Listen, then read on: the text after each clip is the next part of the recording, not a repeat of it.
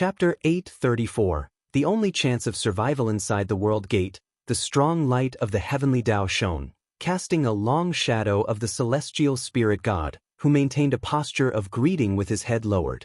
Soon, a sound of footsteps reached his ears, slightly hurried.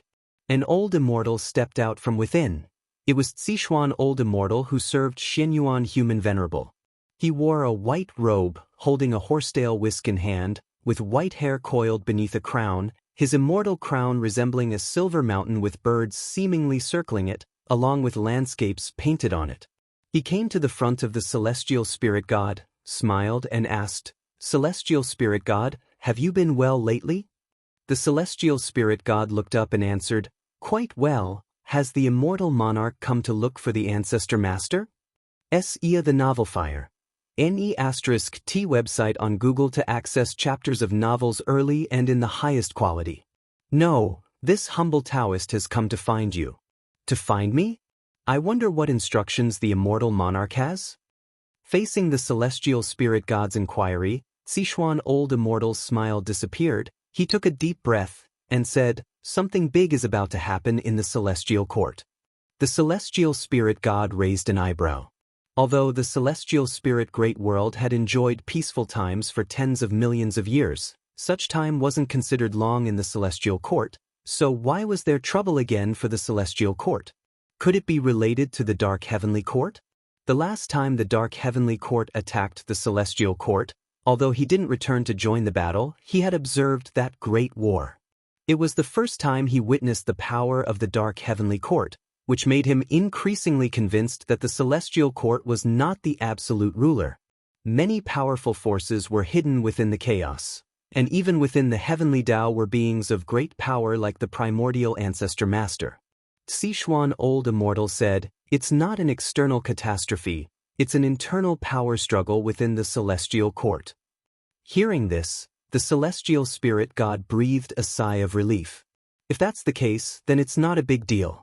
The treacheries in the celestial court were numerous. The reason he stayed in the celestial spirit great world, not pledging allegiance to any other powerful immortal gods, was to avoid becoming a pawn. Immortal gods are immortal, but only if they retain their immortal positions. If they choose the wrong side and have their immortal positions stripped away, immortality becomes an empty promise, and even one's cultivation level might turn to nothing. The first thought that came to the celestial spirit god upon hearing Zixuan Old Immortal's words was that something had happened to Xianyuan Human Venerable. According to past competitions for the Son of Heaven, even if a Son of Heaven won, they wouldn't gain the benefits Xianyuan Human Venerable did: the vast celestial Tao destiny, many immortal position qualifications, and even the dominion over the 3,000 great worlds. Such prominence would surely invite jealousy. With the celestial emperor absent and Xianxia's will unpredictable, those sons of heaven would certainly set their sights on Xianyuan Human Venerable. "Please speak plainly, immortal monarch. Is there anything I can do?" the celestial spirit god said softly. No matter the issue, as long as it didn't threaten the celestial spirit great world, he was too indifferent to care, and he couldn't manage it. Today, the Son of Heaven Taishang governs the celestial court's power. He has cast 17 sons of heaven into reincarnation, and the Son of Heaven Xianxia, with whom you have a father-son bond, is under investigation and may face disaster. Zixuan Old Immortal's words made the celestial spirit god frown. He couldn't deny that he was indeed concerned about Tianhao. It was unclear whether it was because of Su Jin or due to chasing the supreme treasure of the Immortal Palace, delaying countless years. In any case, he would now and then visit the misty immortal court. However, for so many years, he had never met Tianhao face to face, only watched silently. Zixuan Old Immortal continued, "Besides the Son of Heaven Xianxia, His Highness Xianyuan Human Venerable will also face difficulties, because the Son of Heaven Xianxia is within the 3,000 great worlds. With so many sons of heaven, the Supreme Son of Heaven chooses to settle accounts with Xianxia, clearly as an excuse, aiming at His Highness Human Venerable, but whether it's an excuse or not, it is a great trouble for both your highnesses, with no retreat." Knowing he was right, the celestial spirit god felt he couldn't shake the celestial court with his current power. He asked in a deep voice, Please speak plainly, immortal monarch, what can I do, what should I do? Summon back the son of heaven Xianxia. When Sichuan old immortal said this, his gaze was firmly locked on the celestial spirit god. The celestial spirit god suddenly understood Sichuan old immortal's intention. He took a deep breath and said, "Is this His Highness' will, or the immortal monarch's intention? Does it matter? I understand, I will consider it." The celestial spirit god answered. He did not give a promise. Sichuan old immortal nodded, then turned to walk towards the world gate. Just as his figure was about to vanish in the strong light, his voice once again sounded, "This matter indeed puts you in a difficult position, but you should know, in the face of such authority, we have no choice, it is the only chance of survival." The strong light of the world gate flickered. After a while, it faded, and the celestial spirit god still stood in front of the world gate. He clenched his fists tightly, hesitating on whether to seek the primordial ancestor master. After contemplating a while, he decided to first make a trip to the human world. He needed to see someone. In the Heavenly Spirit Tao Alliance, inside a palace, Guan sat in front of a small table, sipping wine, while on the steps beside him, Ji Xiaoyu also had a small table in front of her, drinking with him. Besides fine wine, their tables were adorned with some snacks and fruits, exquisitely arranged. Guan picked up a piece of cake, savoring it carefully. The fragrance entered his mouth, making him nod slightly. Ji Xiaoyu put down her cup, looked at Guan and asked, "Did you come to find me for a simple chat?" Guan glanced at her, annoyed. "What kind of talk is that? Have I ever troubled you when I came to find you in the past?" Ji Xiaoyu replied, "I'm not afraid you're bothering me, I'm just afraid you're here to help me. Don't meddle in this calamity of the Heavenly Spirit Tao Alliance, or things will change, and the Heavenly Spirit Tao Alliance will veer off course." Guan chuckled, shaking his head in amusement. "Don't laugh, your current status in the human world is quite special. If you support the Heavenly Spirit Tao Alliance, it might become like a celestial court on earth, thriving perpetually, and internally become complacent, eventually causing trouble and harming all living beings." Ji Xiaoyu said, frowning seriously. Guan helplessly replied, "I laugh because you underestimate me. Have I ever meddled in the human world's power struggles? Back at the Supreme Sect, I merely protected them from falling, but if the Supreme Sect had done evil and was sought out for revenge, I wouldn't have intervened either." Hearing this, Ji Xiaoyu smiled and didn't dwell on the issue any longer. Instead, she asked, "What do you think of Guan Tianyu? This child's destiny is unparalleled. The timing of his birth is so coincidental, as if he were born to contend with the sons of heaven. Even when besieged by the sons of heaven's followers and driven to desperation, he can turn danger into safety and encounter great opportunities, truly astounding." She majored in the path of cause and effect, which made her perceive Guan Tianyu's birth as not simple. In her view, Guan Tianyu carried some kind of mission. What concerned her was what this mission represented, and what its purpose was. Guan was just about to speak when a loud voice resounded from outside the palace. "Haven't seen for 100,000 years, how has the Heavenly Spirit Tao Alliance become even more miserable? It seems the Heavenly Spirit Tao Alliance can't hold on, why not surrender early to me?" This voice brimmed with dominance, mocking the decline of the Heavenly Spirit Tao Alliance, and its owner was none other than the son of heaven Jie Yan. Hearing this, Ji Xiaoyu looked at Guan with a meaningful gaze. "Now, do you still deny your purpose for coming this time?" Guan turned his head to look at her, chuckling softly. "If I hadn't come, perhaps you wouldn't escape this calamity. If you find any errors, ads pop up, ads redirect, broken links, non-standard content, etc., please let us know reports so we can fix it as soon as possible." Chapter 835. The creation of heaven and earth can't escape this calamity. Ji Xiaoyu was shocked by Gu An's words. According to her deductions, while son of heaven Jie Yan would indeed cause great trouble for the Heavenly Spirit Tao Alliance, it shouldn't be enough to shake its foundations. She rarely intervened in the Heavenly Spirit Tao Alliance's affairs. If she needed to act, it would certainly be at a time of life and death for the Alliance. For a moment, countless speculations filled her mind. Could it be that Son of Heaven Jie has enlisted other immortal gods? No matter how strong Son of Heaven Jie is, he's still a reincarnated being, having a mortal body like them. The reason he can stand against the Heavenly Spirit Tao Alliance is mainly due to wielding that divine sword. Guwen continued to savor the wine, enjoying the fine food and drink Ji Xiaoyu had prepared for him. After the voice of Son of Heaven Jie fell silent, a surge of powerful auras rose outside the hall.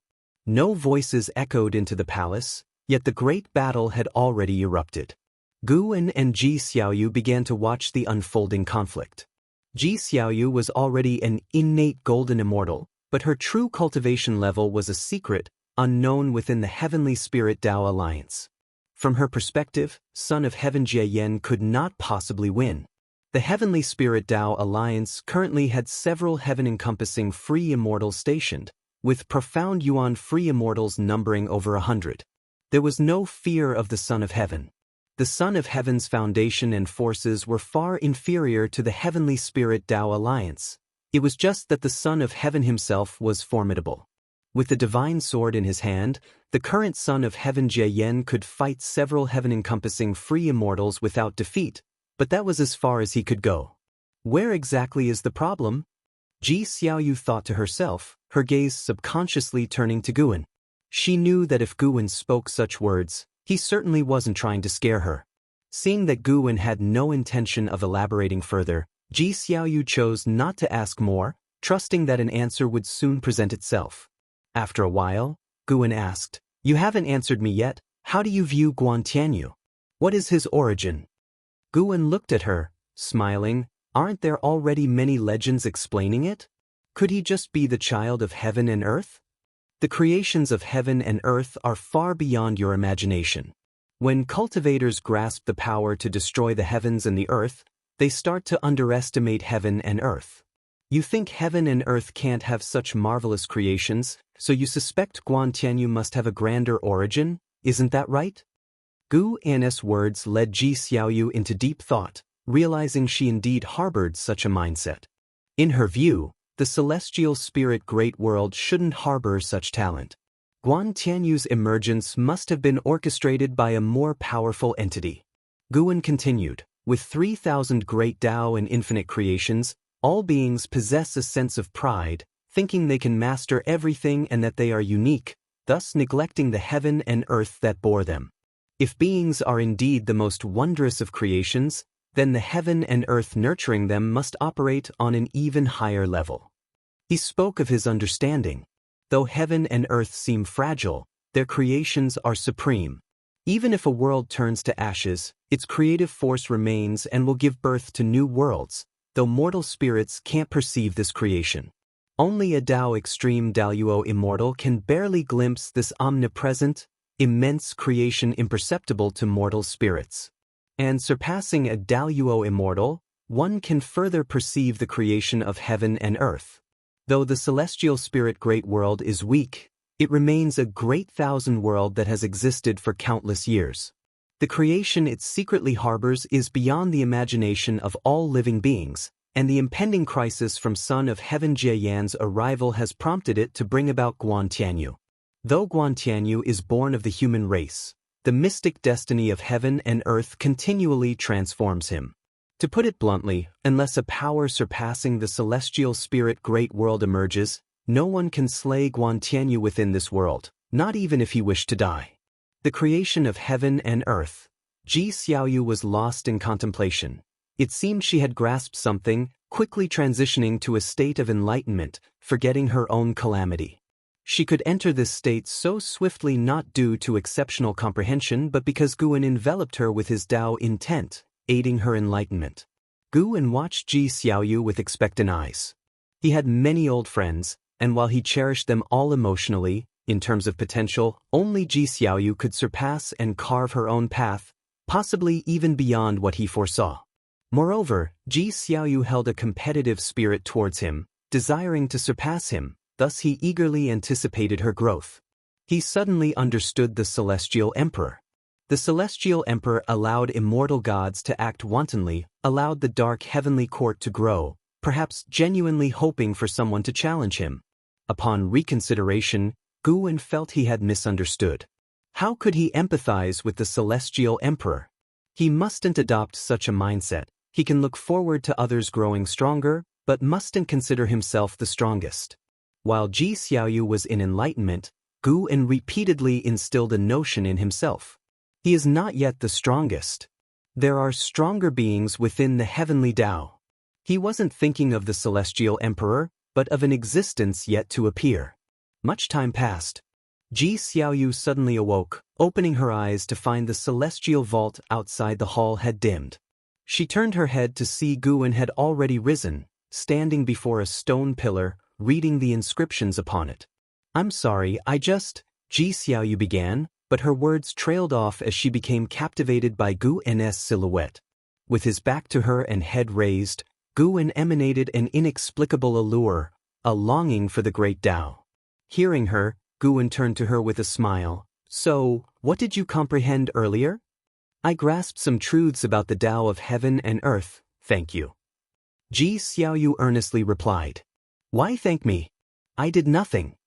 "I understand." Ji Xiaoyu was well aware of her own comprehension. After countless years of meditation, such an opportunity for enlightenment was rare. It wasn't a coincidence that Guwen's presence came with insights, clearly indicating his guidance. Just as Guwen was about to speak, a gust of wind from outside swept in, billowing his black robe. Sitting at the table, Ji Xiaoyu narrowed her eyes, sensing a formidable aura approaching. Son of Heaven Jie Yen. Sar the Ovalfire. Net website on Google to access chapters of novels early and in the highest quality.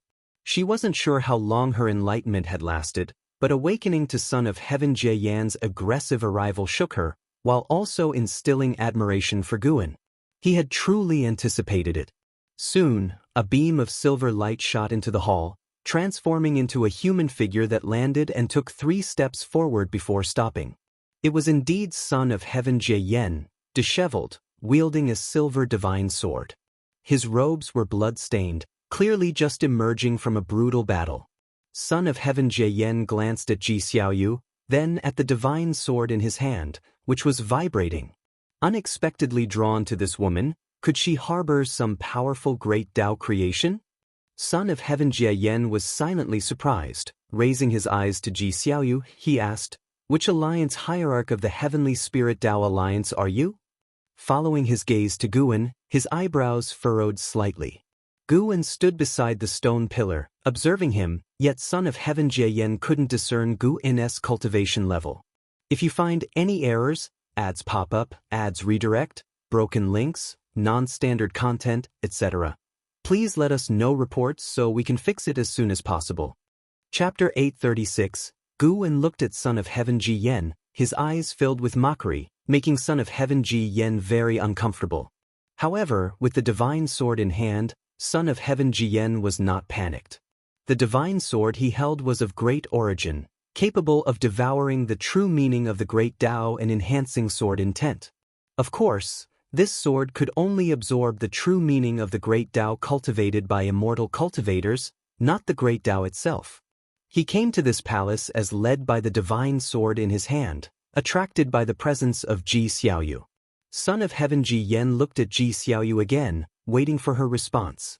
Ji Xiaoyu could feel the malicious intent in his sword, yet she did not panic, for Guwen was also here. She was more curious now. Could this child rely on the sword to take her life? She trusted Guwen's judgment, just curious how this sword would kill her. My name is Ji Xiaoyu. May I know why the Son of Heaven has come to me?" Ji Xiaoyu asked, her tone indifferent, her gaze calm. Her composure confused Son of Heaven Ji Yen, making him ask, "Since you know I am the Son of Heaven, why don't you take action? Why have I never seen you in the previous great battles?" "Because I dislike fighting," Ji Xiaoyu replied. This remark made Guwen laugh. In the past, Ji Xiaoyu was a battle maniac on the path of the great Tao, and she still wished to have a good fight with him. Ji Xiaoyu glanced at him, making him immediately retract his smile. Son of Heaven Ji Yen raised his sword, the blade pointed at Ji Xiaoyu, and said, "Your companions were lured away by my avatar. No one will come to save you." It's just your fate to become my sword intent since you possess great destiny. As he spoke, his wrist twisted, and the sword blade rotated, unleashing a terrifying sword intent that rushed towards Ji Xiaoyu. Boom! The small table before Ji Xiaoyu turned to ashes, her robe billowed, her black hair flew, yet her eyebrows did not furrow, nor did she blink. Son of Heaven Ji Yan's pupils contracted. Following his gaze, there was an additional figure in front of the steps. It was Guan stood sidewise to Son of Heaven Ji Yan, blocking his sword intent. The vast sword intent caused Guan's robes to flutter continuously, his hair floated up, but it could not shake his posture. Son of Heaven Ji Yan frowned and asked, "Who are you?" His heart surged with vigilance towards Guan, who seemed casual in his actions, but the sword intent he emitted was serious, and his moves were lethal. Guan glanced at Son of Heaven Ji Yan and said, "Even with me here, you should have precaution." Ji Xiaoyu's lips slightly curved upward, and she said, "You said I couldn't escape my fate. I am certainly no match for him. I can't let you come here for nothing." As the two conversed as if alone, Son of Heaven Ji Yan's eyes turned cold, and he immediately intensified his sword intent, causing the entire palace to tremble. Unfortunately, no matter how much he heightened his sword intent, he could not threaten Guan, and he felt as if facing the Great Tao. No matter how much mana or sword intent he used, the Great Tao could swallow his attack. This feeling sank his heart. After a few seconds, Son of Heaven Ji Yan sheathed his sword. Guan turned to him, eyes falling on the sword in his hand. This sword is extraordinary, crafted by a Xianxia primordial immortal, who is also among the Celestial Tao Venerable ranks. Indeed, Celestial Tao Venerables would support a Son of Heaven. Every Son of Heaven capable of causing trouble had a backing. "Just who are you?" Son of Heaven Ji Yan asked in a deep voice, certain he was no match for the other. Peach, the celestial spirit great world still hides such characters. Could he be from Wuxia? But Wuxia wouldn't engage in worldly conflicts. Guan replied, "Son of Heaven, you may undergo your trials, but don't be too hasty or use rule-breaking powers." Upon hearing this, Son of Heaven Ji Yan's face turned grim. He was about to speak when Guan's voice rang out, "Considering his favor, I won't kill you, but I will punish you slightly." With that, Guan suddenly swung his sleeve, and a fierce wind rose from the ground, rushing towards Son of Heaven Ji Yan. Everything happened too quickly for Son of Heaven Ji Yan to react. With a boom, he was thrown out like a beam of cold light rushing out of the palace. A terrifying force enveloped him, preventing him from steadying himself, sensing the scenery around him changing rapidly. He flew out of the little world, crashed through mountains, crossed rivers, and passed through clouds. His worldview shook violently. He collided against mountains, one after another, causing his chi blood to churn, his body unpleasant, forcing him to grit his teeth and tightly grip the sword in his hand. Sar the Novel Fire. Net ** website on Google to access chapters of novels early and in the highest quality. After a while, he crashed into an incredibly solid mountain, bringing him to a halt, chi blood surging, a mouthful of reverse blood sprayed out. He felt all the mana within him dissipate. The world before him stopped shaking, becoming clear, and ahead lay a vast prairie, blue skies, white clouds, and a cloud sea split into two halves, seemingly cut by a sharp sword. He was embedded into an incredibly majestic mountain, appearing like a heavenly wall compared to the mountains on either side, smooth mountain walls with little flora but dense forests atop. This mountain stood at least 10,000 feet tall, utterly magnificent. Son of Heaven Ji Yan was horrified to find he could not rise. An unimaginable invisible force pressed him, unable even to shatter the mountain behind. "In 500 years, you will be able to free yourself. You can see how people will speak of you 500 years later." Guan's voice reached his ears, causing his expression to turn fearful. "You can't do this." Son of Heaven Ji Yan gritted his teeth, finally roaring in anger. Meanwhile, on the other side of the world, in the palace, Guan's robe was still fluttering. Ji Xiaoyu stood up, looked into the distance, and asked, "What is that mountain? Why haven't I seen it before?" Guan retracted his sleeves, turned to her, and smiled, "Just built for him." Ji Xiaoyu was secretly astonished. She could also create a mountain, But doing so like Gu and while simultaneously taking action and creating a mountain without causing much commotion was beyond her ability. Sealing Son of Heaven Jiyan with a single mountain, the power contained within was unimaginable. 500 years is an imitation of your Sun Wukong novel, isn't it? Ji Xiaoyu asked, clearly teasing, yet asking seriously. Guan laughed, just came to mind. He turned and walked toward the palace door. Aren't you afraid of trouble? Ji Xiaoyu pursued. 500 years later, Son of Heaven Ji Yen might cause greater trouble upon his return. Without looking back, Guan replied, he doesn't count as trouble in my eyes. You said you wouldn't involve yourself in worldly struggles. Would this be considered an exception? Faced with Ji Xiaoyu's inquiry, Guan did not answer, quickly disappearing from the hall. Ji Xiaoyu sat down again, her gaze towards the distance. She could see many great powers across the world flying towards the mountain-sealing Son of Heaven Jiyan. If you find any errors, ads pop up, ads redirect, broken links, non-standard content, etc., please let us know reports so we can fix it as soon as possible. Chapter 837. Heavenly Suppressing Heroic Peak. The Son of Heaven Jiyan has been suppressed. This news was like a bombshell, shaking the world. The speed at which it spread was unprecedented. All beings thought that a catastrophe was imminent, but unexpectedly, the Son of Heaven was suppressed. Without the Son of Heaven, the Son of Heaven's forces were far from enough to shake the foundation of the Heavenly Spirit Tao Alliance.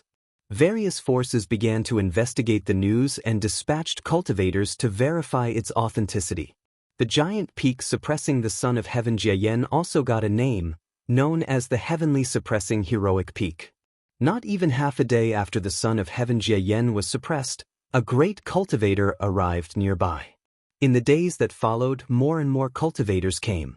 His subordinates also came to see him, even trying to rescue him, but unfortunately, no matter what methods they used, they couldn't pull him out of the mountain wall or destroy the Heavenly Suppressing Heroic Peak. He became a joke of the world, his pride crushed. He had undergone many reincarnations, all successful before, smoothly sailing in each life, never finding himself in such a predicament even when facing strong enemies. Not only was he humiliated by his enemies, but he also lost hope of victory. Coming to the celestial spirit great world, he felt unprecedented difficulties. The Heavenly Spirit Tao Alliance was too tenacious for him to defeat quickly. Now, he was encountered by Ancestor Master Wuxia, who would suppress him for 500 years. 500 years! The force he had built single-handedly would surely be uprooted by the Heavenly Spirit Tao Alliance. He didn't reveal that he was only suppressed for 500 years, not because he didn't trust Ancestor Master Wuxia, but because he feared the Heavenly Spirit Tao Alliance would be ruthless. Moreover, he wanted to see how his recruited subordinates and the people viewed him. On the mountain wall, the Son of Heaven Jiyan hung his head, his white hair scattered like dried grass, motionless as if already dead. At this moment, his heart was filled with anger and unwillingness. He resented everything, resented Ancestor Master Wuxia, and resented himself. He could be sure that his suppressor was Ancestor Master Wuxia. Only Ancestor Master Wuxia had such skill.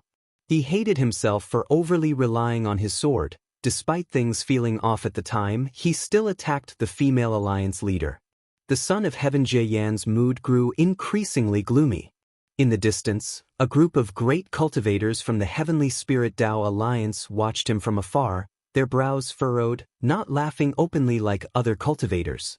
Although he's been suppressed, we simply cannot kill him. Over time, his hatred towards the Heavenly Spirit Tao Alliance will only deepen. Indeed, but who exactly suppressed him? Does the Heavenly Spirit Tao Alliance hide a presence we're unaware of? He was struck from Alliance leader Jai's little world. Perhaps we could ask her. Though he's an enemy, watching him humiliated like this, I can't help but feel uneasy. True, although his actions are domineering, the Son of Heaven Jiyan conducts himself with honesty and integrity, never hiding his intent in battles. The great cultivators discussed. Though their words showed sympathy for the Son of Heaven Jiyan, what they hoped for was his death. Every day thereafter, beings came to observe, looking at the Son of Heaven Jiyan's plight. Most were merely astounded, curious, without deeper thoughts. There were various theories about who had suppressed the Son of Heaven Jiayan. Most believed there was a hidden master in the Heavenly Spirit Tao Alliance because the Son of Heaven was suppressed after causing a commotion there. Some mentioned Ancestor Master Wuxia, but there was no direct evidence, and Ancestor Master Wuxia never involved himself in internal conflicts of heaven and earth. 500 years in the past seemed brief for the Son of Heaven Jiayan, but now it felt endlessly tormenting. 200 years later, the Son of Heaven Jiayan remained embedded against the heavenly suppressing heroic peak, covered in dust and leaves, remnants of 200 years of wind and rain. Compared to 200 years ago, the area was no longer as lively, and the Son of Heaven Jiayan's mindset had recovered somewhat, becoming numb. No matter what, before regaining freedom, his anger would only harm himself. Near midday, as the scorching sun shone down, sunlight cast on him, faint white mist began to rise from within him.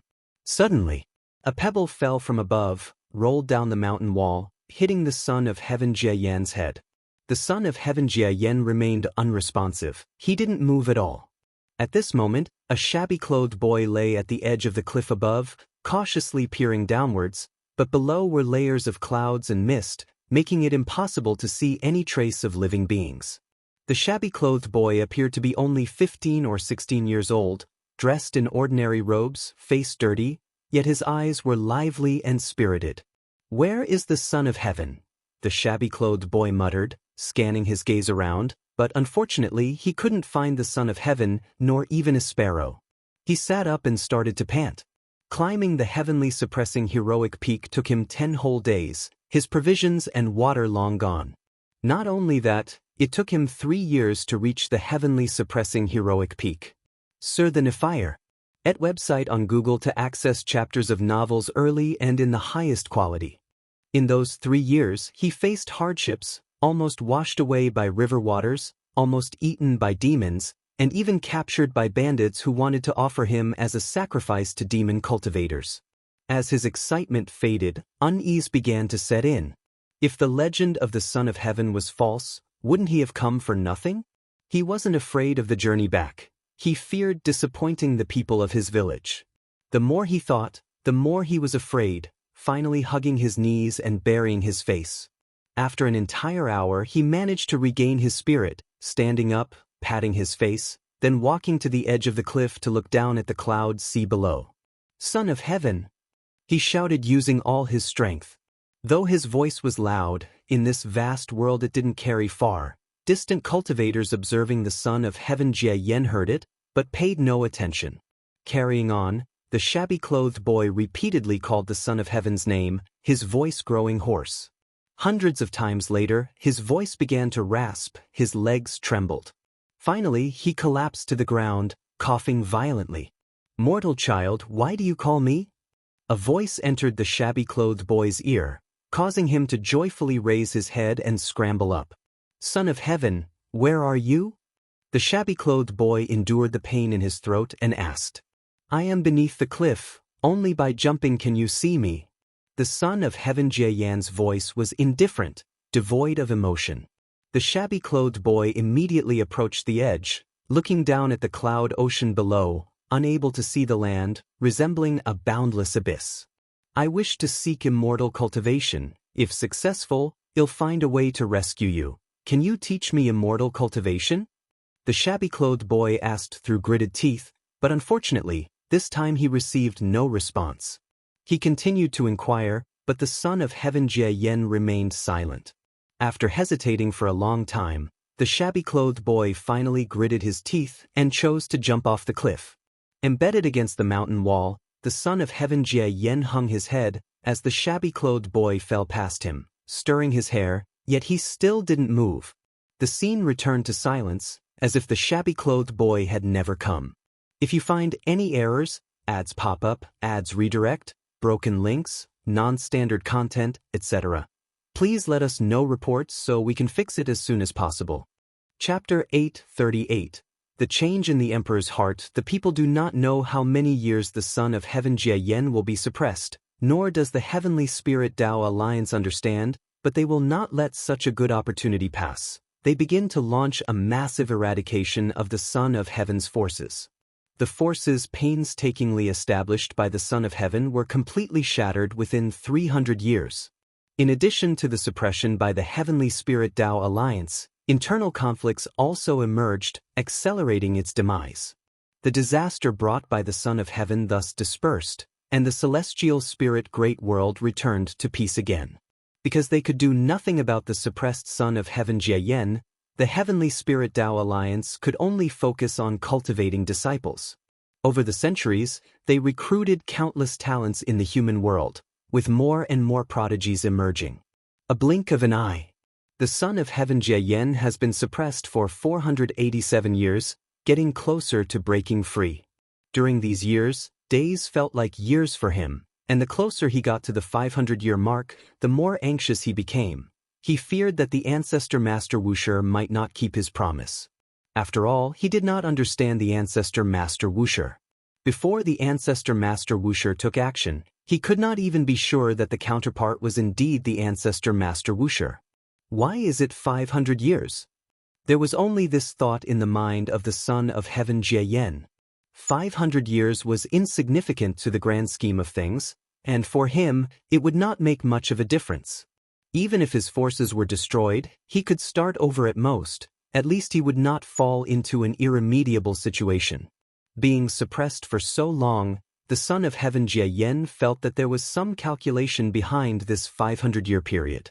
At this time, the sound of thunder came from the sky, and the world quickly darkened. Soon, a torrential rain fell, like a waterfall washing over the Son of Heaven Jie.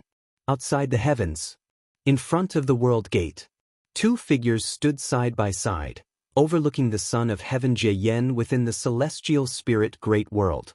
They were the celestial spirit God and Tianhao. Tianhao was dressed in a golden-patterned white robe, exuding an imposing aura, with his long hair coiled on top of his head, full of arrogance and a complex, profound golden Dharma aspect floating behind him.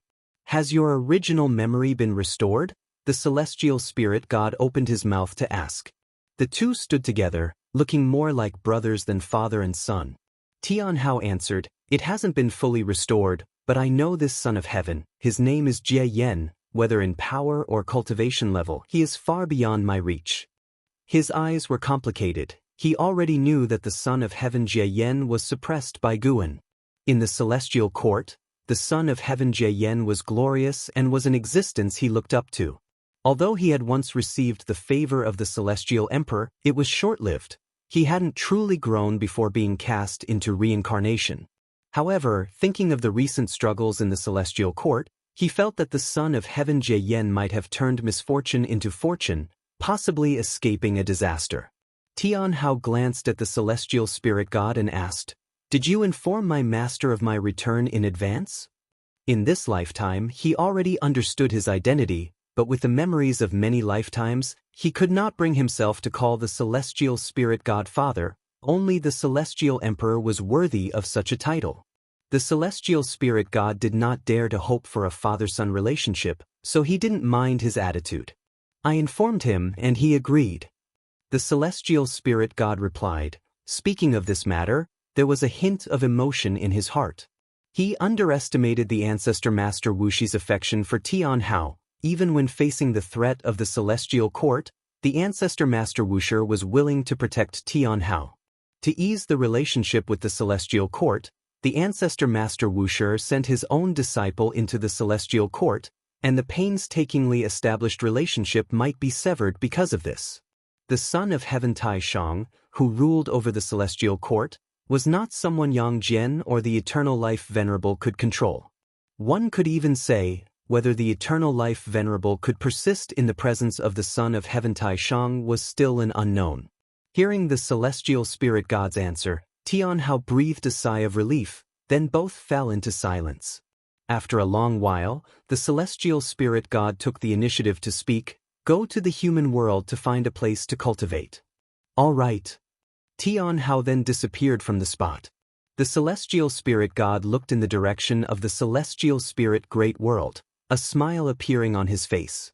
Although the crisis pressure brought by the Celestial Court was immense, The people he cared about were right before him. This was happiness for him. On the other side, Guwen was teaching Su Han to practice sword techniques within the Taoist field of the beginningless. The two stood in the peach blossom forest, where the sight of fallen peach blossoms scattered on the ground made for a vivid and beautiful scenery. Curiously, Su Han asked, "Ancestor, the 500-year period is approaching. If that Son of Heaven starts to bring calamity to the human world again, what should be done?" When the news of the Son of Heaven being suppressed reached within the beginningless, he immediately sought out Guwen. Guwen did not hide anything and told him the truth, which excited him for a long time. Though Su Han was a bit jumpy, he kept his mouth shut tight. The information he gathered from Guwen would not be spread out, not even to Zhen Qin, which was why Guwen was willing to continue telling him things. Although he has a strong sense of purpose and doesn't concern himself much with all living beings, as the Son of Heaven, he has his pride. He wouldn't deliberately bring calamity to the populace. Guwen replied softly, while swinging the wooden sword in his hand, patting it on Su Han's waist. Su Han quickly adjusted his posture and continued practicing the sword techniques. He was secretly amazed.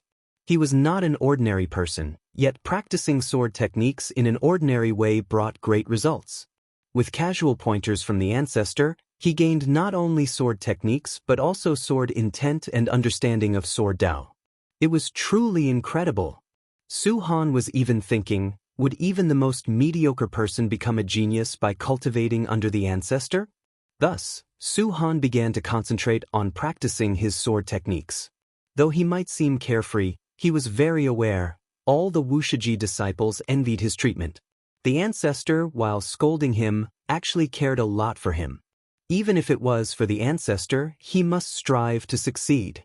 Listening to Su Han's inner voice, the corner of Guwen's mouth lifted slightly, and he softly said, "At last, you have a bit of his demeanor." "His demeanor?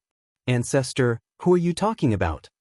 Su Han turned around to ask, full of curiosity. Guwen gave him a look, exasperatedly saying, "Just praised you, and you're distracted again." Su Han's eyes twinkled, asking, "Are you talking about Uncle and Hao? I heard that he's your most beloved disciple." Guwen calmly said, "Not in Hao, but a disciple named Su Han. Your master named you Su Han because she had a deceased senior brother." Hearing this, Su Han's eyes widened and he quickly inquired, "Another Su Han? Why didn't my master tell me? Can you tell me about him?" Believing the time was right, Guwen began to tell Su Han's story. Listening while practicing sword techniques, Su Han's mood became heavy because the life of that Su Han was indeed very bitter. However, upon hearing that Su Han took a wrongful path, he couldn't help but frown. He did not agree with Su Han's choices. Once Guwen finished, Su Han fell into silence. Guwen asked, after hearing his story, "What do you think?" Su Han took a deep breath and said, "If he hadn't been blinded by hatred and focused on cultivating under you, it wouldn't have come to such a pass. Do you think he did the right thing?" Search * the novel at website on Google to access chapters of novels early and in the highest quality. Of course not. He owed you a debt of gratitude until his death. If you find any errors, ads pop up, ads redirect, broken links, non-standard content, etc., please let us know reports so we can fix it as soon as possible. Chapter 839. The Path of the Celestial Emperor. Guwen heard Su Han's words and couldn't help but shake his head with a smile. If this boy knew that the person he was criticizing was himself, what would his reaction be? Thinking of this, Guwen actually looked forward to it a little. "Alright, practice your sword well. I will accompany you a little longer, then I have to go out," Guwen said seriously, restraining his smile. Su Han looked at him and curiously asked, "Ancestor, you often go out. Where do you go, and can you take me with you just once?" Guwen pretended to be mysterious, saying, "I have thousands of incarnations in the human world, and I have many identities to continue with. I cannot take you with me, it would disrupt the path of trial. Perhaps when you go out for trials in the future, you might encounter me, but you will definitely not recognize me." These words gave Su Han goosebumps. He didn't doubt his ancestor's words and began to recall his past. Had he met his ancestor during his travels in the human world? He subconsciously looked up, just in time to meet Gu An's meaningful gaze, and couldn't help but shiver. Gu An raised his wooden sword and continued to correct Su Han's sword technique, forcing him to withdraw his gaze. The mundane days continued. Su Han practiced cultivation every day. Although he did not experience any major upheavals, he did not find it boring at all.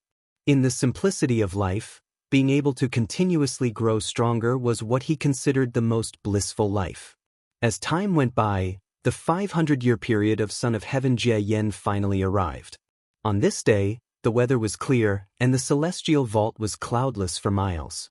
Son of Heaven Jie Yen, embedded in the mountain wall, suddenly began to loosen, then leaned forward, plummeting with a dozen pieces of broken rock, shattering through the sea of clouds. The fierce wind howled in his ears as Son of Heaven Jie Yan's eyes opened, his muddy eyes gradually brightening. Boom! He crashed at the foot of the mountain, his feet shattering the ground and the mountain wall behind, dust swirling like rings as he half knelt on the ground, one hand supporting on the ground. His body began to tremble, and the dirt on his face started to crack, peeling off into pieces of dust. He slowly stood up, looking at his own hands, a wild joy appearing on his face. "It's really over," Son of Heaven Jie Yen said tremulously, his voice hoarse. He had often suspected that Ancestor Master Wuxia was toying with him, which is why he was now unusually elated, more excited than when he became the lord of a realm in his previous life. His resentment towards Ancestor Master Wuxia had completely vanished. Thinking about it now, he wanted to kill Ancestor Master Wuxia, yet Ancestor Master Wuxia only suppressed him for 500 years. The punishment was too light. If it were him, he would never be so merciful. Of course, the most important is that he dared not provoke Ancestor Master Wuxia. If he could convince himself, he could live more at ease in the future. He took a deep breath, trying hard to calm his emotions. Suddenly, his gaze was drawn to a pile of white bones not far away.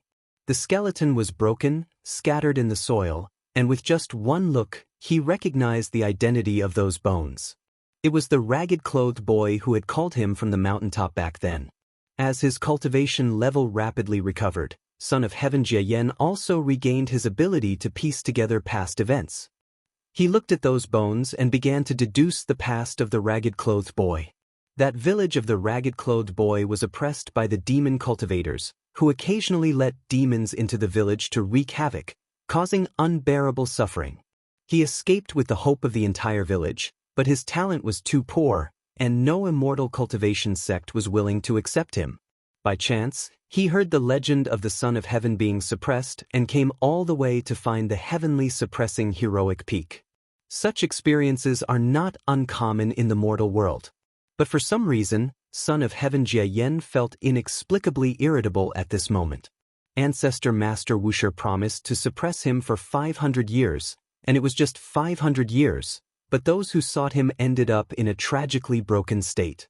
Images floated before his eyes of the ragged-clothed boy's expression while listening to other low-tier cultivators talking about the legend of the Son of Heaven. That boy's face was full of longing and aspiration. Although the Son of Heaven was suppressed, in his heart, the Son of Heaven was very powerful. It was just Ancestor Master Wuxia honing him. He even believed that the Son of Heaven could end the dark era he was living in. World peace is only the big picture. For people suffering in hardship, the human world is hell. That's why the ragged-clothed boy placed his hopes upon him. Son of Heaven Jie Yen could distinguish whether those who turned to him and demons were sincere. Rarely did anyone truly believe that he could bring a better future to this human world like the ragged-clothed boy did. "Have you gained anything over these 500 years?" A voice reached Son of Heaven Jie Yan's ears, startling him to look around. His gaze focused on a giant rock to the south where a white-robed man stood, figure as firm as a peak, face blurry. Ancestor Master Wuxia. Son of Heaven Jie Yen instinctively became cautious, but then he realized that if Ancestor Master Wuxia wanted to harm him, he would have no power to resist. He calmed down, thought for a moment, and said, "Yes, perhaps I overlooked the hearts of all living beings. In the future, you can still do whatever you want, and I won't stop you. But if you encounter disciples I care about, I will still intervene." Son of Heaven, you've reincarnated through the red dust for countless lifetimes. Is there anyone you truly care about? For whom do you truly fight? After Gu An's voice fell, his figure disappeared. Son of Heaven Jian did not leave immediately, his expression changing unpredictably, his gaze involuntarily drawn to the pile of bones. In the course of reincarnation, life after life, he felt as though he had perhaps lost his way. Which path was truly that of a celestial emperor? His father gave him no hints, letting him find it himself in reincarnation. Gradually, he grew stronger to become the ruler of the human world and forgot to reflect whether his path was the right one. Is conquest really the only way to unify the world? Son of Heaven Jian stood motionless, closing his eyes. Leaves drifted before him, the sun set and the moon rose, day after day. A few days later, cultivators who came to observe discovered that the Son of Heaven had already escaped, causing panic, and they immediately left to proclaim the news everywhere. More and more cultivators came to confirm the incident, and soon they discovered the figure of Son of Heaven Jian.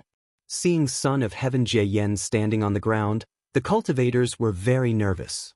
As time continued to pass, the number of cultivators near the heavenly suppressing heroic peak increased, and the great cultivators of the Heavenly Spirit Tao Alliance also arrived, even starting to array themselves.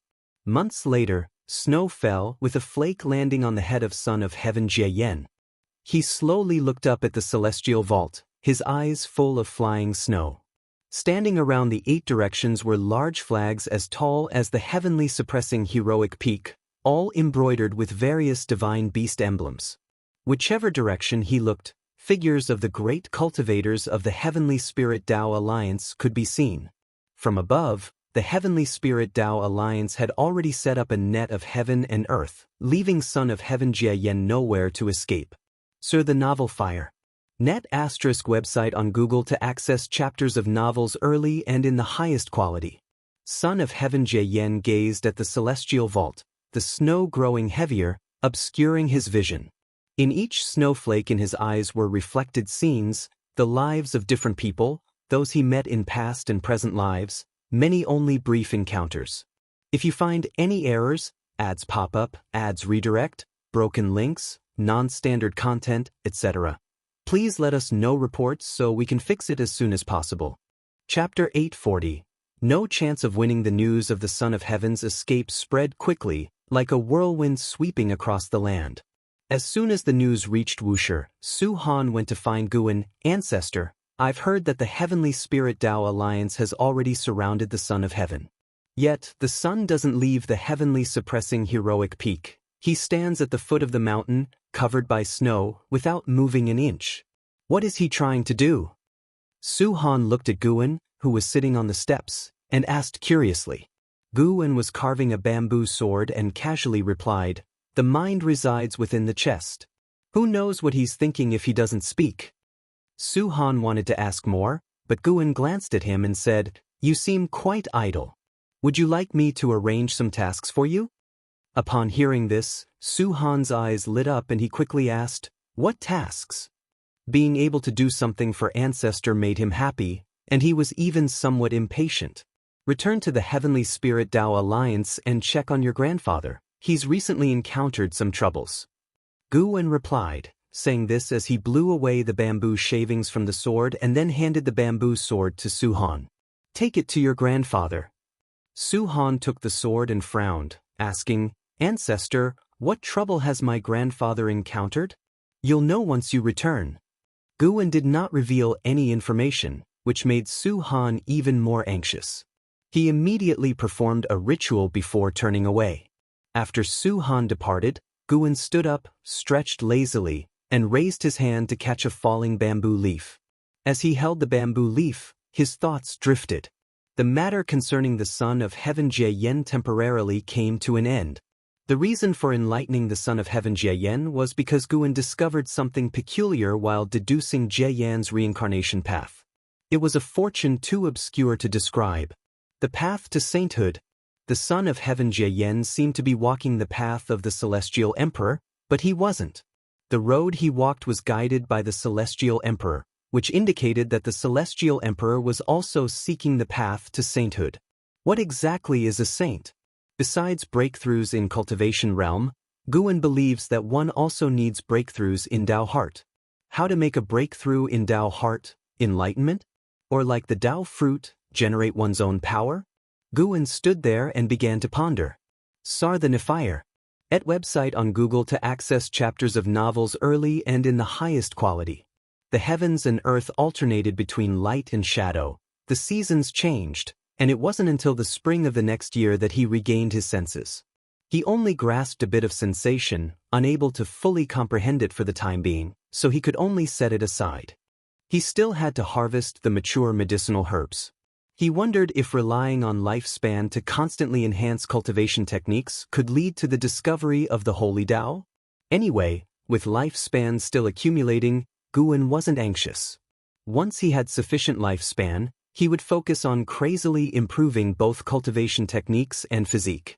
When these two conditions reached their peak, they would inevitably bring him surprises. Guan turned and walked into the bamboo forest, where the sunlight was bright and the celestial vault was magnificent, just like this world, always in tranquility. Time flew by like a shuttle, and years passed like arrows. 1,000 years passed. The human world remained peaceful after the son of heaven Jie left the seal of the heavenly suppressing heroic peak.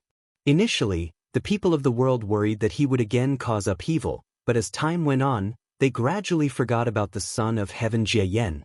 Without the threat of the son of heaven, the heavenly spirit Tao alliance reconsolidated its ruling position, vigorously developing beyond the heavens, exploring other great thousand worlds, and the celestial spirit great world seemed to enter a period of rapid development again.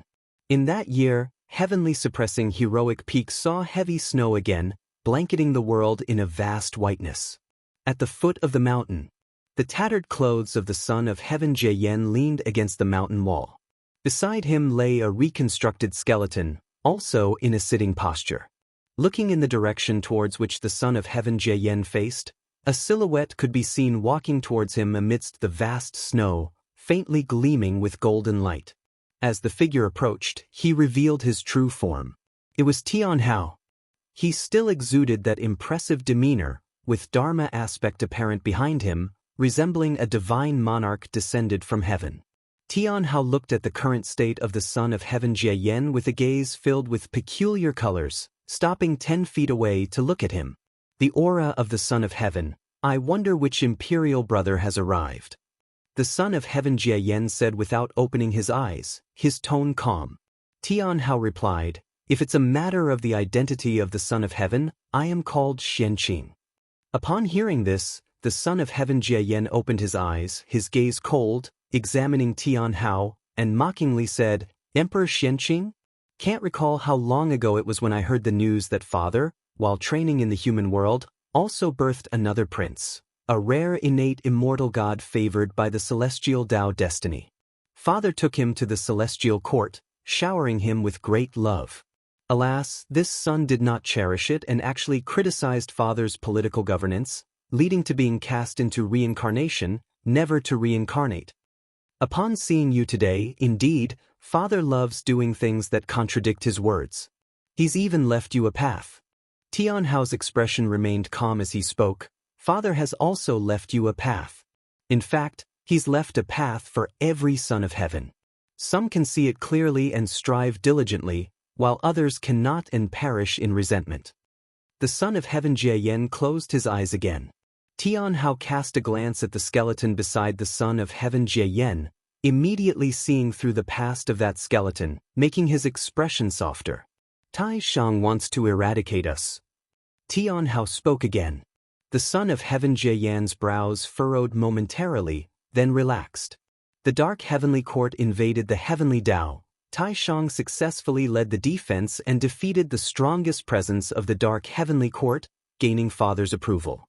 He's now in control of the celestial court's power, possibly eradicating sons of heaven who haven't pledged loyalty to him, making him the closest to the position of the celestial emperor.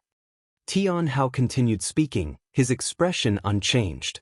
The son of heaven Jie snorted coldly, even those sons of heaven who pledge loyalty to him will be eradicated.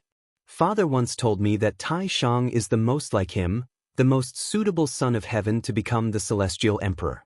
Father has no siblings living. Tianhao said, since we've both come to the celestial spirit great world, we're linked by fate. Let's join forces. Your reincarnation trial should be concluded. During your years in reincarnation, significant changes have occurred in the celestial court. The son of heaven Jie Yen remained silent, no longer responding. Tianhao didn't continue speaking but instead stood there waiting.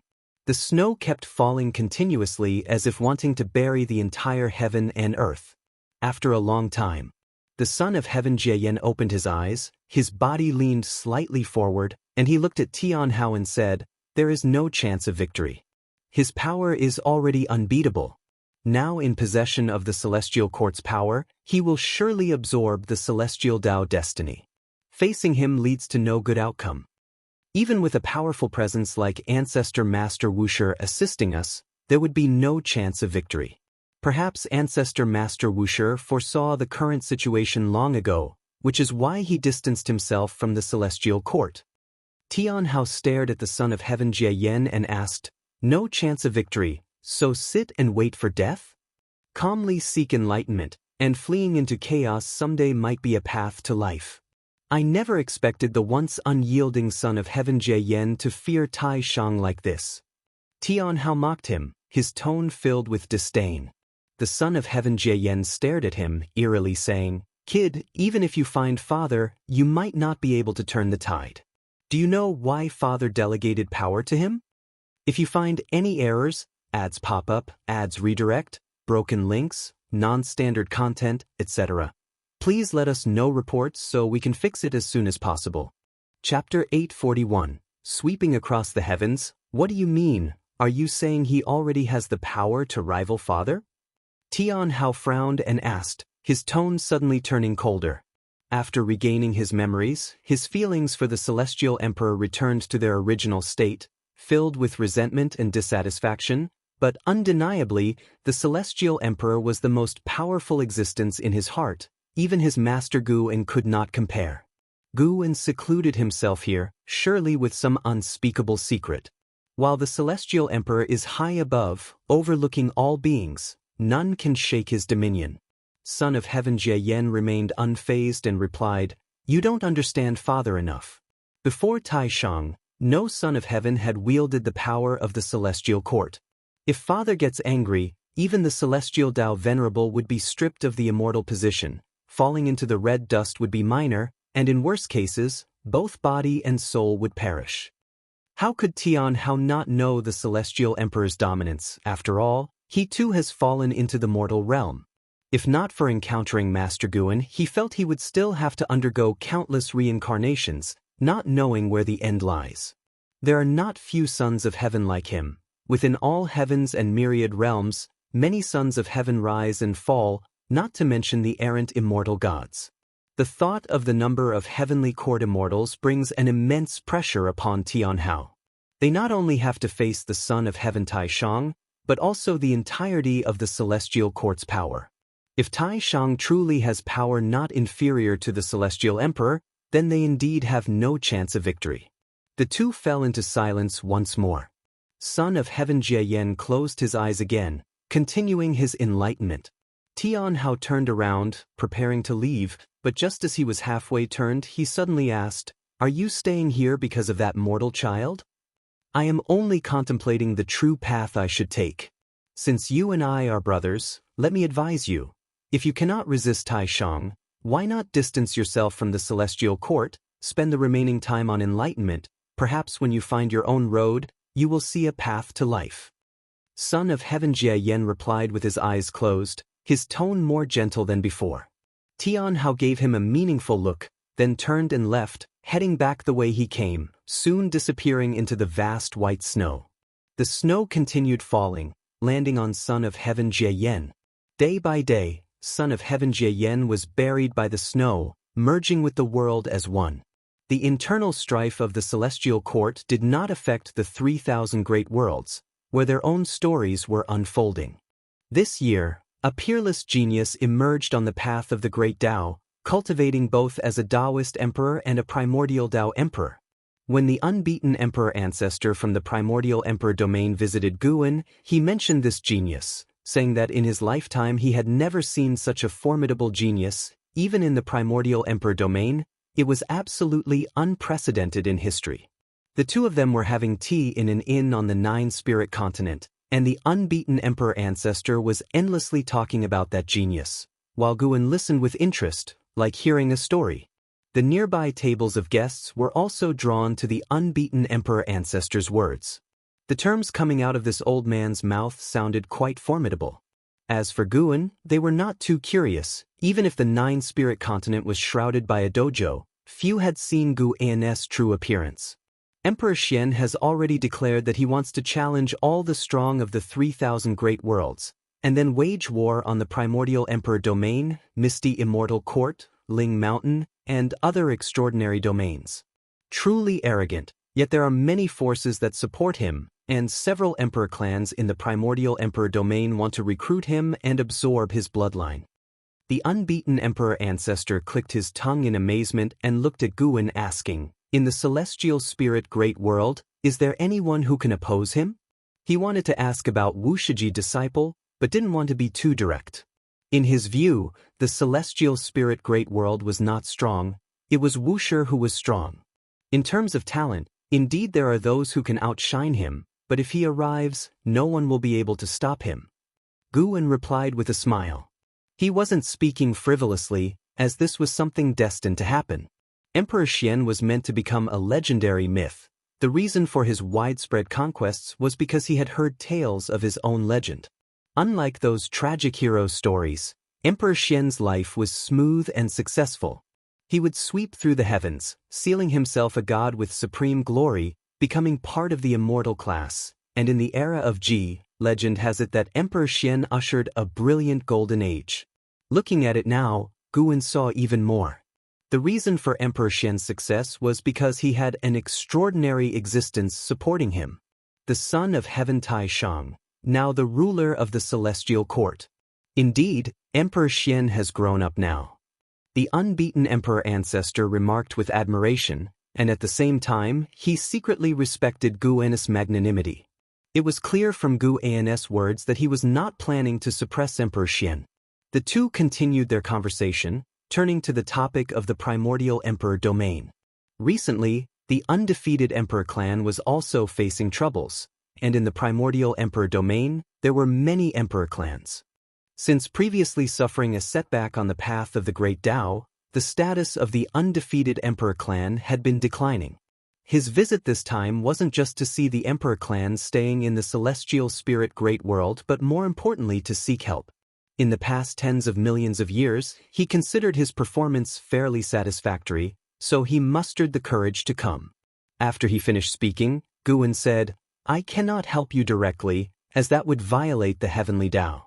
The current repercussions for the undefeated emperor clan result from your improper conduct, so this is a hardship you must endure. However, I can give you hope. Wait for several million more years, and I will grant the undefeated emperor clan a spot to ascend to immortality. But this spot has a threshold, and the person must satisfy me." Hearing the first half of Guan's words, the unbeaten emperor ancestor felt despondent, but upon hearing the latter part, he became overjoyed. Ascend to immortality. Even in the primordial emperor domain, the pursuit of an immortal position is sought after. But the threshold of the celestial court is extremely high.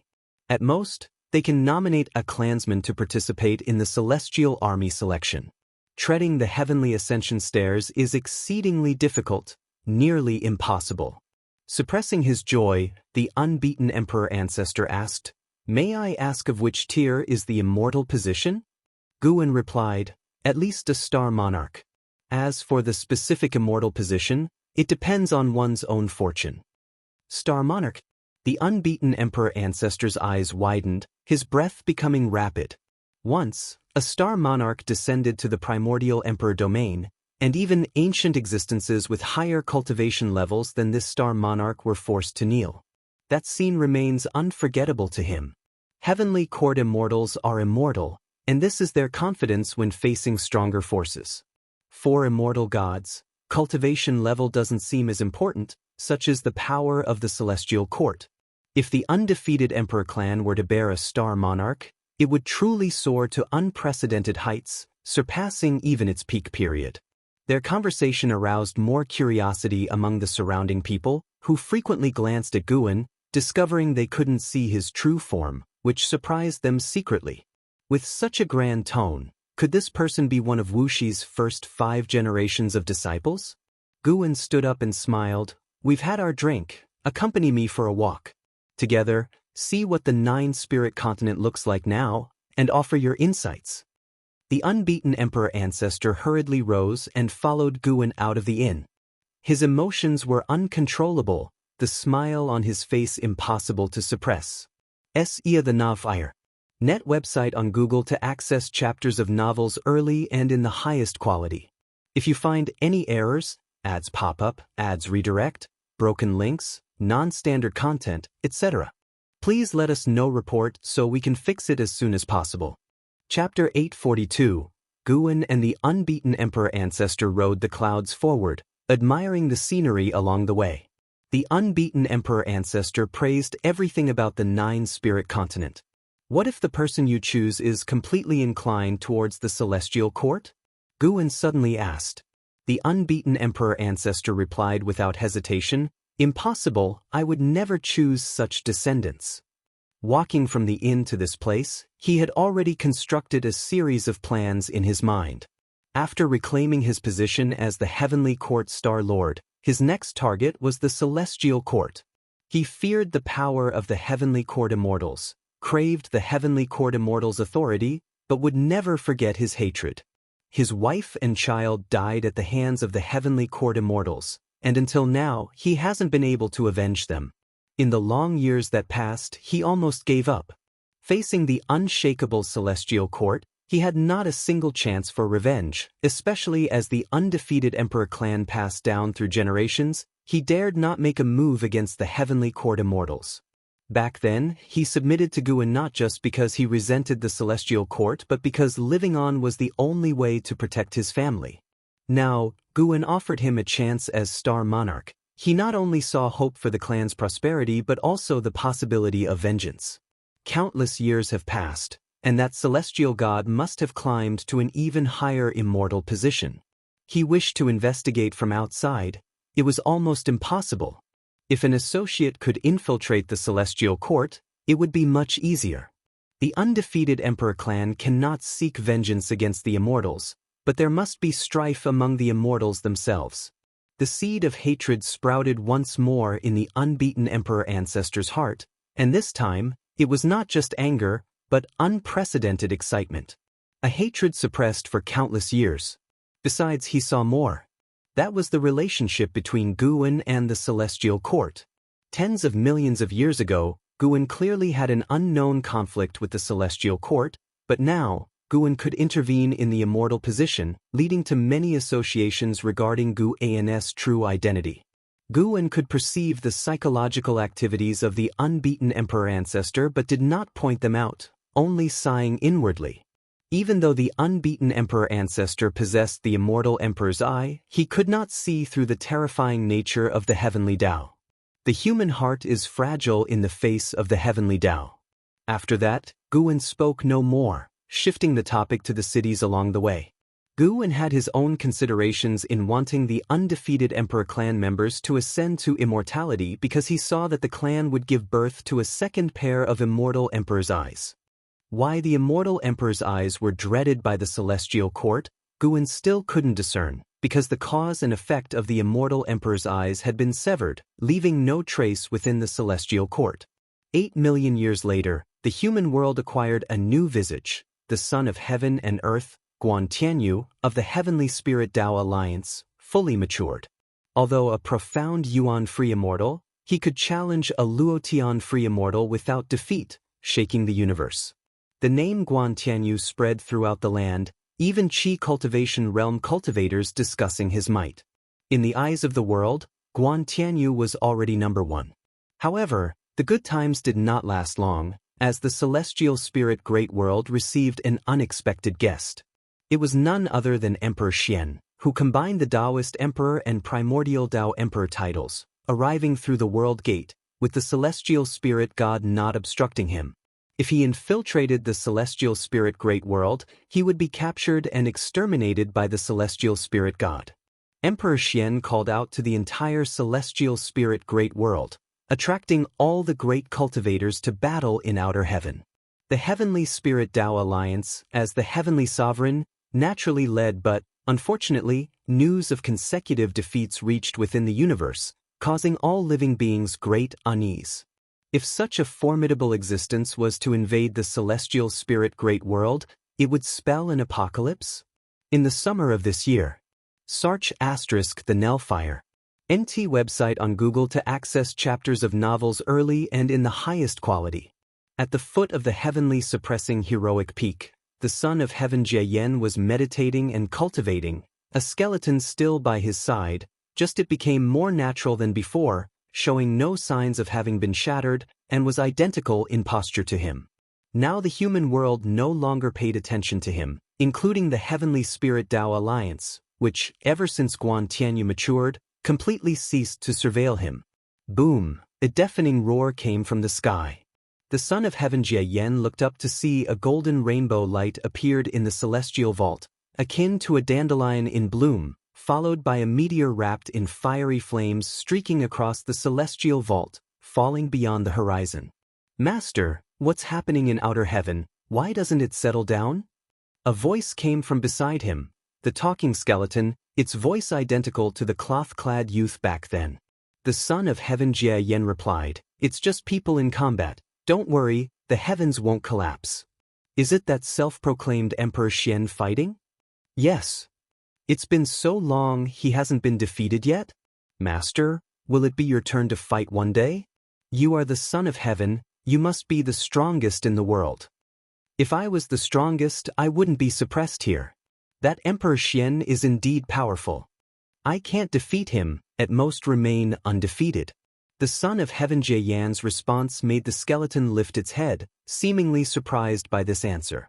Afterwards, the son of heaven Jie Yan closed his eyes again and said, "All right, work hard in cultivation and transform early.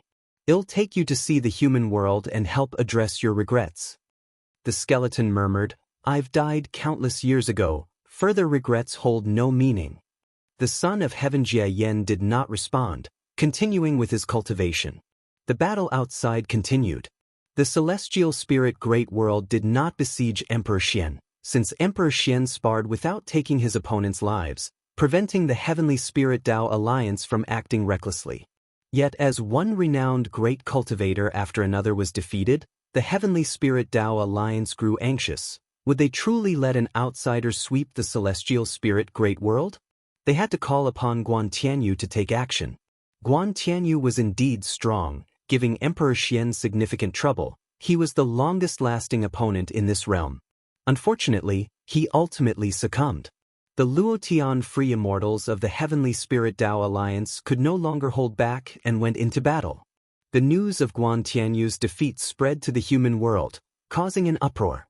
The campaigns of Emperor Xian were unending. Within years, he claimed 1,000 victories, showcasing an unmatched victory stance. In the dim cosmos, Emperor Xian stood proudly in the void, donning a silver battle armor, with 2 long sashes swirling about his waist and back. Behind the menacing helmet were 2 golden crescent moons hovering. His face was handsome, his gaze cold and indifferent, an inseparable air of arrogance exuding. With furrowed eyebrows, he scanned the surroundings, seeing all cultivators and great demons baring their teeth at him, their eyes filled with dread. Is there no stronger presence in the celestial spirit Great World? Emperor Xian shouted loudly, his voice like thunder echoing endlessly, resounding in the ears of all celestial spirit beings. Ji Xiaoyu stood amidst the sea of Heavenly Spirit Tao Alliance people, quietly watching Emperor Xian. As an innate golden immortal, she did not intend to fight. She could see that although Emperor Xian was arrogant, he was not a great evil person. She did not wish to reveal her true power for the sake of such an individual. Why not? If you really think you're strong, go challenge Wuxia. The true powerful entities of the celestial spirit great world are hidden within the beginningless. A middle-aged cultivator couldn't help himself, shouting angrily. Upon hearing this, the Alliance hierarchs of the Heavenly Spirit Tao Alliance all frowned, but many more living beings echoed his sentiment, using Wuxia to provoke Emperor Xian. If you find any errors, ads pop up, ads redirect, broken links, non-standard content, etc., please let us know report so we can fix it as soon as possible. Chapter 843, Arrogant and Unrivaled, Beginningless. Emperor Xian raised an eyebrow, silently muttering this name. Instinctively, he calculated with his fingers, but unfortunately he couldn't deduce any cause and effect related to Wuxia, which piqued his interest. He turned his gaze toward the celestial spirit great world, his divine sense sweeping through. Only one place remained obscure. It must be the hiding spot of Wuxia. If that's the case, then I shall challenge Wuxia. Emperor Xian stepped towards the celestial spirit great world, and his words caused the faces of the gathered great powers to change drastically, yet no one hindered him. Firstly, they couldn't stop him. Secondly, they hoped Wuxia could suppress Emperor Xian's arrogance. Ji Xiaoyu hesitated for a moment in the crowd but ultimately did not step forward. Emperor Xian's venture would at most disturb Brother Gu, after all, seemed quite idle. Thinking of this, Ji Xiaoyu's lips curled up, showing some anticipation. At the same time, people started to follow Emperor Xian's footsteps to watch the battle.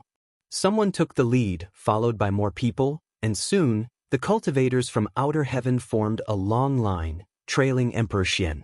They had absolute confidence in Ancestor Master Wuxia, as he had never been defeated.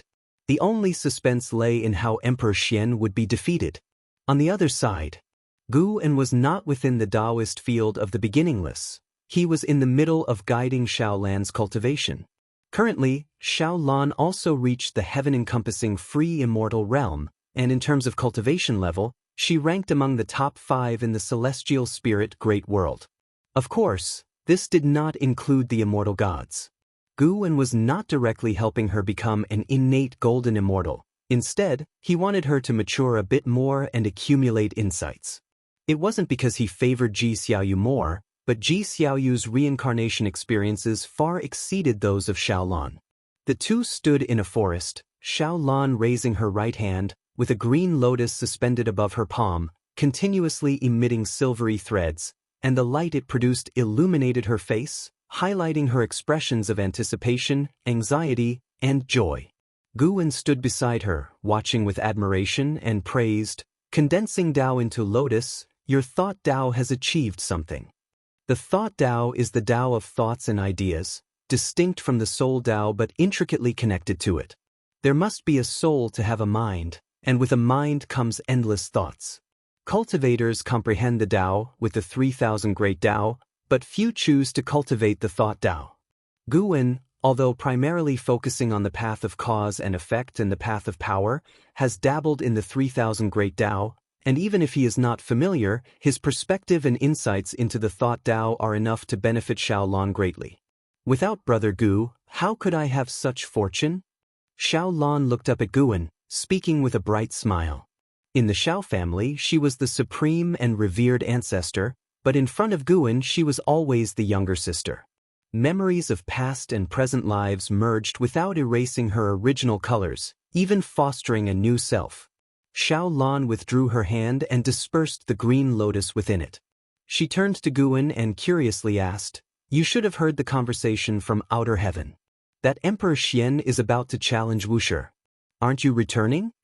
Gu En shook his head, chuckling. "A trivial Emperor Xian still requires my intervention? Oh, is there a disciple within the beginningless more formidable than Emperor Xian?" Xiaolan grew more curious. Gu En smiled silently, then followed up, "Since you don't want to practice anymore, take me for a walk. Your Xiao family has truly grown larger. Its reputation has even spread to the 9-spirit continent." Xiaolan hugged Gu En's arm and responded, "Large it is, but problems have also increased, with emotions and reasons entangled. Sometimes it's truly hard to resolve. I gradually understand why you left the supreme sect." The two departed the forest while continuing their conversation. The Xiao family is still just beginning. Compared to the ancient clans standing in the 3,000 great worlds, the Xiao family is merely starting out. I left the supreme sect simply to change my environment, change my mood, and maybe one day I'll leave the celestial spirit great world. Guan comforted. Although the Xiao family had various troubles, overall they had not gone astray.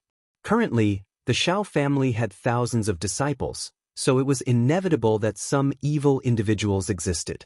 Fortunately, the Xiao family's laws were strict and didn't shelter evildoers, so Guan's impression of them remained decent. If you leave the celestial spirit great world, then I'll follow you.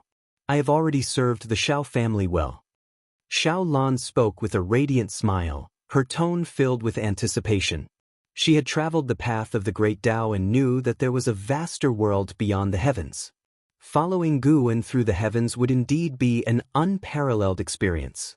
Shooting stars streaked across the sky, a phenomenon of the great powers descending upon the mortal realm. Emperor Xian flew towards the 9-spirit continent, his divine sense enveloping the heavens and gaining a deeper understanding of the celestial spirit great world. Immortal gods, son of heaven, ancestor master Wuxia, this great thousand world is indeed fascinating. Emperor Xian's eyes burned with fighting spirit, eager for the upcoming battle. As he flew, he approached the vicinity of the 9-spirit continent. Below, a boundless ocean spread, with spirit mist surging at the horizon like a wall at the world's edge, mysterious and grand. Countless great power cultivators descended from the heavens, hovering in the distance, watching Emperor Xian's back, whispering amongst themselves. 2 figures flew over from the other side of the heavens, one of them handsome and valiant. Though dressed in simple Taoist robes, his spirit was akin to a treasure sword emerging from its sheath, attracting attention. This person was the top prodigy of the Heavenly Spirit Tao Alliance, Guan Tianyu. After being defeated by Emperor Xian, Guan Tianyu returned to heal. Upon hearing Emperor Xian challenging Wuxia, he couldn't resist coming to watch. Alongside him was his master, ancestor Master Qingguang, one of the hierarchs of the Heavenly Spirit Tao Alliance. Master, will ancestor Master Wuxia show up? Guan Tianyu halted, gazing distantly at Emperor Xian's figure, voicing his inquiry. Though he had always stayed within the Heavenly Spirit Tao Alliance, he held a curiosity regarding Wuxia. Having met disciples of Wuxia, their brilliance inspired him. Even though he had grown powerful, he didn't feel confident enough to challenge Wuxia, as the Heavenly Spirit Tao Alliance continuously advised, to be spirited but not arrogant, especially maintaining respect for Wuxia. As one senior hierarch noted, all living beings in the celestial spirit great world owe a debt to Wuxia. Ancestor Master Qingguang mused, it's unlikely that he will appear, but with Emperor Xian already at the doorstep of Wuxi's Tao sect, an entertaining show awaits us. Guan Tianyu was about to further inquire when suddenly Emperor Xian's voice rang out, resounding stone-shattering. I am Emperor Xian, here to challenge Wuxia, regardless if it's ancestor Master Wuxia or Wuxia disciple, come forth and face me. Let me see if the celestial spirit great world houses any true formidable ones. Emperor Xian's voice was filled with arrogance, and his disdainful tone towards all living beings roused anger among the spectators, who all glared furiously at him. No one insulted Emperor Xian verbally, as he had consistently proven himself through victories, establishing himself undeniably as a strong figure. Sia the Novfire. Net website on Google to access chapters of novels early and in the highest quality. For now, the cultivators anticipated Wuxi's response, yearning to see Emperor Xian defeated. If you find any errors, ads pop up, ads redirect, broken links, non-standard content, etc., please let us know reports so we can fix it as soon as possible. Chapter 844, Myriad Dragons Ascending to Heaven. Emperor Xian's voice echoed throughout the 9-spirit continent, capturing the attention of all living beings within it. Years ago, the news of Emperor Xian challenging the celestial spirit great world had spread within the beginningless. Many were curious if Emperor Xian would eventually battle at the gates of the Wuxia sect, and to their surprise, he indeed came. This indicated that even the great cultivators of the celestial spirit great world couldn't stop him. Within the continent, those cultivators in seclusion came out one after another, and more living beings gathered in the direction from where the voice came. Emperor Xian stood proudly in the sky, his long scarf fluttering like a dragon. Behind his head, 2 golden crescent moons shimmered with dazzling golden light. With each flash, the 2 golden moons grew larger, and his aura intensified accordingly. The ocean began to surge, waves overlapping, thunderclouds gathered above, and faint thunder roared. The spirit mist surrounding the 9-spirit continent also started to surge violently, as if ready to sweep towards the celestial vault, shaking the skies. Guan Tianyu watched Emperor Xian's back with furrowed brows, sensing an incredibly terrifying aura, realizing Emperor Xian hadn't been serious with him. Could it be that this number 1 prodigy under heaven is truly no match for the prodigies on the path of the Great Tao? Guan Tianyu felt angry inside, not losing his fighting spirit, but thinking about how to win next time. As Emperor Xian's aura continued to rise, the rules of heaven and earth were affected, fierce winds arose, seas churned, and the heavenly spirit Tao alliance didn't just watch idly. They dispersed and formed a large array to prevent Emperor Xian's aura from affecting various regions of the human world. Emperor Xian's gaze was fixed on the 9-spirit continent, unable to penetrate the patch of spirit mist, making him anticipate the upcoming battle even more. He wasn't afraid of his opponent being too strong, only of the opponent not being strong enough. Currently, no one in the celestial spirit great world could satisfy him. As his gaze follows, a section of spirit mist on the edge of the 9-spirit continent began to contract inward, as if a door was slowly opening. More and more gazes and divine senses focused on that patch of spirit mist. As the spirit mist parted, a cliff was revealed. On the cliff stood countless cultivators, men and women, numbering in the thousands. The one at the front was Nzizai. Zhuang Xian, Su Han, Duan Li, Zhen Qin, and others stood behind Nzizai, with other disciples lined up behind them, all eyes locked on Emperor Xian. None of the Wuxia disciples' faces showed fear, instead displaying expressions of mockery, curiosity, and indifference. The great cultivators in the realm were seeing so many Wuxia disciples in one place for the first time. Each disciple possessed extraordinary grace, and their cultivation level was startling. Although many Wuxia disciples were below the level of free immortal, there were also numerous Taoist Zhangzizai immortals, profound Yuan free immortals, and even several heaven-encompassing free immortals. Sur the Navire. Net website on Google to access chapters of novels early and in the highest quality. The foundation of the beginningless was revealed all at once. Those long-lived beings noticed that no second-generation disciples appeared, sparking curiosity about the strength of the Wuxia sect. Thinking carefully, it had been many years since the second-generation disciples showed themselves. It's hard to imagine how strong they are now. Is that Emperor Xian? His aura is so strong. Senior brother, which master or uncle is willing to step in? Su Han stood alongside Nzizai, asking excitedly. He had never seen such a grand spectacle, with cultivators and great demons watching from all directions, giving a sense that the world was paying attention. Gu Wen wasn't present, so Su Han thought a second-generation disciple should step in. He had seen some of them, each with unfathomable cultivation. He even felt that his own master might be the weakest. To deal with this person, why bother our elders? Nzizai stated calmly. After speaking, he took a step forward, stopping at the edge of the cliff, standing against the wind. Emperor Xian's gaze involuntarily fell on Nzizai. He marveled at the complexity of the Wuxia sect, while Nzizai gave him a very powerful impression. I am the third-generation head disciple of the beginningless, Nzizai. Since fellow Taoist wants to fight, I will oblige. Nzizai's voice resounded beneath the thunderclouds, clearly heard by all. Many great cultivators had interacted with Nzizai, though they weren't sure how strong he truly was. Today, hearing Nzizai's willingness to fight, they perked up and began to anticipate. No one dared doubt the foundation of the beginningless. As the third-generation head disciple, Nzizai often traveled among the sects under the heavens, being the most familiar Wuxia disciple to the various sects under the heavens. But until now, Nzizai hadn't fought anyone. At least, they hadn't seen or heard of it. I hope the beginningless will not disappoint me. Emperor Xian's voice was overwhelmingly proud, filled with immense confidence. As his words fell, he stepped toward the nine-spirit continent. The world suddenly darkened, thunderclouds erupted with countless lightning bolts, all intertwining with the two crescent moons behind him. At a glance, it seemed as if he had grown a pair of gigantic lightning wings, spectacular and unparalleled. As he approached the nine-spirit continent, his aura grew even stronger, each step stronger than the last. The world darkened, terrifying waves surged like the end of the world. The fierce wind came roaring at Nzizai, yet he stood immovable like Mount Tai. Su Han watched Nzizai's back, eyes wide. It was the first time he felt Nzizai's strength.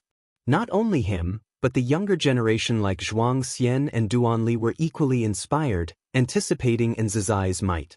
Not only were the various sects under heaven curious about Nzizai's strength, the Wuxia sect itself was equally curious. As Emperor Xian got closer to the nine-spirit continent, more and more living beings came to watch. Amidst the dark celestial sea, Emperor Xian became the most dazzling presence, yet the Wuxia disciples standing on the cliff of the continent also exhibited a fierce courage that made it hard for any living being to judge who would win. If it were the ancestor master Wuxia himself, Emperor Xian would be undoubtedly defeated. But now, with Nzizai stepping up, none among the viewers dared to make light judgments. Emperor Xian's gaze remained fixed on Nzizai, and Nzizai likewise focused on him.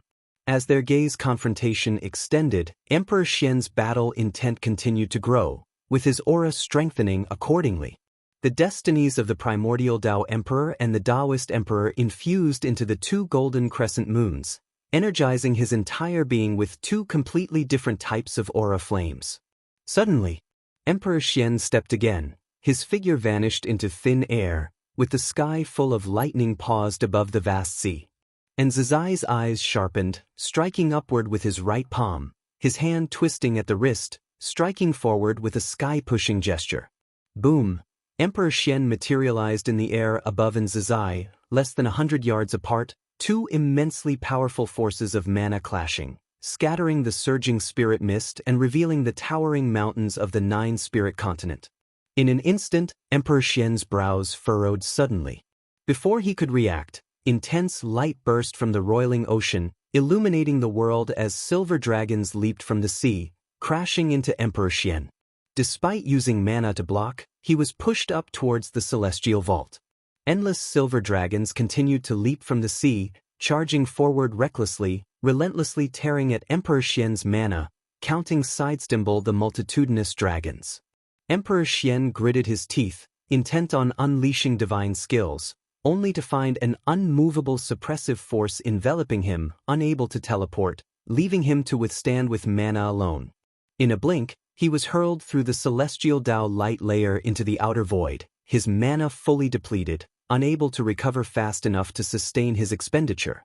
A giant dragon far larger than the rest emerged from the celestial Tao light layer, its dragon head alone equivalent to half the size of the celestial spirit great world, its mouth opening wide to swallow him whole.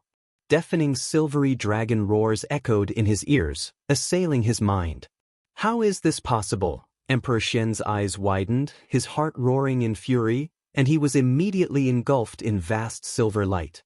Su Han, witnessing Nzizai's back, asked wide-eyed, "What divine skill is this?" Standing in front of him, Nzizai didn't turn back but spoke calmly, "Myriad supreme palm, second palm, myriad dragons ascending to heaven. If you find any errors, ads pop up, ads redirect, broken links, non-standard content, etc. Please let us know reports so we can fix it as soon as possible." Chapter 845. The Change of the Future Myriad Supreme Palm. The second palm. Myriad dragons ascending to heaven. Su Han felt a surge of emotions upon hearing this. He had heard of the myriad supreme palm, which was said to have been passed down from their ancestor to the eldest disciple. Nobody else within the beginningless knew it, and it was said that the ancestor once said that mastering the myriad supreme palm allows one to be invincible across all heavens. There were many such claims. The beginningless had too many secret skills, so Su Han had never believed it before. But seeing it today, he believed and was even moved. He wanted to learn this skill. It wasn't just him. Other disciples of Beginningless were also excitedly looking at the celestial vault. The silver light covering the sky robbed the world of color, while silver dragons continuously surged from the ocean before them, soaring upwards towards outer heaven. Myriad dragons ascending to heaven. The so-called dragons were dragon chi of the great Tao, constantly emerging and crashing into Emperor Xian, devouring his mana. The celestial Tao light layer of the celestial spirit great world was pierced through, with a silver light arc appearing from heaven to the depths of the universe, incredibly magnificent. That was the trace of the myriad dragon's sweep. Once the arc ceased to extend, Emperor Xian's aura weakened significantly. He flew out from the vast silver light, covered in blood, hair disheveled, in extreme disarray. The two golden crescents attached to his chest dimmed considerably. This scene was caught by countless great cultivators. After a brief silence, a commotion erupted among the great cultivators above the ocean. Such an overbearing divine skill. To solve Emperor Xian in just one move, what kind of cultivation level does this Nzizai possess? Could it be the mythical innate golden immortal realm? CTH novel, F.I.R. at website on Google to access chapters of novels early and in the highest quality. No, I can feel his aura is still within the heaven-encompassing free immortal realm, but he is the primordial Tao Emperor. Carrying the destiny of both the primordial Tao Emperor and Taoist Emperor, yet unable to surpass the primordial Tao Emperor? Beginningless truly hides dragons and crouches tigers. Hearing the discussions all around, Ji Xiaoyu also had a look of surprise on her face. She knew the second-generation disciples of the Beginningless were strong, and perhaps even hid innate golden immortals, but she didn't expect even the third-generation disciples to be this powerful. Indeed, that fellow, though lazy, became incredibly strong through daily cultivation together. Guan Tianyu was equally shocked. He had battled Emperor Xian, whose profoundness once filled him with despair. He never expected such a powerful Emperor Xian to be so easily defeated by Nzizai. He had seen Nzizai before when he visited the Heavenly Spirit Tao Alliance, and many alliance hierarchs had personally welcomed him. But at the time, he only marveled at the supreme status of Beginningless, not thinking Nzizai was particularly powerful. Now, as he gazed from afar, Nzizai stood on the cliff edge of the Nine-Spirit continent, facing the wild wind, a stance that gave him immense shock. Is this the Beginningless? Guan Tianyu suddenly felt that Heavenly Spirit Tao Alliance was just SOSO, and perhaps even the so-called Celestial Court couldn't compare to the Beginningless. Truly terrifying, among the third-generation disciples of Beginningless, many have extraordinary talents, and the future disciples also have exceptional gifts, but none can shake his position. His master, the ancestor of green light, said with genuine admiration. Everyone marveled at Nzizai's strength, while some rushed to outer heaven to check on Emperor Xian. In the depths of the universe, before the world gate, the celestial spirit god, Tian Hao, and Tai Immortal Monarch stood side by side, witnessing Nzizai's strike. Myriad Supreme Palm, what powerful creation, those dragons are all the power of the great Tao, Tai Immortal Monarch praised. He had interacted with Nzizai many times and had long realized this child was no ordinary, so today's display didn't surprise him too much. Tian Hao's eyes were also full of admiration. This disciple of Beginningless, surnamed N, was his sister Nzin's eldest disciple, and he naturally regarded him as his own. Upon returning, he wondered if he should teach Nzizai, but upon reconsideration, knowing Nzizai cultivated under their master, he would surely be outstanding. Indeed, the strength of the myriad supreme palm made even him want to learn it.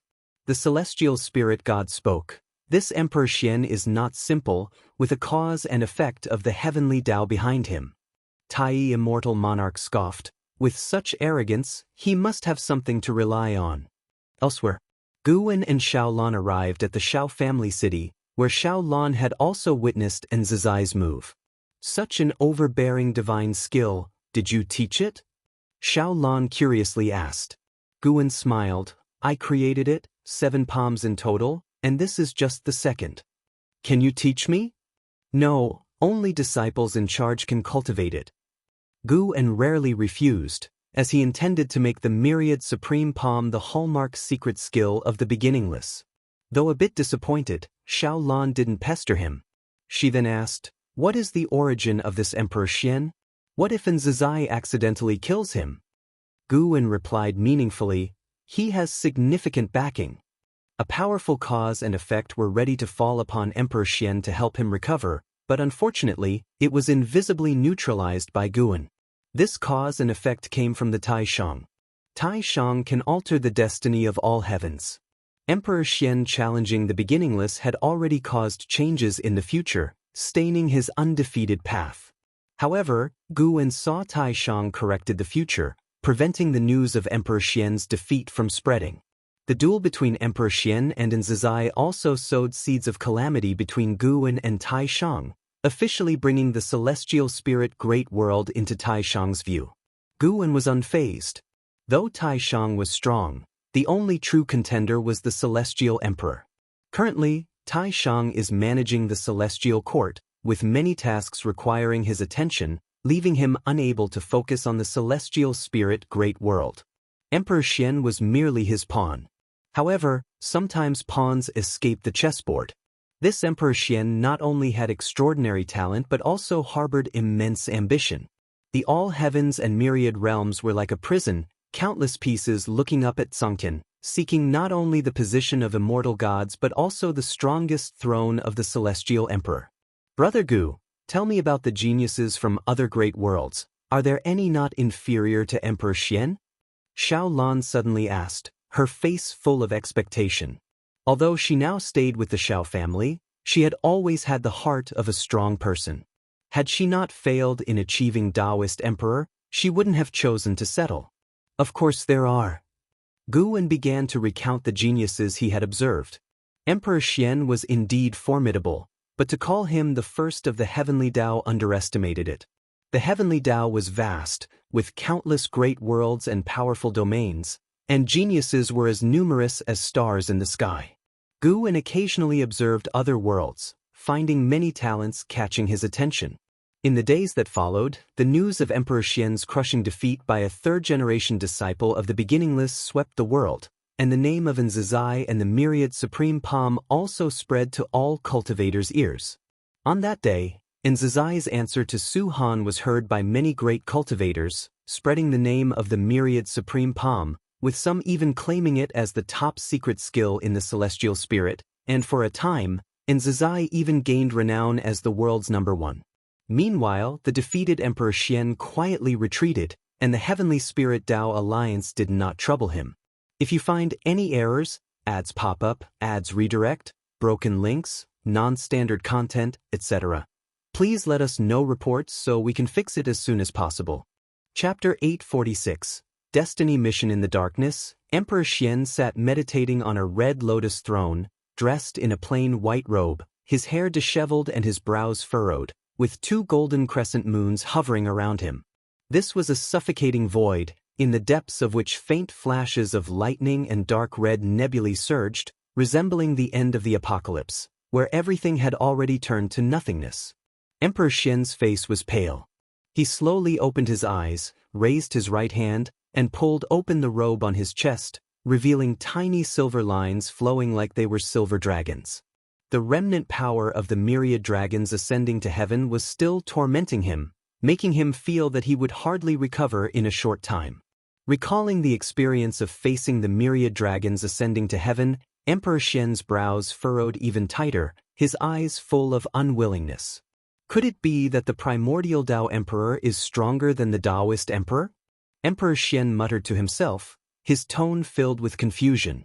He could sense that Nzizai was the primordial Tao Emperor, and as someone who cultivated both the Taoist Emperor and another, he was dividing his focus into 2 different destinies, whereas Nzizai could channel all his energy into one great Tao destiny. In fact, earlier, he had sensed that the primordial Tao Emperor's destiny had suddenly become much stronger, but the Taoist Emperor's way of cultivating through combat was much to his liking. Now, he was wavering again, feeling that his dual cultivation of the Taoist Emperor might be an unwise move. Who says the primordial Tao Emperor is stronger than the Taoist Emperor? A cold and hoarse voice echoed, startling Emperor Xian, who turned his head to look, seeing a dark silhouette emerging from the depths of darkness, its form human-like but incredibly large, lightning flickering behind it, red clouds surging, making it appear even more terrifying. Emperor Xian squinted and asked, "Who are you?" "It doesn't matter who I am. What's important is that you need to know there is no great Tao destiny that can compare to the Taoist Emperor. Your failure is not due to the Taoist Emperor but because your killing intent is not strong enough." Upon hearing the words, Emperor Xian mocked. Can the Taoist Emperor be compared to the celestial Tao immortal gods? The celestial Tao immortal gods rely on the power of the heavenly Tao. The heavenly Tao cannot grant them true power. Once the heavenly Tao takes back the power given to them, they will be reduced to their original form. This reply from the mysterious figure made Emperor Xian regard him with more respect, realizing he was not blindly arrogant. Emperor Xian was not of mortal origin. He had long understood the heavenly court immortals, and even knowing the truth didn't hinder his curiosity about the heavenly Tao. Although he did not deny the other's words, Emperor Xian remained vigilant towards the mysterious figure. More importantly, the other gave him an eerie feeling, one that he rarely experienced. The last existence that made him feel this way was an ancestor of an emperor clan. Their coming was certainly not to persuade him to believe the Taoist Emperor was the strongest. Do you only respect the power of the Taoist Emperor alone? Emperor Xian asked, simultaneously secretly employing his cultivation technique to restore himself as much as possible, ready to escape at any moment. Regardless of whether he was injured, even in peak condition, he was afraid he couldn't defeat this person. The mysterious figure stood in the depths of darkness, unmoving, with eyes seemingly piercing through time and space, watching Emperor Xian. I came to find you because you are the most promising person on the Taoist Emperor's path. I am guided by the Taoist Emperor and will grant you greater power. However, you have just happened to be frustrated and waver in your Tao heart, which displeases me. Being defeated is not terrifying. What's terrifying is that you don't reflect on yourself but instead crave your enemy's power. The words from the mysterious figure made Emperor Xian's brows tighten, rendering him unable to refute. He believed the Taoist Emperor was inferior to the primordial Tao Emperor, simply because he felt Nzazai's primordial Tao Emperor was stronger?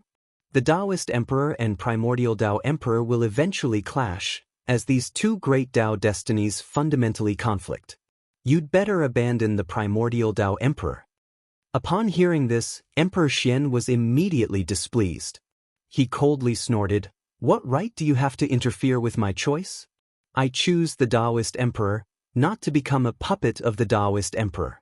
From your words, it seems the Taoist Emperor is no different from the celestial Tao immortal gods, only not as mighty as the heavenly Tao. I won't interfere with your choice, just advise you.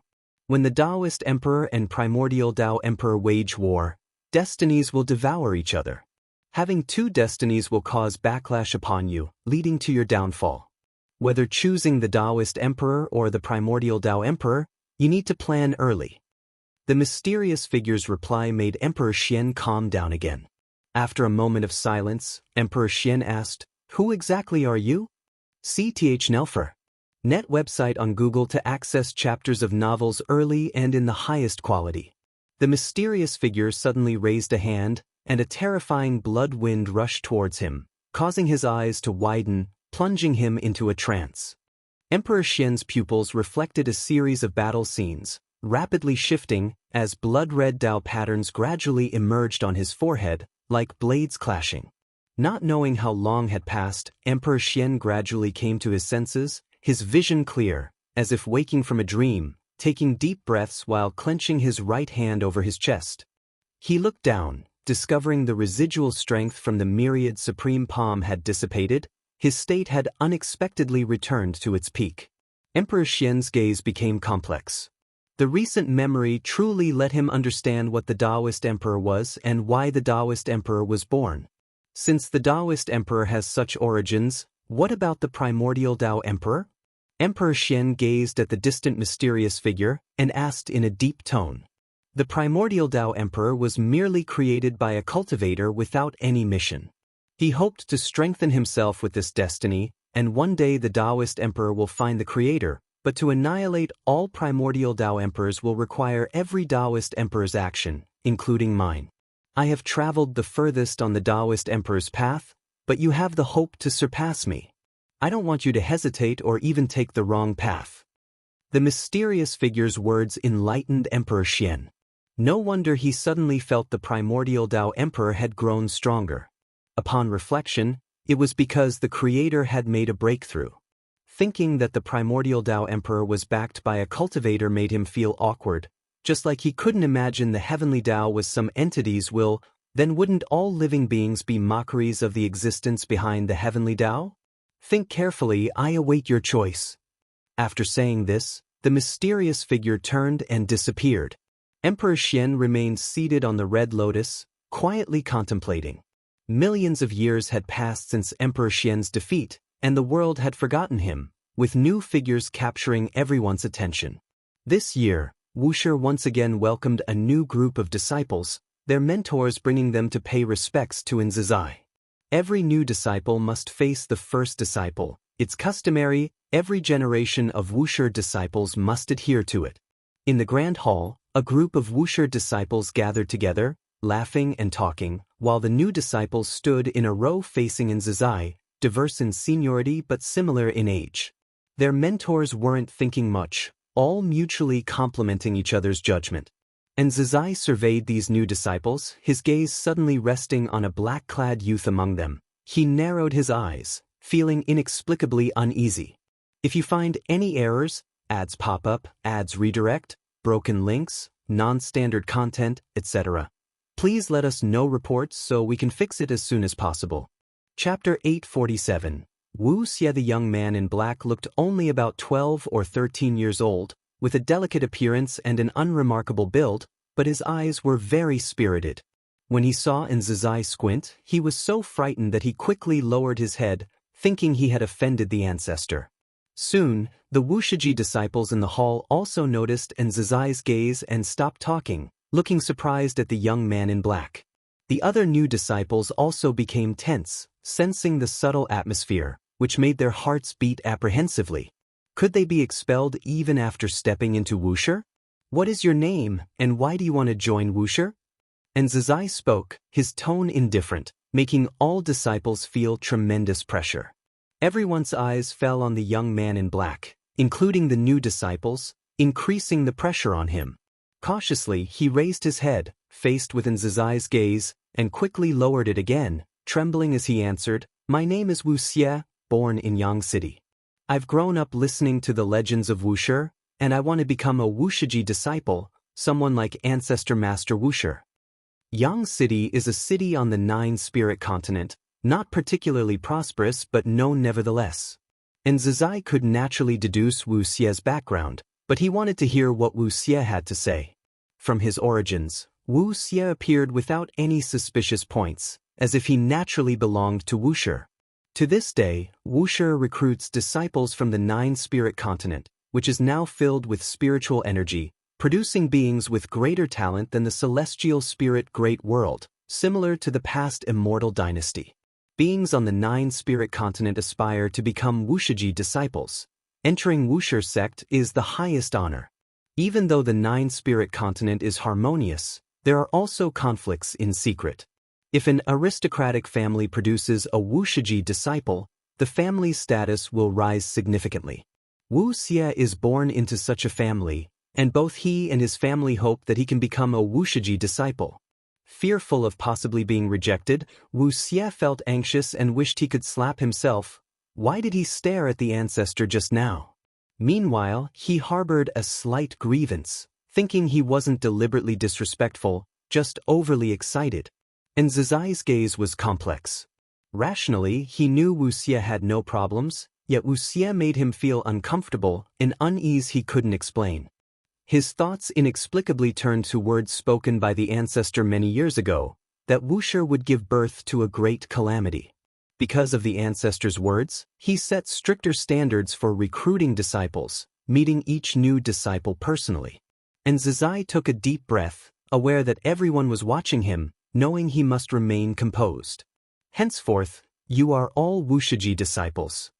Remember, Wuxia disciples must not intervene in worldly affairs unless the world faces trouble. Brothers must not damage each other.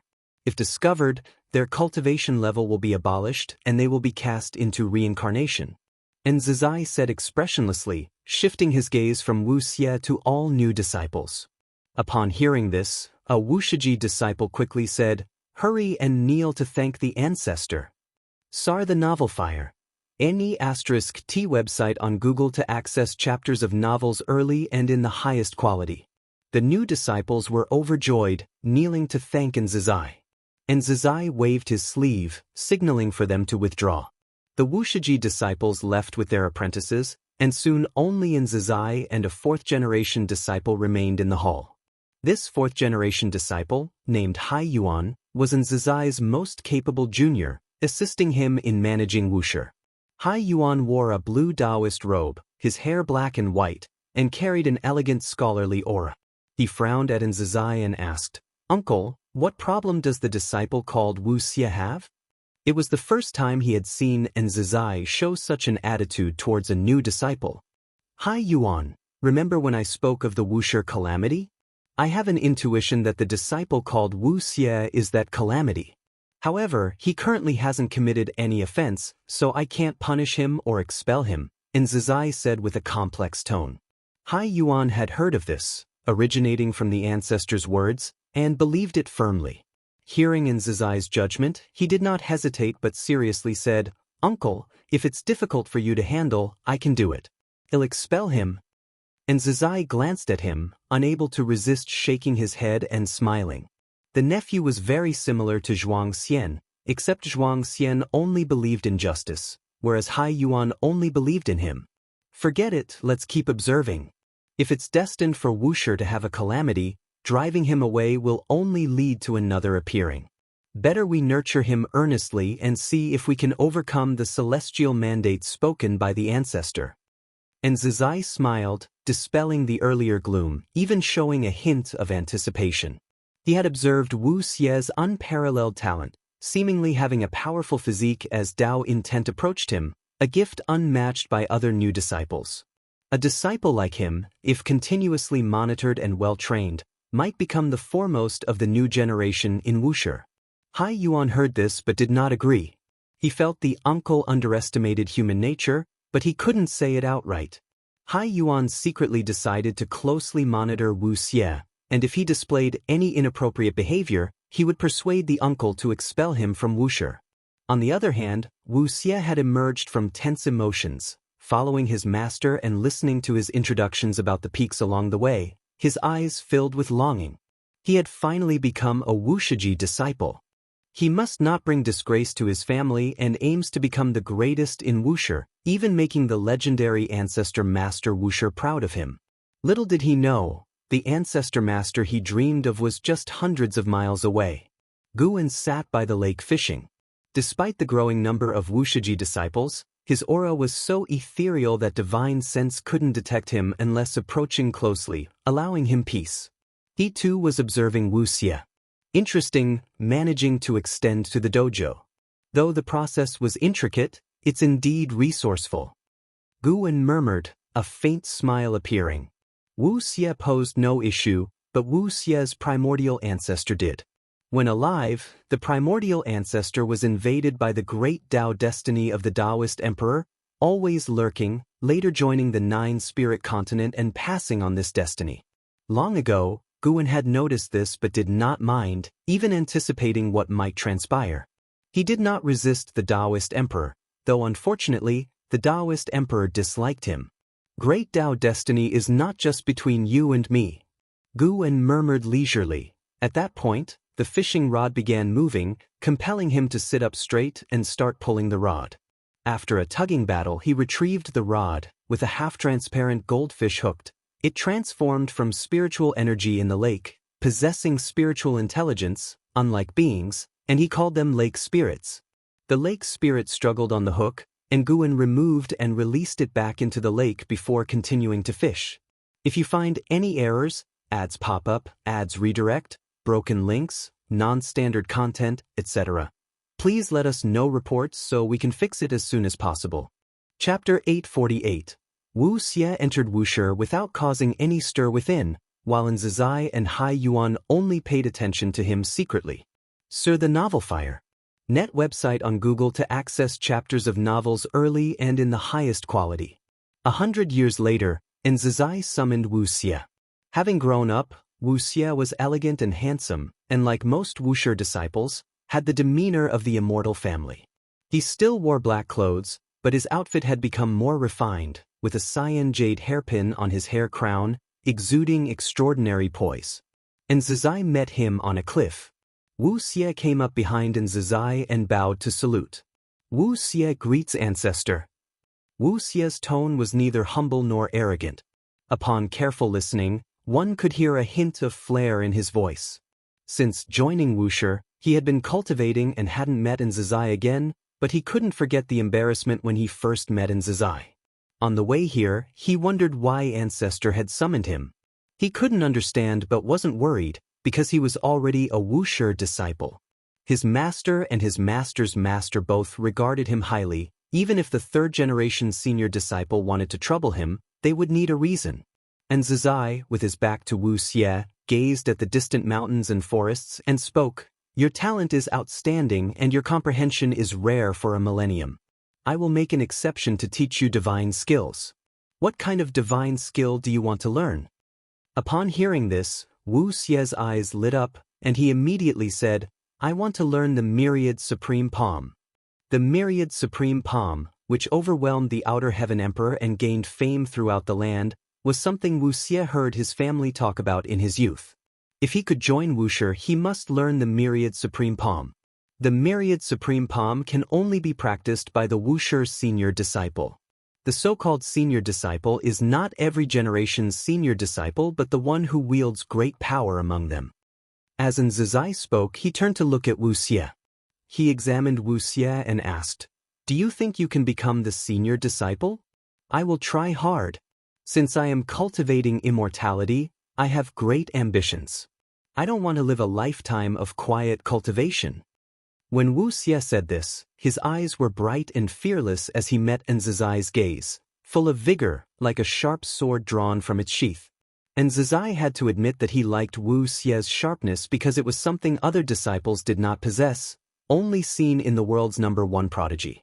But the thought of Wuxia using Wuxi's divine skills to cause chaos in the human world gave him some discomfort. "Ancestor, I temporarily lack the qualifications to practice the Myriad Supreme Palm. Why don't you decide? Whatever you teach, I will learn. I'm not picky. I feel that only by mastering all divine skills and Taoist techniques can I reach the ancestor's realm." Wuxia said excitedly, mentioning the ancestor, he clenched his fists tightly. Zizai nodded and said, "Then start with learning the escape skill first.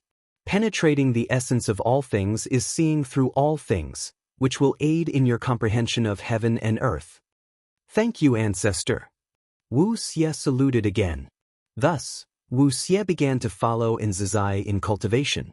This matter spread within Wuxia. The current generation of Wuxia disciples had been passed down for 26 generations, and although Wuxia was accepted by the 14th generation disciple, making his lineage relatively high, being specially cared for by Zizai was rare. Everyone could feel a new star rising, and Wuxia might become a representative figure of Wuxia. Since then, many disciples took the initiative to visit Wuxia, making his pride grow ever larger. 10,000 years passed in the blink of an eye. Wuxia had already become a genius disciple of Wuxia, and his fame even spread beyond the 9-spirit continent. On this day, Su Han came to the bamboo forest to visit Guan, talking about Wuxia. "This Wuxia is truly extraordinary. After merely 10,000 years of cultivating immortality, he's already a divine thought true immortal. The key is his comprehension. He can learn any divine skill or spell just by seeing it once. It's simply absurd." Su Han said, standing in front of Guan, spreading his palms, his tone helpless. Once, he thought his talent was the highest, but after coming to Wuxia, he found geniuses abound, and some people's talents amazed him. Wuxia's sudden rise made him feel that the foundation of the nine-spirit continent and the celestial spirit great world aren't on the same level. Guan, who was reading a book, casually said, "That's just because the divine skills he encountered were too low level. Some divine skills cannot be mastered just by seeing them once." "I know, but facing most Taoist techniques with such comprehension is already very exaggerated. I heard the senior brother personally taught him. Ancestor, is there an arrangement of yours in this?" Su Han asked curiously. He had a good relationship with Nzizai, knowing Nzizai's character. Since Nzizai's disciples grew up, he stopped accepting disciples and wouldn't teach other disciples to cultivate. Wuxia was an exception. Everyone could feel that Nzizai had high hopes for Wuxia, and Su Han thought the same. "I am very busy and have no time to pay attention to these matters." Guan responded carelessly, then turned to a new page. Seeing his action, Su Han had many grievances he wanted to express but held back. Is Guan busy? Su Han used to think so, but after spending a lot of time with him, he truly felt that Ancestor was the most idle person. But it was precisely because he's the most idle that made his thoughts impossible to fathom. "Su Han, if Wuxia faces a catastrophe and I cannot intervene, what would you do?" Guan suddenly asked, his gaze never leaving the pages. Su Han, hearing this, was stunned, for he wouldn't think that Ancestor would ask meaningless questions. In an instant he thought of many possibilities, and his mood sank abruptly. "I am a Wuxia disciple. I must defend Wuxia even if it costs my life," Su Han said firmly. This was indeed his heartfelt sentiment. Guan could hear that he had already hypothesized numerous terrifying scenarios. Some assumptions even amused Guan. Guan glanced at him, smiled. "You don't need to be tense. There will never be a situation where I cannot intervene, only whether I want to or not." Upon hearing this, Su Han breathed a sigh of relief, and then he became alert again. If Wuxia faced a catastrophe, would Ancestor have a situation of not wanting to intervene? If it were other disciples, they might not think this far, but his grandfather came from the Supreme Sect. He knew of Ancestor's past with the Supreme Sect, knowing the Ancestor once supported and later abandoned the Supreme Sect. Could it be that one day Ancestor would abandon Wuxia? Guan listened to his inner voice, thinking he indeed dares to speculate. Actually, Guan had no intention of abandoning Wuxia, as he had personally established it. But if Wuxia faced troubles that disciples could solve, he wouldn't intervene. Recently, Wuxin had brought him insight, giving him more thoughts about Wuxia. Since Wuxia had grown, why not make it grow even larger? He wasn't aiming to compete, but just wanted to see if the Wuxia he founded differed from the various major sects of the heavens. 10,000 years from now, you take a group of Wuxia disciples to the path of the Great Tao for training. It's also an opportunity for your honing. Guan said softly. When Su Han heard this, his eyes immediately brightened. He had long wanted to venture onto the path of the Great Tao. If you find any errors, ads pop up, ads redirect, broken links, non-standard content, etc., please let us know reports so we can fix it as soon as possible. Chapter 849. The Patriarch's approval. Guan arranged for Su Han to lead the disciples to the path of the Great Tao, not with any special intention, but simply because many disciples wanted to go, so he decided to fulfill their wish. He couldn't let all the disciples stay within the beginningless forever. A cultivation lacking freedom has no meaning. Of course, Guan's change in mindset was still due to his own cultivation level's improvement, and his concerns were becoming less. Over the years, although his cultivation level hasn't changed significantly, his understanding of the Supreme Emperor of Ultimate Merging Tao has deepened, and he is even pursuing the Saint Realm. The closer he gets to the Saint Realm, the deeper his insights become. These insights also include thoughts on how to conduct oneself. Deliberately not doing something actually lacks authenticity. Acting with spontaneity is the true self. The peaceful life continues. Even though the affairs of the world are constantly changing, they don't affect Guan. Millions of years later, Su Han, together with over 100 Wuxia disciples, stepped into the 10,000 Realms Gate, heading towards the path of the Great Tao, including Wuxia. And this year, the unbeaten Emperor Ancestor sent a descendant to cultivate within the beginningless. This child was also his chosen candidate for ascension to immortality. He not only wanted this child to become an immortal god but also hoped this child would possess the identity of a Wuxia disciple. Guan did not refuse. The unbeaten emperor ancestor has branches in the celestial spirit great world. Although they do not stir the winds and clouds of the world, once their foundation unfolds, it will surely be astonishing. Guan agreed because this emperor clan behaved very discreetly, which satisfied him.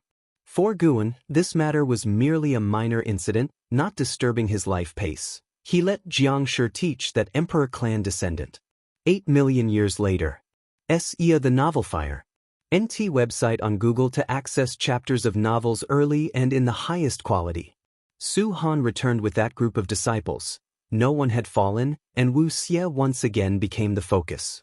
He was like the Emperor Xian, possessing the destiny of both the Great Tao Emperor and the Primordial Tao Emperor.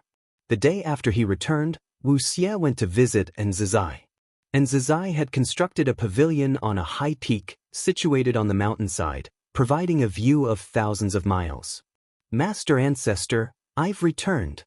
Wuxia, already a heaven-encompassing free immortal, stood in front of the table, looking at Xianxia, smiling with high spirits.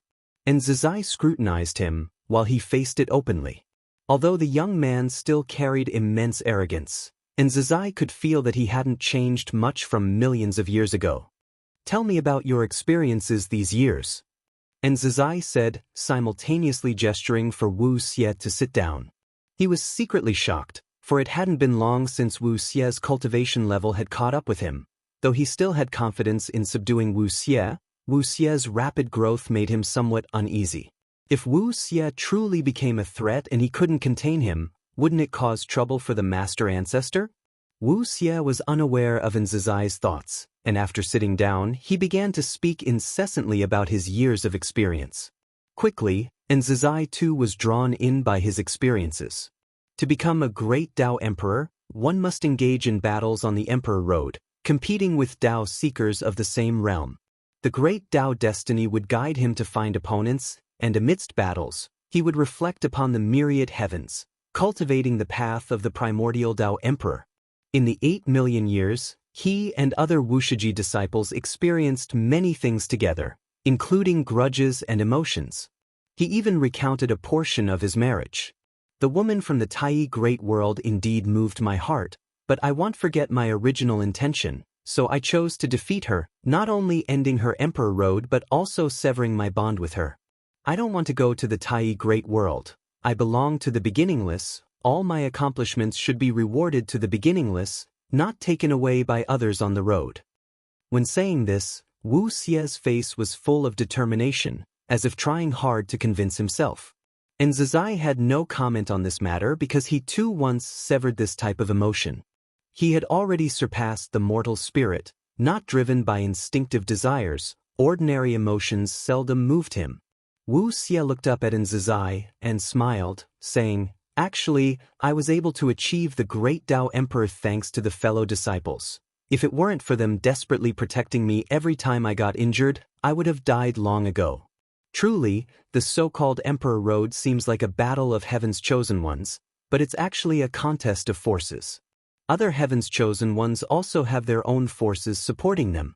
But I've observed so many forces and feel that our beginningless is still the best, pure and simple, without so many entangled interests, without jealousy among disciples, only genuine happiness for fellow disciples.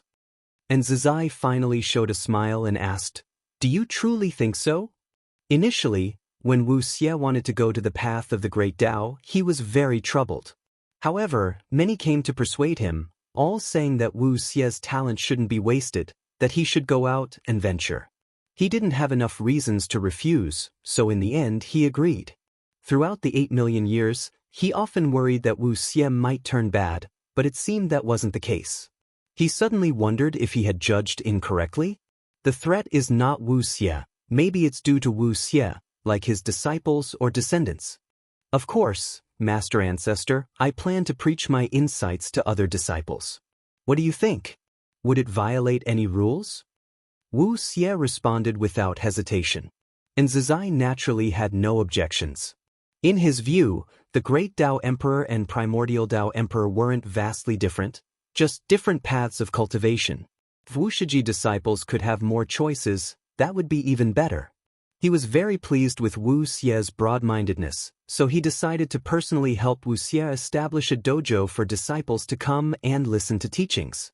In the days that followed, Wuxia smoothly preached, his teachings benefiting many disciples, greatly enhancing his status and prestige, and his deeds on the path of the Great Tao became widely known.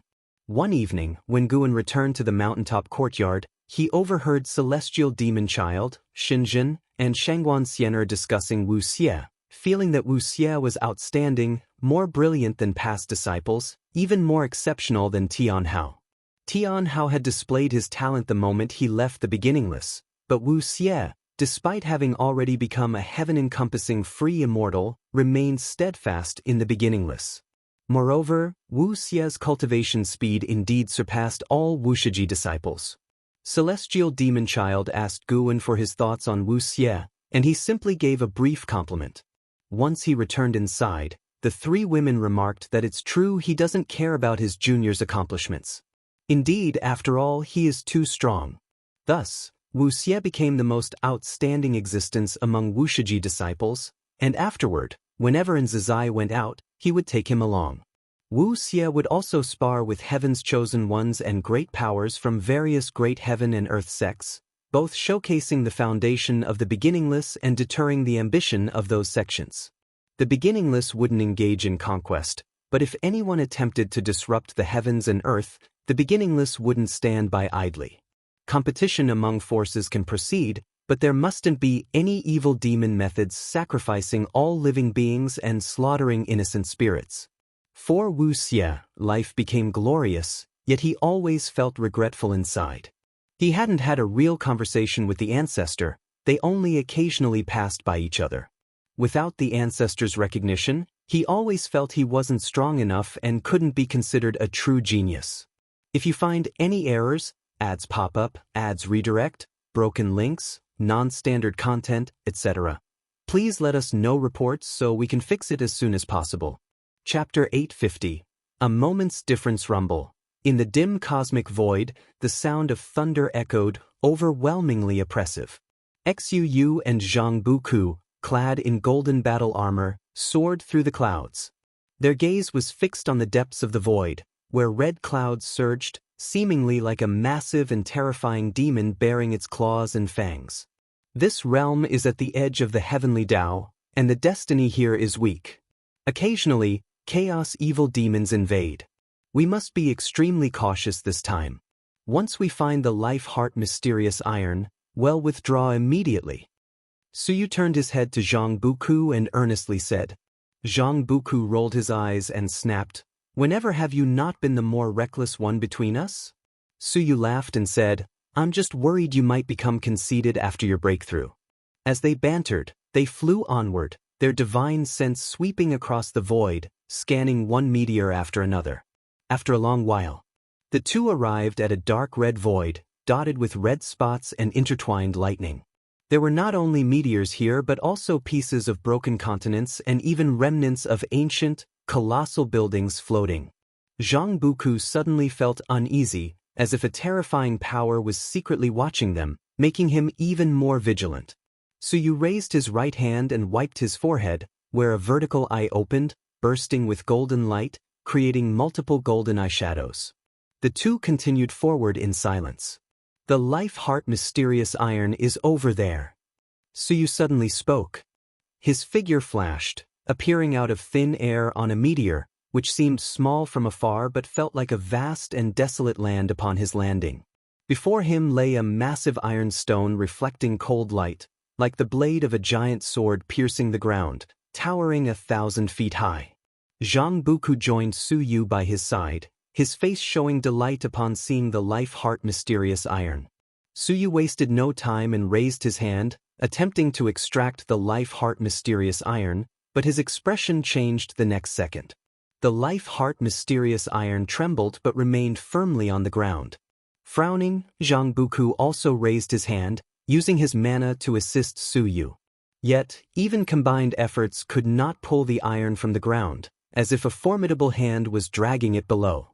"No, we must abandon this peace," Zhang Buku said solemnly, feeling certain that continuing would lead to disaster. Su Yu replied seriously, "There is certainly danger further ahead. The best outcome is taking this peace. Persist a little longer, and if unsuccessful, then abandon." The golden eye on Su Yu's forehead opened wide, and a beam of golden light shone on the life-heart mysterious iron, a golden stream flowing down its surface and penetrating the soil. Rumble, the ground began to quake. More precisely, the entire meteor trembled as though about to explode. Su Yu's face changed drastically. He instantly grasped Zhang Buku's wrist, carrying him away.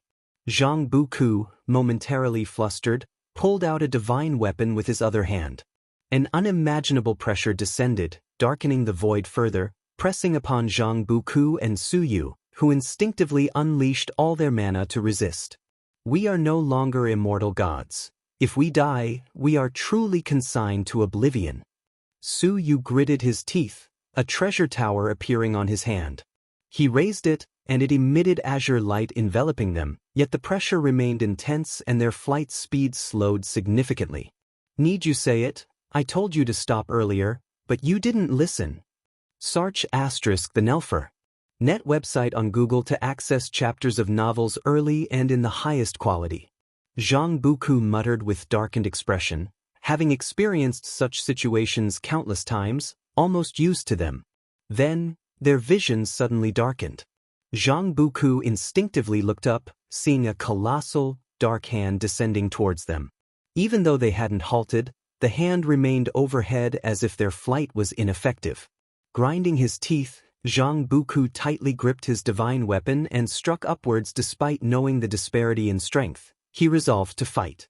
Meanwhile, Jiu and, far away on the Immortal seeking island in the celestial spirit great world, observed Zhang Buku's calamity within an auction. Named Buku, yet suffering endlessly. "Oh, my dear disciple, truly hard to safeguard you." Guan murmured, seated in a private room of a pavilion, where translucent curtains allowed him a view of the terrace outside. On the terrace, a cultivator was showcasing auction items, while the other rooms were shrouded by curtains, appearing engulfed in dark mist from outside, obscuring their interiors. Guan was not there to buy anything, just to enjoy the spectacle. The calamity that befell Zhang Buku drew his attention. Zhang Buku had cultivated in the celestial extreme 9 heavens for years, recently breaking through to the innate golden immortal realm. He and Su Yu ventured to that realm to seek materials for crafting supreme treasures. Having forged the Vajra undying body, his strength far exceeded his realm, necessitating a fitting supreme treasure to reveal his divine skill's power. They faced misfortune not due to bad luck but premeditated targeting. Dark Heavenly Court. More precisely, the Dark Heavenly Court targeted Su Yu, not Zhang Buku. Acting was Emperor Bone Profound Venerable, whose cultivation level was Mixed Element Profound Venerable Immortal. Even if Su Yu unleashed his Heavenly Sun origin, he was no match for such a foe. Guan didn't immediately intervene to rescue Zhang Buku, having foreseen Zhang Buku's future. Though Zhang Buku would endure hardship under Emperor Bone Profound Venerable, he would also gain substantial opportunities, leading to a surge in cultivation level. Even if Zhang Buku became tainted by the Dark Heavenly Court's destiny, Guan knew ways to extricate him from the sea of suffering. Guan looked at Emperor Bone Profound Venerable, his sentiments starkly different from their previous encounter. During their last confrontation, though Emperor Bone Profound Venerable wasn't his match, now, everything about Emperor Bone Profound Venerable was apparent to him. He could dictate his fate and negate his past. When Emperor Bone Profound Venerable led the Dark Heavenly Court against the Celestial Court, the Celestial Emperor likely felt similar. In chaos or the Heavenly Tao, Emperor Bone Profound Venerable's strength was formidable, yet to Guan and the Celestial Emperor, he was akin to a mortal spirit. Guan pondered whether higher-level existences viewed him and the Celestial Emperor similarly. Currently, he didn't sense such power, but he would assume it existed. Such invisible pressure kept him grounded. Supreme Emperor of Ultimate Merging Tao wasn't enough for him. He aimed to not only surpass Emperor Bone Profound Venerable by one great realm but 2, 3, 4 even more. As long as life evolution continues, his limits won't exist. If you make the right choice for him, there's a path to life. If you choose wrongly, if the Celestial Emperor doesn't destroy you, then I will. Relaxed in his chair, Guin propped his face with one hand, speaking softly. Everyone possesses myriad fates. A single thought can alter their destiny. Guin kept all of Emperor Bone Profound Venerable's potential fates in view. If you find any errors, ads pop up, ads redirect, broken links, non-standard content, etc., please let us know reports so we can fix it as soon as possible. Chapter 851. Surpassing the Son of Heaven. Zhang Buku felt like he was having a long and indistinct dream, in which he was very tired, not knowing what he was doing, as if some terrifying presence was continuously chasing him. Finally, his consciousness detached from that heavy dream and began to awaken. He opened his eyes, and what came into his view was the endlessly high gray sky, clouds layered circle upon circle, making the sky appear so distant. He widened his eyes, suddenly sat up, and discovered he was sitting on the water's surface, with a sense of grounded stability beneath him, as if it were solid ground. He focused his gaze and saw at the end of the water surface a vast fog, while in front of the fog, Suyu stood, facing away from him. He stood up and asked, "Suyu, are you okay?" Suyu did not answer him, nor did he turn around, which made Zhang Buku frown. His divine sense had already dispersed, but he could not touch that fog. He did not know what was hidden within it. The divine sense swept in other directions, finding no signs of life for the time being, which made him suspect even more that an unknown and terrifying existence was hidden in the fog. Seeing that Suyu was still not turning around, Zhang Buku hesitated for a moment before stepping forward. His divine sense could perceive Suyu's expression. Suyu was not lost in a trance but was frowning, his eyes fixed on the front, seemingly observing something. Zhang Buku came beside Suyu and asked softly, "What are you looking at? Why are you not answering me?" Suyu gazed ahead and said in a deep voice, "Standing here, do you think it will be bad? The real trouble is about to start, and we have nowhere to escape." Upon hearing this, Zhang Buku looked ahead. As he watched, he found the murky fog had become clear. Deep within the fog seemed to be a small mountain, atop which sat a mysterious figure, with a languid posture but exuding an overwhelming arrogance. Looking at this figure, Zhang Buku suddenly felt a strong urge to kneel in worship. He struggled to control this emotion, which made his whole body stiff. He stared at that figure, falling into a trance, becoming as unresponsive as Suyu. Through the fog, that mysterious figure sitting on the small mountain was none other than the Emperor Bone Profound Venerable. Emperor Bone Profound Venerable still maintained his form of white bone, wearing a dragon head golden crown, with beads gently swaying in the wind, and a dark golden long spear standing behind him, leaning against his back. At this moment, Emperor Bone Profound Venerable was scrutinizing Zhang Buku.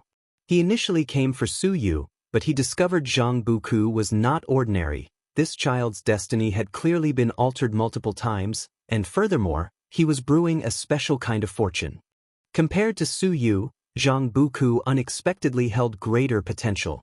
Born of mortal spirit, yet able to surpass the Son of Heaven.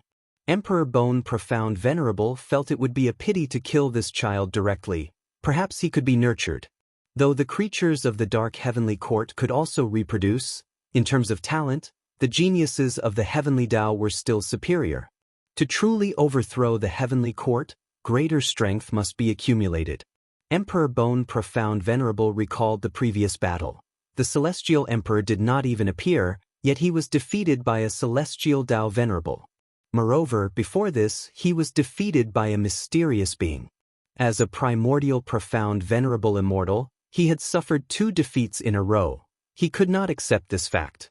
After ending the war with the Heavenly Court, he temporarily left the Dark Heavenly Court to seek his own chances. He had his eyes on the Son of Heaven's root bones, aiming to explore the power of the Celestial Emperor through him. Unexpectedly, capturing the Son of Heaven led to an unexpected joy.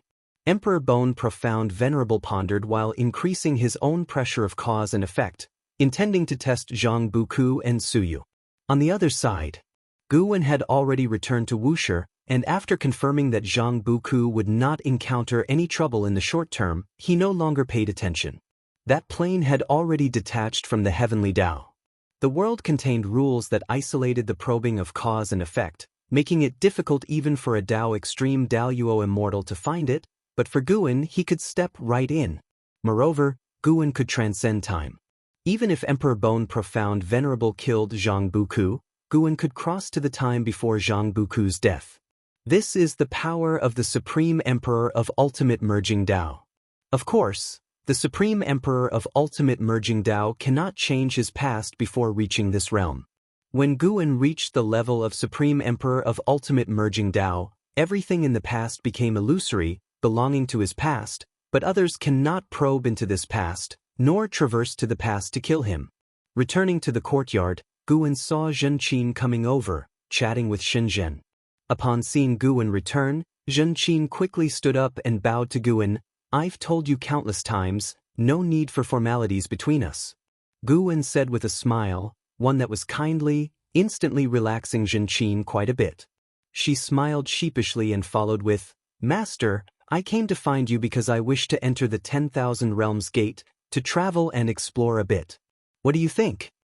The 10,000 Realms Gate is the most magnificent structure on the 9-spirit continent, leading to all heavens and myriad realms, more transformative than the World Gate deep in the universe. However, the 10,000 Realms Gate only allows exit, but no entry. Once you leave through it, you'll have to find another way to return. Guwen casually replied, "If you want to go, go ahead. I won't stop you." Nowadays, Wuxia disciples are spread across the 3,000 great worlds and various domains. Some perish, some take root and establish their own sections. Guwen will not interfere as long as they make their choice. Zhenqin is different from other disciples. If she ventures out, Guwen will surely watch over her secretly. He is not worried about Zhenqin making a move. He only needs a thought to resolve all the troubles Zhenqin will encounter next. "Master, although I want to leave, I'm not in a hurry to go. Can you see if there's anything I can do for you? Leaving just like that, not knowing when I can return. My conscience would be uneasy because I haven't been able to repay you yet. Of course, if I gain great fortune someday, I will definitely return." Zhenqin came to Guwen, playfully, her smile journeying his thoughts back over 1,000,000,000 years ago, when she was still struggling in the outer Taishan sect. Guwen raised his hand, ruffled her hair, and said with a smile, "Master doesn't need you to repay anything, don't overthink.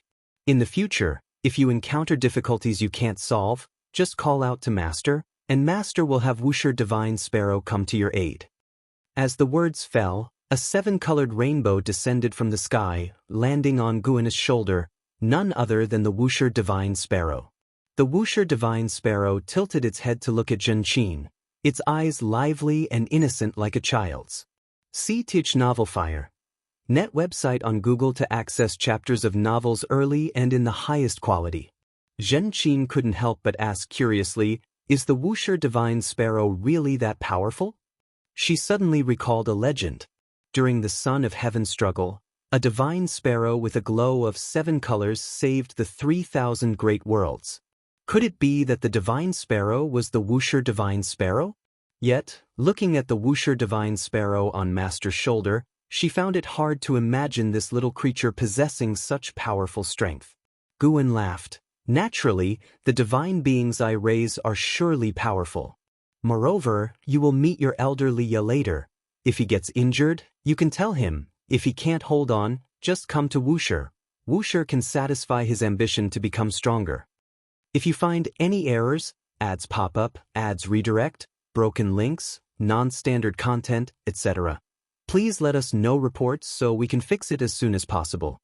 Chapter 852. The Calamity returns. Even though she received Gu An's promise of protection, Zhenqin did not let down her guard. Before entering the 10,000 Realms Gate, she chose to enter a lengthy seclusion. Time continued to pass. Following an Exon, another innate golden immortal emerged within the beginningless, none other than the Blood Prison Great Saint. The breakthrough of the Blood Prison Great Saint caused quite a stir. sparking a pursuit of becoming innate golden immortals within the beginningless. Now in the Taoist field of the beginningless, the number of heaven-encompassing free immortals surpassed 50.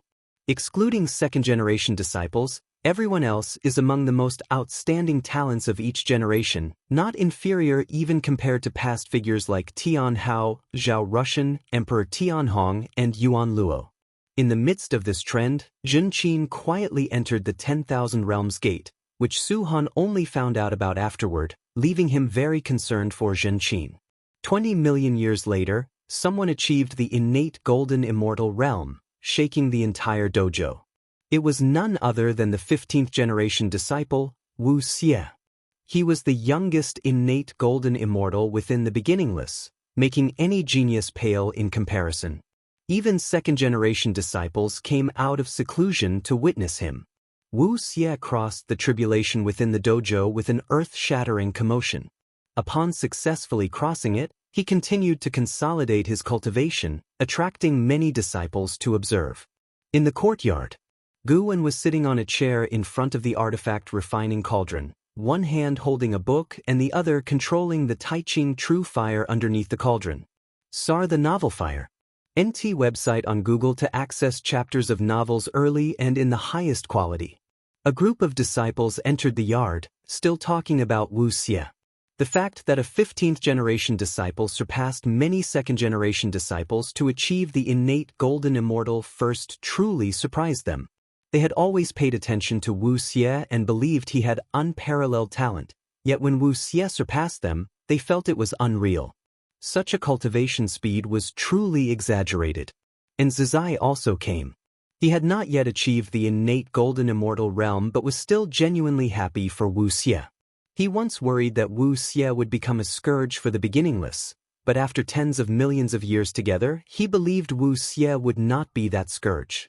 And Zizai quickly approached Guwen, bowed and excitedly said, "Ancestor, Wuxia really achieved the innate golden immortal." Guwen did not look at him, only responding with a hum. And Zizai noticed spiritual energy surging within the artifact refining cauldron.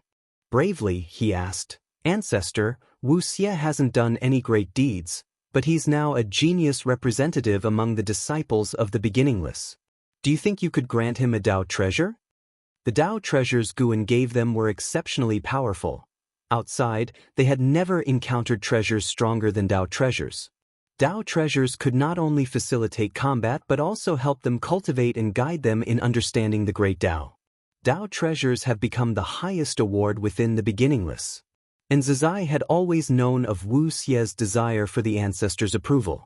He secretly wondered why the ancestor gave special care to Su Han and Duan Li but never showed interest in a talent like Wuxia. Achieving the innate golden immortal is indeed impressive, and the Dao treasure within this cauldron was crafted for him. Guwen replied.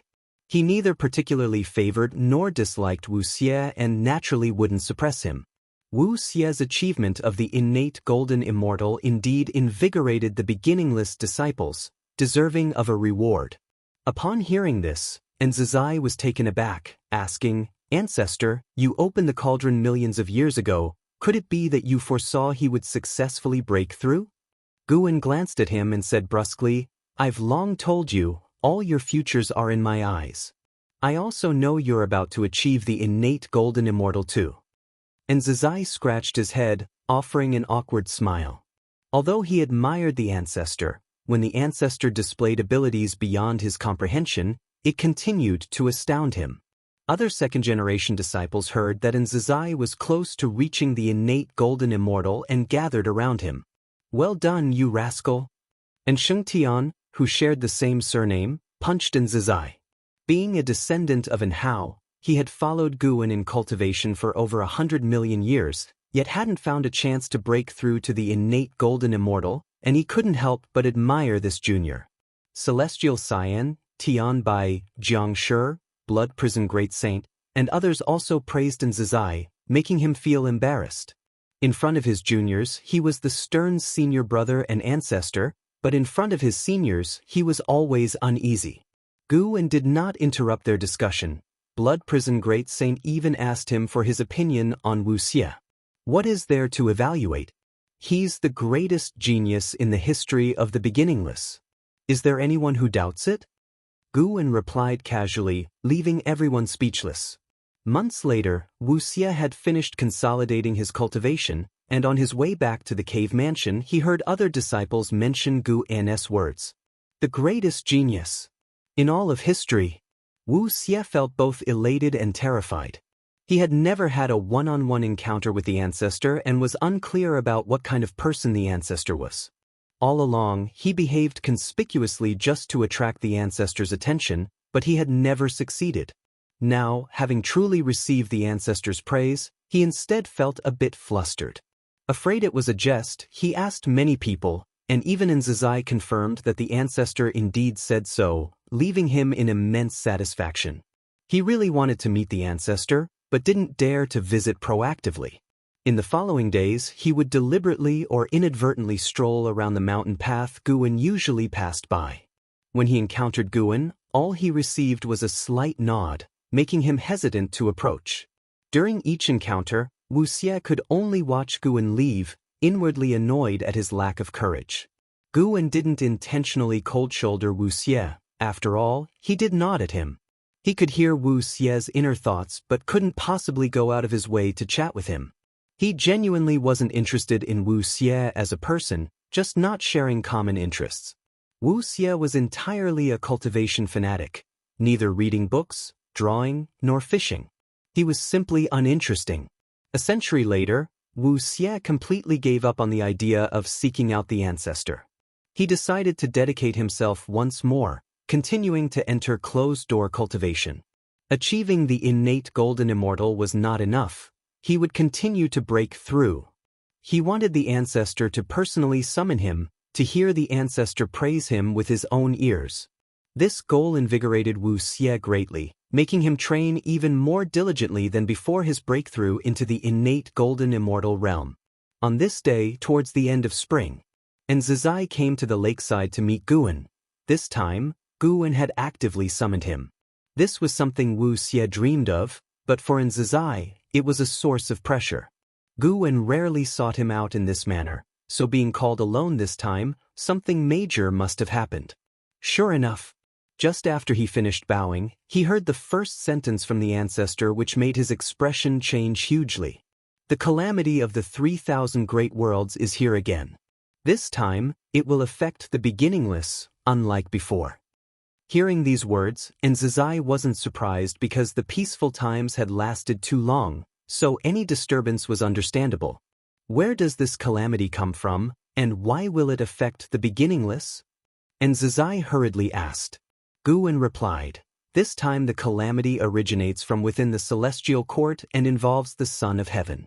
Tianhao is the reincarnation of the Son of Heaven and has already returned to the celestial spirit great world. If someone comes to seize him, do you think the beginningless can stand by indifferently? If you find any errors, ads pop up, ads redirect, broken links, non-standard content, etc., please let us know reports so we can fix it as soon as possible. Chapter 853, Marshal of Heaven, the Celestial Court. Tianhao. With these two names appearing together, Xianxia immediately understood that the impending calamity would be even greater than the previous power struggle among the sons of heaven. Guwen then briefly discussed the situation regarding the heavenly emperor, without revealing too much, but ensuring that Xianxia understood what he would face next, while advising Xianxia not to disclose the matter and simply focus on planning his strategy to manage the calamity. Xianxia grasped Guwen's true intention. This was both a calamity for Wuxia and a trial set by the ancestor. He felt no pressure but was instead filled with determination. The ancestor would never test him without reason. Once he succeeded, the ancestor would undoubtedly reward him, assisting him to advance further and faster on his cultivation path. Alright, go back and cultivate. Guwen concluded their conversation, and Xianxia immediately paid his respects and took his leave. After Xianxia departed, Guwen remained by the lakeside, continuing to fish. In his eyes, the lake's surface reflected scenes of various futures. In the future, immortal gods would descend to the human world to slaughter the immortal cultivation sect, under the pretense of eradicating chaos evil demons. This was a tactic aimed at Xianyuan Human Venerable, who, when facing the overwhelming power of the Heavenly Emperor, would have no choice but to accept the immortal gods cleansing the human world. The masses, unaware of the Celestial Court's internal conflicts, would blame the disasters brought by the Celestial Court on Xianyuan Human Venerable, causing his faith to plummet and eventually leading to his immortal position being undermined until it was stripped away by Zhangtian.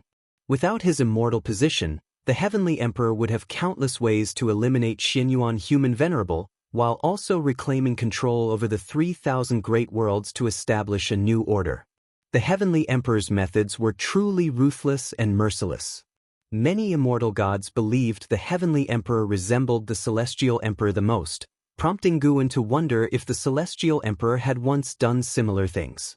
Perhaps the 3,000 great worlds truly harbored chaos evil demons, yet the Heavenly Emperor merely desired to leave the inhabitants of the 3,000 great worlds destitute.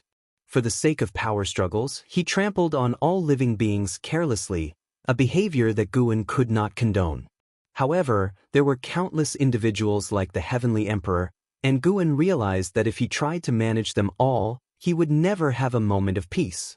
Evil is itself a part of the world, guiding toward good is the righteous Tao, but evil cannot be eradicated.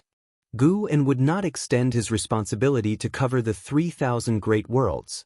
Protecting the celestial spirit great world was sufficient. Great calamities are ordeals that all beings need to undergo. Life is not always smooth for every living creature, and Guan wanted to see how Wuxia would perform in this great calamity. Since the end of the power struggle among the sons of heaven, the number of Wuxia disciples had doubled, seemingly harmonious, but all under the guise of Wuxi's strength. Of course, for Guan, this great calamity also felt like a grand drama. Though the Heavenly Emperor acted against the 3,000 great worlds, he underestimated their essence. Little did he know, this conflict would exceed his expectations. Chaos evil demons would indeed emerge, and even the Celestial Tao Venerable would get involved. Guan was quite hesitant about whether to engage in a battle with the Celestial Emperor. Once he appeared openly with his grandeur, the Celestial Emperor would surely appear. According to his nature, he would definitely not engage in a battle unless he felt assured, and it wouldn't be stable unless he was a layer higher in the great realm above his enemy. Yet he had formed a bond with the Celestial Emperor during reincarnation, and it would be regrettable not to spar with the Celestial Emperor in the same realm. Although he hadn't yet found the opportunity for a breakthrough, his intuition told him that if he did, the Celestial Emperor could never catch up. Forget it. Safety is the most important. Guan decided he couldn't define the Celestial Emperor with imagination. He must consider the Celestial Emperor as the strongest, most evil enemy in order to prepare for any situation. Encountering a less malignant Celestial Emperor would be optimal. In thoughts, overestimate your opponent as much as possible. Guan thought while simulating the future. In the bright cosmic void, devoid of stars, only fragments of luminous clouds existed, some like the creation god mountain, others resembling divine beasts crouching, extraordinarily serene. Deep within the void, atop a sea of clouds stood a palace with red eaves, incessantly emitting golden glow. Above the door hung a placard engraved with Great World Divine Palace. Inside the palace, Xianyuan Human Venerable sat cross-legged on the lotus seat atop the high platform, his mana spreading, displaying a heaven and earth Dharma image behind him. Suddenly, footsteps echoed from the entrance, reverberating within the hall. Xianyuan Human Venerable slowly opened his eyes, gazing at the visitor, his brow furrowed. A man clad in silver battle armor approached, two large flags inserted on his back, a miniature flood dragon perched atop his crown, spirit mist rising at his feet, his entire presence imposing. The Marshal of Heaven. Xianyuan Human Venerable enunciated the visitor's title. Your Highness Xianyuan, I am here at the command of the Supreme Heavenly Monarch. The Marshal of Heaven advanced with the stride of a dragon and tiger, his voice arriving even before his person reached the steps, strong and unyielding, remaining unabashed even before the Son of Heaven. Xianyuan Human Venerable watched him, observing him approach the steps. Despite the Marshal of Heaven looking up at him in admiration, he felt a palpable pressure. What does the Heavenly Monarch command? Xianyuan Human Venerable asked. Sichuan Old Immortal hasn't returned. Did an incident occur? Xianyuan Human Venerable anticipated this day since the Heavenly Emperor assumed power, but he hadn't expected it to come so swiftly and even deploying the Marshal of Heaven. The Marshal of Heaven was a supreme immortal, leading all celestial gods. In cultivation level, both were in the Miao Zhen Daluo immortal realm, yet the Marshal of Heaven had reached the pinnacle of this realm, possibly stepping into the next great realm, which was the immortal Dao Peak. Sar the Nefire. Et website on Google to access chapters of novels early and in the highest quality. The Marshal of Heaven spoke emotionlessly. Since the dark heavenly court was repelled, the heavenly monarch has been divining the remnants of the dark heavenly court, foreseeing that the 3,000 great worlds concealed the dark heavenly court's chess pieces, requiring complete eradication. He will deploy heavenly soldiers and generals to investigate the 3,000 great worlds, and you'll need to accompany me, as there was once contact between immortal gods and the dark heavenly court.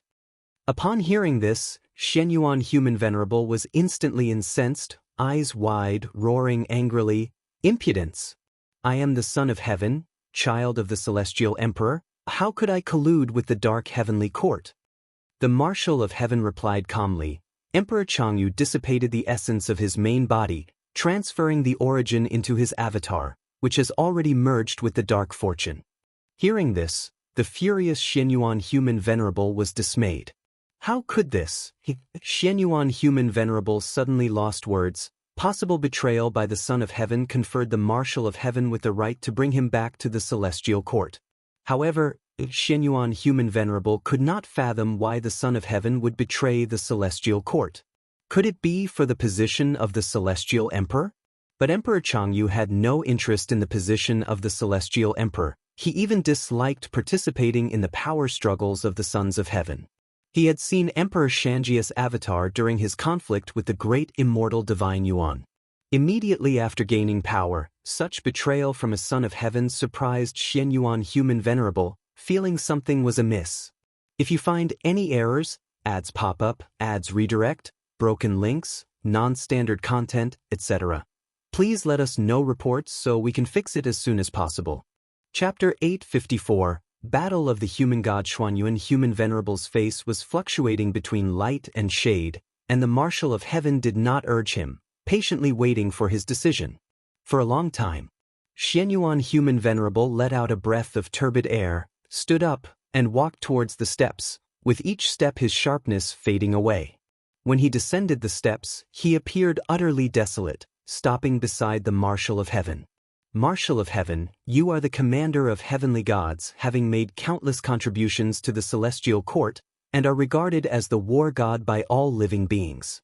I hope that in the coming years, you can bring less suffering to the 3,000 great worlds. Xianyuan Human Venerable said softly, well aware of the consequences of the heavenly emperor sending immortal gods into the 3,000 great worlds. Unless an unforeseen event occurs, he, unable to touch the 3,000 great worlds, can only watch the lives suffer, shaking their faith in him. But he had no way to resist, not to mention he was no match for the Marshal of Heaven. Once he resists, the heavenly emperor could lodge a complaint with Tsangtian, suppressing him with the celestial Tao, and his end would be even more miserable. The Marshal of Heaven showed no expression, not looking at Xianyuan Human Venerable. He only responded softly, I am also a celestial court immortal god. I have my duties, I listen to the celestial mandate, but will also uphold the immortal position. Upon hearing this, Xianyuan Human Venerable's lips curled up, and he continued stepping forward. All parties of the celestial court say that among the new gods, only the Marshal of Heaven has the hope to become the celestial Tao Venerable. Now it seems you indeed have such boldness. The Marshal of Heaven turned and followed Xianyuan Human Venerable away, his expression unchanged from beginning to end. A light shone through the great world divine palace's door, lengthening their shadows, as they gradually disappeared into the golden light. The immortal gods are about to investigate the 3,000 great worlds, and only Guan and Nzazai know of this. Not even Tai Immortal Monarch, Celestial Spirit God, and other immortal gods are aware. In the blink of an eye, another 7 million years passed by. At noon on this day, Guan stood at the edge of a cliff on the mountain peak where he resided, looking up at the sky. It's finally coming. Guan saw heavenly ascension stairs appearing in the void of a certain great thousand world, and immortal gods stepping down from it. Some of these immortal gods opened their right hands, revealing a celestial army exceeding 100,000 in number, flying out like locusts, swiftly heading in all directions of the universe. The time in the celestial court is different from that in the 3,000 great worlds. 7 million years is the time of the great thousand worlds, while not much time has passed in the celestial court. Among these immortal gods were 5 Dao extreme Dao Yuo immortals, who deliberately concealed their aura, but could not escape Gu Yan's discerning eyes. This differed from the future Guan had previously seen. Since the Emperor Xian was defeated in the celestial spirit great world, the destiny of this calamity changed. Initially, only one Dao extreme Dao Yuo immortal was to lead the army, and even without action, the immortal god army was enough to sweep across the 3,000 great worlds. Guan pulled up his attribute panel to check.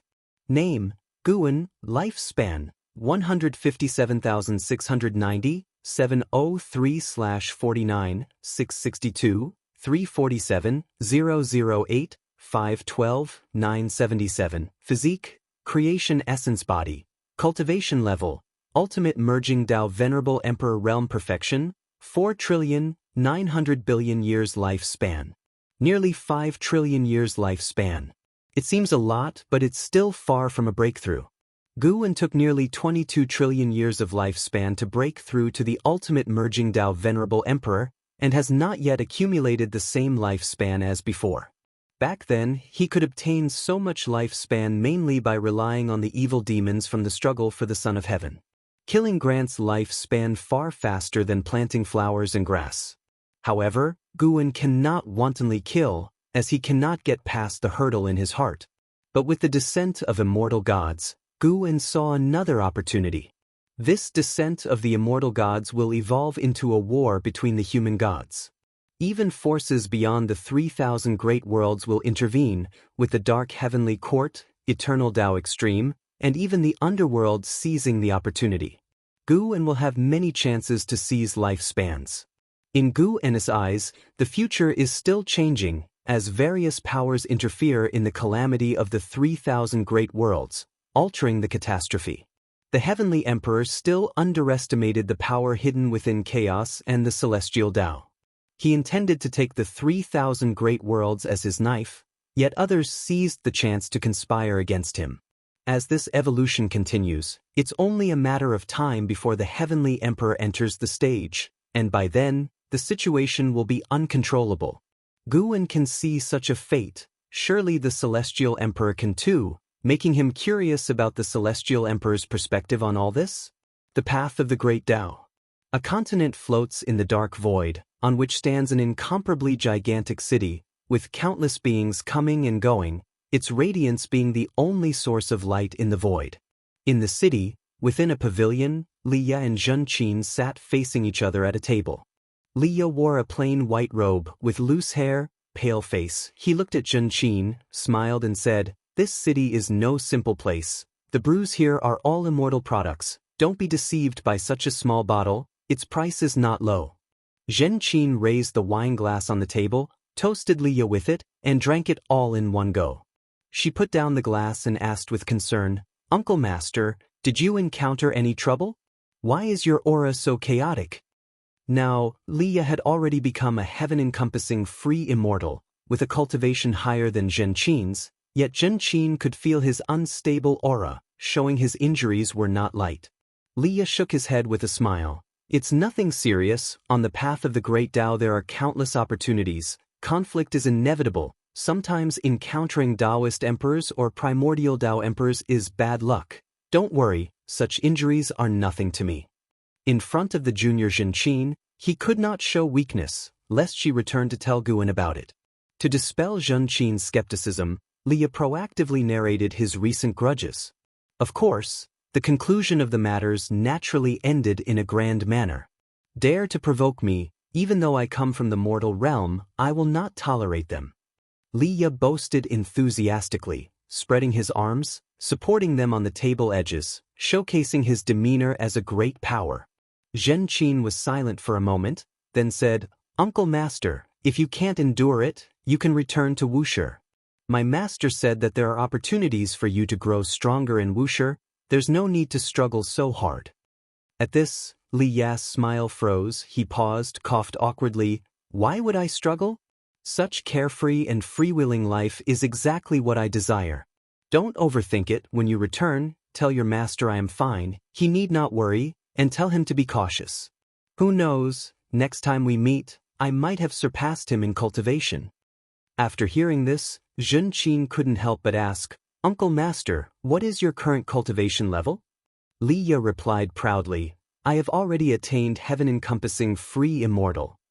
See the novel, Net website on Google to access chapters of novels early and in the highest quality. Before he left the celestial spirit great world, the heaven-encompassing free immortal was the most powerful realm. After hearing this, Xianxia mourned for Li Ya in her heart. The blood prison great saint, that ox, had already attained innate golden immortal. "Uncle Master, why do you trouble yourself so?"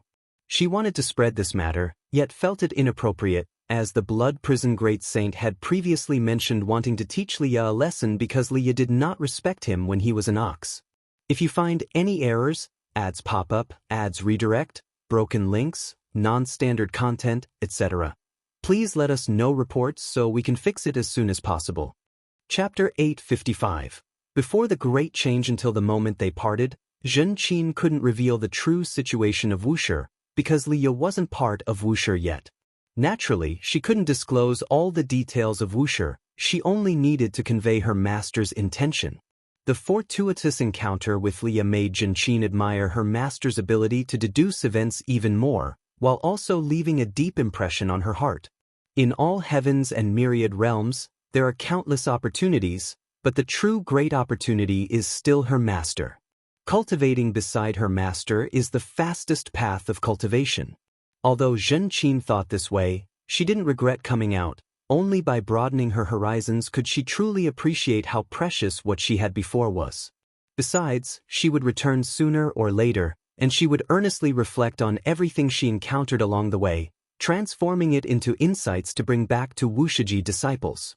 Walking through the streets of the city, Xianxia's intense emotions grew even stronger. She suddenly thought of Shenzhen and Shangguanxianer who loved to write, and then of the special works of Book Saint Xuantianye. If she could record the majestic sights she saw in a magic artifact and bring it back, would it be more effective? However, some scenes can only be truly felt through personal experience to sense their vast Tao intent. While Xianxia was pondering, a large number of cultivators suddenly flew over from above, each with an imposing aura, interrupting her thoughts. She looked up, raising her eyebrows. The unusual situation in the sky attracted the attention of the living beings on the streets, and they began to discuss. "It's people from Xiandao Mansion. Something significant must be happening. Don't you know? Remnants of the dark heavenly court have appeared in the 3,000 great worlds. The celestial court has dispatched immortal gods to investigate. This disturbance is even greater than the previous struggle for the Son of Heaven. Isn't the 3,000 great worlds already under Xianyuan Human Venerable's control? Is he the one investigating?" Not so. It said that stronger forces are involved, and Xianyuan Human Venerable might face difficulties.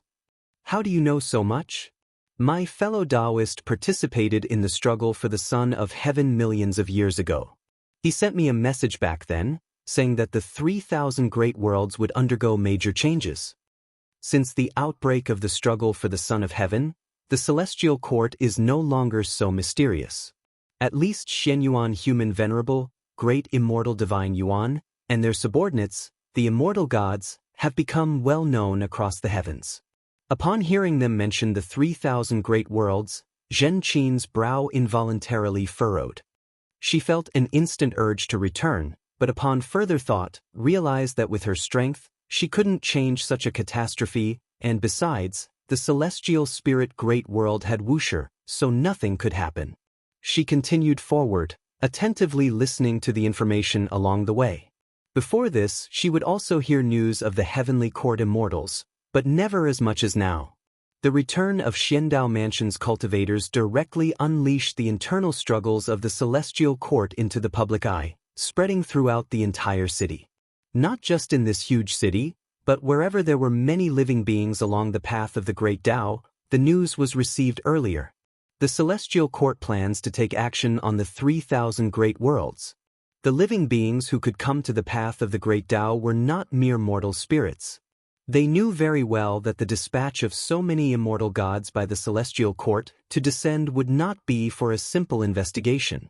Old legends about the once annihilation of the 3,000 great worlds were also being unearthed, giving the cultivators on the path of the Great Tao a more profound understanding of the celestial court.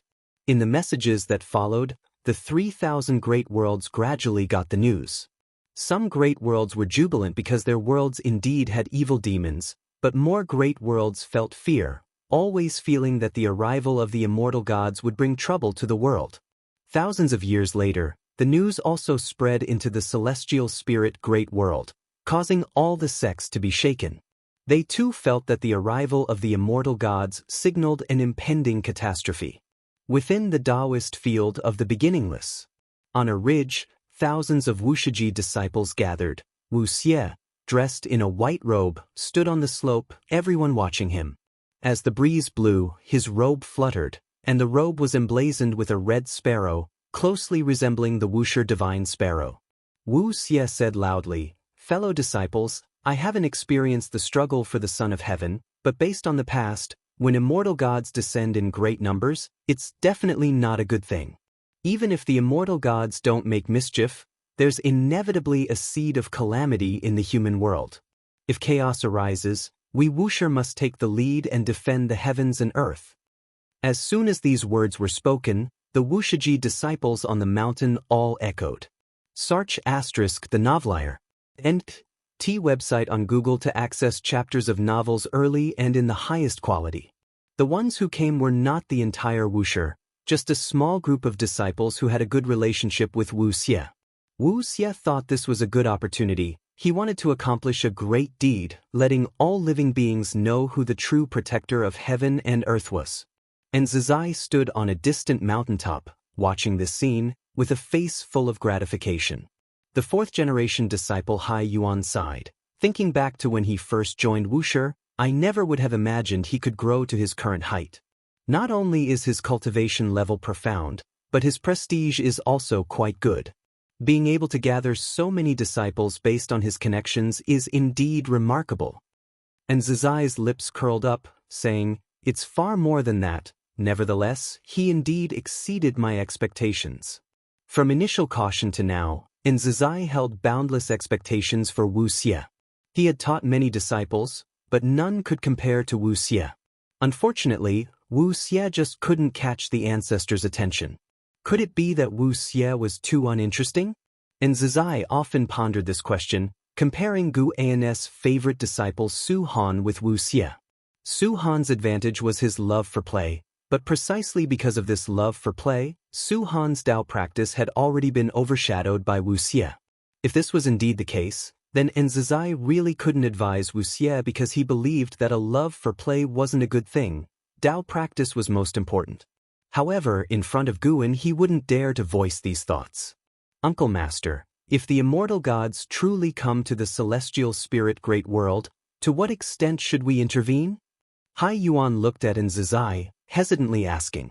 The trend of events was like a torrent, unstoppable.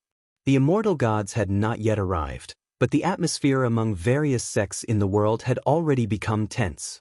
They would wonder who the immortal gods were targeting and who would be affected. Would the dominant position of the Heavenly Spirit Tao Alliance face destabilization? They needed to prepare for all troubles and also wait for the possible downfall of the Heavenly Spirit Tao Alliance. In worldly affairs, Wuxia cannot rush to the forefront. It just needs to act at critical moments, otherwise, its nature would change, Zizai said meaningfully. He had lived many years and witnessed numerous catastrophes, having developed his understanding of the evolution of the world's grand trend. Hai Yuan pondered his words carefully. Meanwhile, Guan was in his courtyard reading a book. As the news of the immortal gods spread wildly, Xianxia surprisingly began writing stories about the immortal gods. To his knowledge, Xianxia had never interacted with the immortal gods, but precisely because of this, he dared to pen the romantic tales of the immortal gods. The male and female protagonists turn love into hate, battling beyond the heavens, countless worlds annihilated. When only a sliver of strength remained in either of them, they looked at each other's weakened state and reminisced about the bits and pieces of the past, whereupon love rekindled. Absurd. But the details were well described, making Guwen find it quite interesting. If you find any errors, ads pop up, ads redirect, broken links, non-standard content, etc., please let us know. Report so we can fix it as soon as possible. Chapter 856, Battle of Nine Extremes. It's quite lively outside. Shenzhen turned his head to Guwen, who was reading, and said, "Besides Wuxia, other disciples were gathering in different places, making similar calls. The number of disciples in Wuxia now amounted to hundreds of thousands, not counting those out for training. With so many disciples, circles naturally formed based on the closeness of relationships. Wuxia could rally a group of disciples, and naturally, other disciples could do the same. Fighting within Wuxia was not forbidden. As long as it was healthy, without harming fellow disciples, external competition was allowed." Guwen casually replied, "Let them mess around. They have yet to experience tribulations, treating calamities as a game." After tens of millions of years, most of the disciples within Wuxia had not experienced tribulations. Born on the nine-spirit continent, they had cultivated steadily until now. Although they spoke righteously about the arrival of the immortal gods, in reality, they only felt excitement, with no trace of worry. Challenging the immortal gods was something that filled them with fighting spirit. Shenzhen smiled and followed, "I can already foresee the scene of the immortal gods descending. Although it's tragic, the fate seems vague, as if it could change at any moment, which means you might intervene." Though she hadn't yet achieved innate golden immortal, her long-term research on the way of cause and effect made her better at deducing fate than an innate golden immortal. Her achievements were due to not only Guwen's Dao intense assistance, but also the power of the great cause and effect steal from the Emperor of Eternal Life. "We can't just let someone destroy our home, can we?" Guwen replied softly. His answer surprised Shenzhen a bit. She felt Guwen had changed. In the past, even if he had plans in mind, he wouldn't directly speak out like this. Now he was more assertive. This indicated that his strength had grown again. Shenzhen couldn't help but wonder if his frequent outings truly allowed him to gain insights from the red dust. Just then, Guwen put down his book, looking towards the celestial vault. "What's wrong?" Shenzhen asked curiously. Guwen replied, "A great world has started rebelling against the immortal gods, and it's intense." Nine Extremes Great World. Among the 3,000 great worlds, one ranked in the top 10 in heritage. When the immortal gods descended, they didn't stop them, allowing them to search the great world. But as more and more living beings were exterminated, they couldn't sit still, thus initiating the first battle between human and gods. Before this, in the great worlds where the immortal gods had been, even if there was resistance, it was minor and couldn't form a scale. But the Nine Extremes Great World was the first where all beings united in resistance. It must be said, the Nine Extremes Great World was indeed powerful, with over 100 innate golden immortals, and even a hidden ancient Miaozhen Daluo immortal. Before this, the celestial gods dared not act recklessly, maintaining good relations with the various forces of the Nine Extremes Great World, but now they had become complete enemies. Guwen saw that the head of the heavenly gods, Marshal of Heaven, made a move. Though this supreme immortal was also a Miaozhen Daluo immortal, his strength was formidable, completely overwhelming the Miaozhen Daluo immortal from the other side, and each strike hit the morale of the Nine Extremes Great World. This battle doomed the Nine Extremes Great World to failure, and its former glory would be no more. But with other beings from the 3,000 great worlds within, they would spread the word of this battle, encouraging other great worlds to unite against the immortal gods sooner. Hearing Guwen's words, Shenzhen immediately tried to deduce the situation, but unfortunately, her abilities weren't enough to calculate it. "Can you let me see?" Shenzhen asked curiously. With a wave of Gu'en's hand, Shenzhen's pupils changed, displaying the situation of the Nine Extremes Great World. Her expression followed suit, with shock gradually climbing onto her face. Even with her cultivation level looking at it, the battle was incredible. The heritage of the Nine Extremes Great World was immense, the presence of the immortal gods was invincible, and those magical treasures larger than the heavens all stimulated her eyes. Gu'en did not comment on this battle, but silently watched with her. The battle lasted for many years. Even with the Miao Jin Daluo Immortal suppressed, the beings of the Nine Extremes Great World did not give up their fighting spirit, still choosing to fight to the death. Search * the Nefire. Et website on Google to access chapters of novels early and in the highest quality. Until the entire Great World fell into silence. The Nine Extremes Great World was dozens of times larger than the Celestial Spirit Great World, with an extremely vast number of living beings, but such a vast world turned into a human purgatory in less than a century. Some living beings were still alive but hid in the shadows, not daring to see the daylight.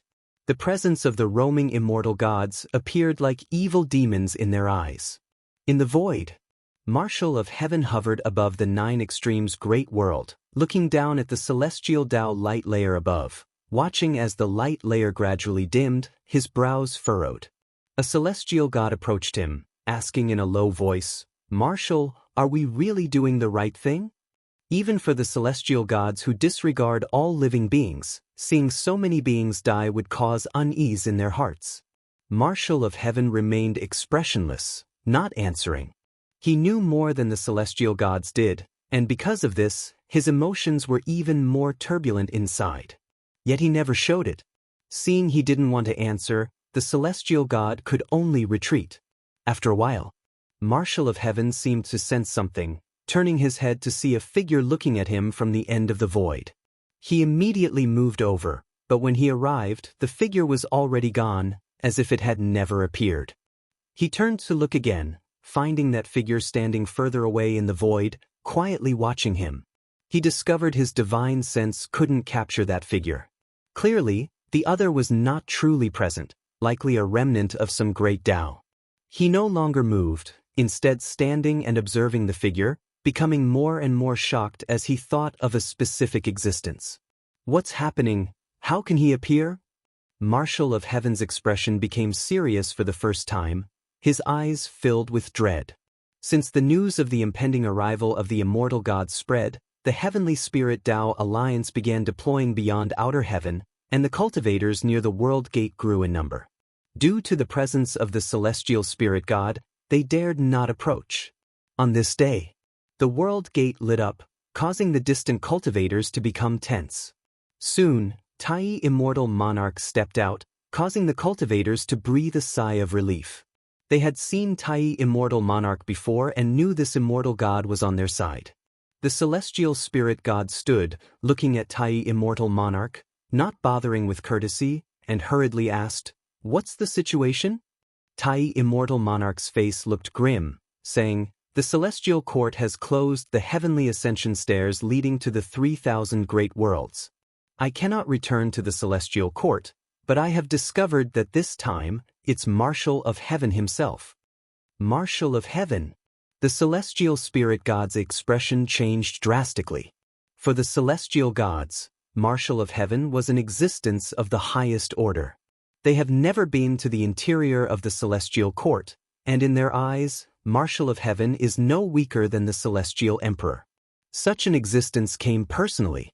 The celestial spirit god felt distressed for the celestial spirit great world again, but thinking of Gu'en, his mood calmed somewhat. If you find any errors, ads pop up, ads redirect, broken links, non-standard content, etc., please let us know reports so we can fix it as soon as possible. Chapter 857. The Will of All Beings. I can confirm that this time, the action against the 3,000 great worlds is not the scheme of any particular entity, but the will of the entire celestial court. The situation is far worse than we anticipated. Tai Immortal Monarch said with a frown, his face looking very grim. Upon hearing this, the celestial spirit god became even more worried, because he knew that behind this action by the immortal gods was the will of the heavenly emperor, whose true intention was to annihilate Xianyuan human venerable and Tianhao. The world gate returned to normal, and the cultivators watching from afar dared not approach, leaving only the two immortal gods in silence. For a long time, Tai Immortal Monarch spoke. What we can do is defend the celestial spirit great world. Don't think too much about anything else. The more you think, the more chaotic your mind becomes. The celestial spirit god nodded and then bowed to Tai Immortal Monarch. Tai Immortal Monarch gave him a deep look, then disappeared from the spot. The celestial spirit god sat back down and continued his cultivation, his desire to become stronger now unprecedentedly intense. The years continued to pass. The sensational war of the Nine Extremes Great World eventually spread, reaching even into the celestial spirit Great World, causing panic among all the sects in the world, but also conveying a certain power. Although the Nine Extremes Great World was defeated, the bravery it exhibited shocked all living beings. How could the immortal gods expect the mortal spirits to quietly accept death? That was never possible. A seed of rebellion against the immortal gods took root and began to sprout in the hearts of all beings. Great powers began to use their teachings to inspire all living beings to defend their own realms. The Heavenly Spirit Tao Alliance was one such example, starting to widely publicize the tragic situation of the Nine Extremes Great World, urging all beings to abandon fantasies and prepare for battle. Some questioned whether the Nine Extremes Great World truly harbored evil demons, but such voices were quickly drowned out. A long-standing peace lulled the celestial spirit Great World into a state of confidence. No sect fell into despair, not even the most cautious Heavenly Spirit Tao Alliance, which still harbored a hint of hope. 3 million years passed. The immortal gods had still not descended upon the celestial spirit Great World. The mass of living beings had already forgotten the shadow, yet the immortal cultivation realm remained tense. Led by the Great Thousand Worlds, they prepared to form a Great Thousand World Alliance to aid the Great Worlds suffering devastation. The Heavenly Spirit Tao Alliance also agreed to join, reasoning that it was better to fight far from the celestial spirit Great World than to have the enemy come knocking at their door. At noon, in the mountain viewing pavilion, Guan and Nzizai sat facing each other inside the pavilion, while Hai Yuan stood behind Nzizai, body tensed, posture somewhat stiff. The Heavenly Spirit Tao Alliance came to test me. I told them outright that you are no longer in the celestial spirit Great World, and it's unknown when you'll return, to prevent them from placing all their hopes on you, Nzizai said earnestly. Ancestor Master Wuxia is the greatest backing of the celestial spirit Great World. However, Ancestor Master Wuxia rarely shows himself.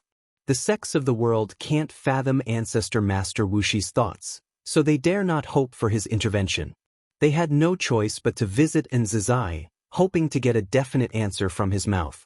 Upon hearing that Ancestor Master Wuxia had already left, the sects began preparing for war in earnest. Guan was unaffected. He would act if he wished to act.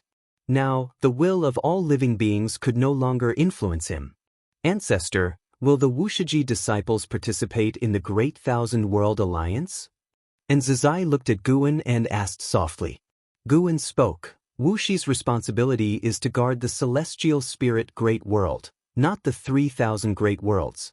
Otherwise, this responsibility will grow ever larger, potentially leading to opposition with the celestial court.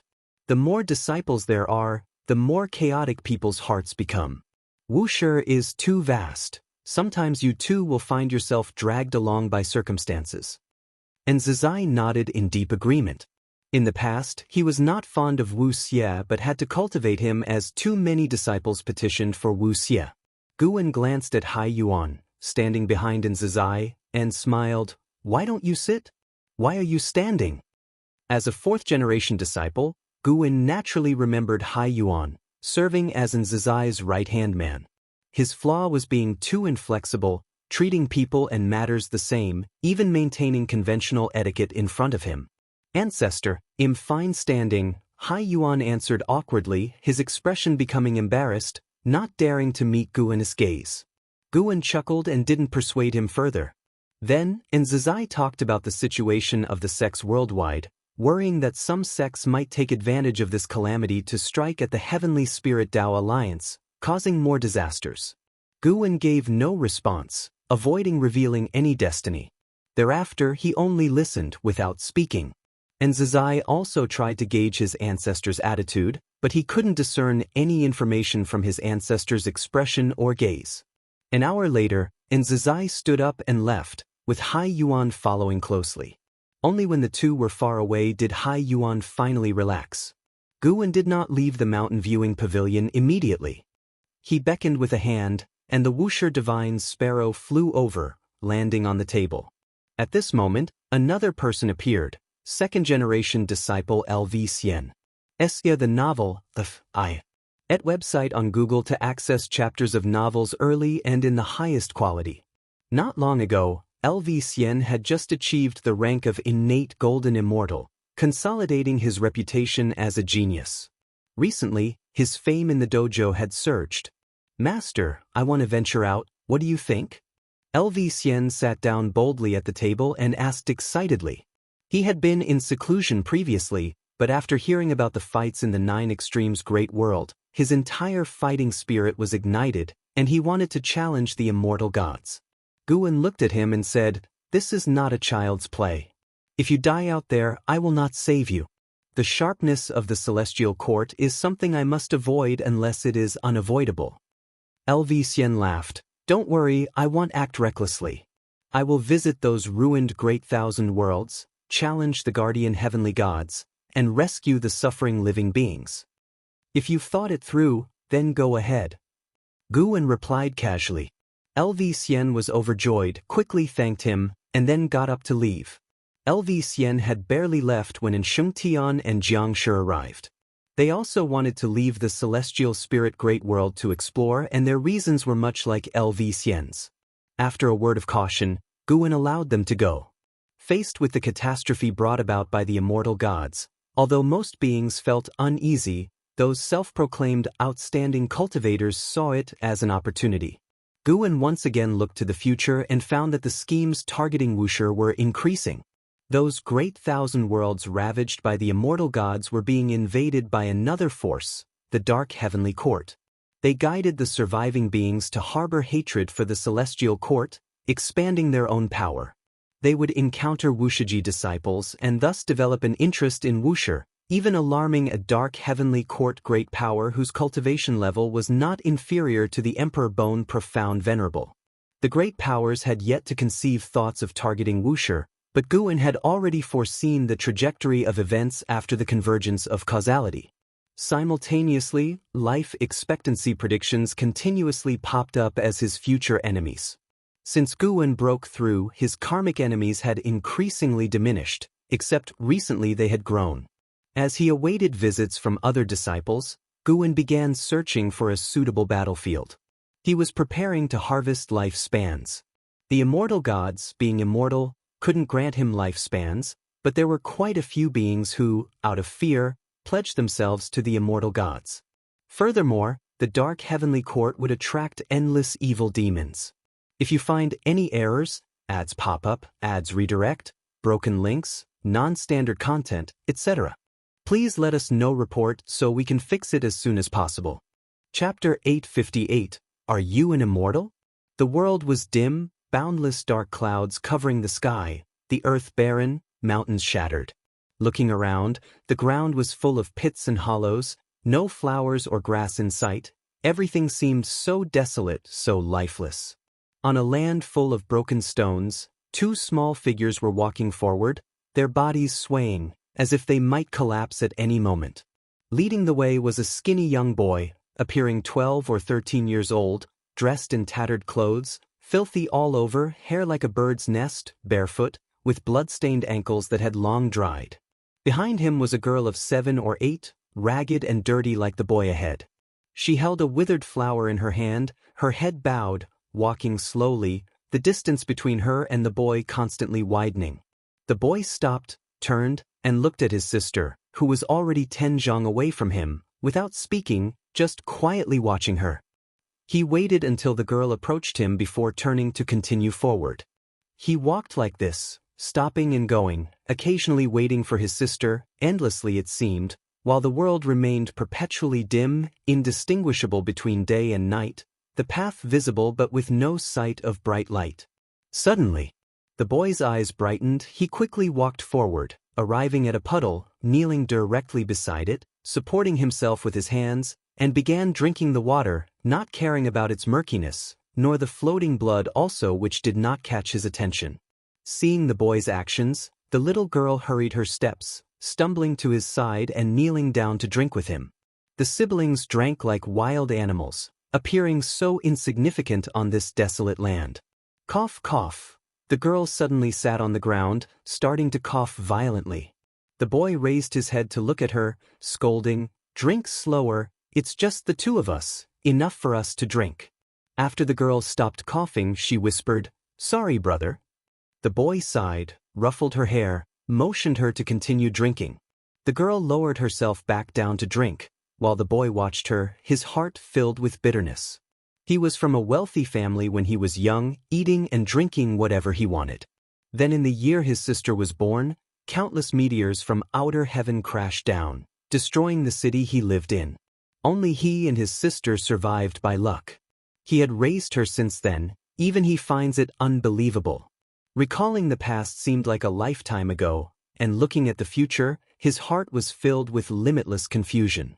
He was close to not being able to hold on, not understanding the meaning of living on. He had no confidence to raise his sister to adulthood because he himself did not have confidence to live a few more years. Thinking like this, he sat on the ground, looking up at the dark sky. The blue sky in his memory seemed non-existent, as if it was all in his imagination. The boy suddenly felt very tired, as if all the strength in his body had been drained. He slowly lay down, his body forming a big character. At this moment, the endless dark clouds above began to churn, rapidly forming a spectacular vortex, growing ever larger, as if to swallow the entire world. The boy widened his eyes, suspecting he was seeing things, so he rubbed his eyes, looked again. The vortex of dark clouds had grown larger, even lightning appeared, but there was no sound, like a phantom scene. He quickly sat up, patting his sister's back, motioning her to look up.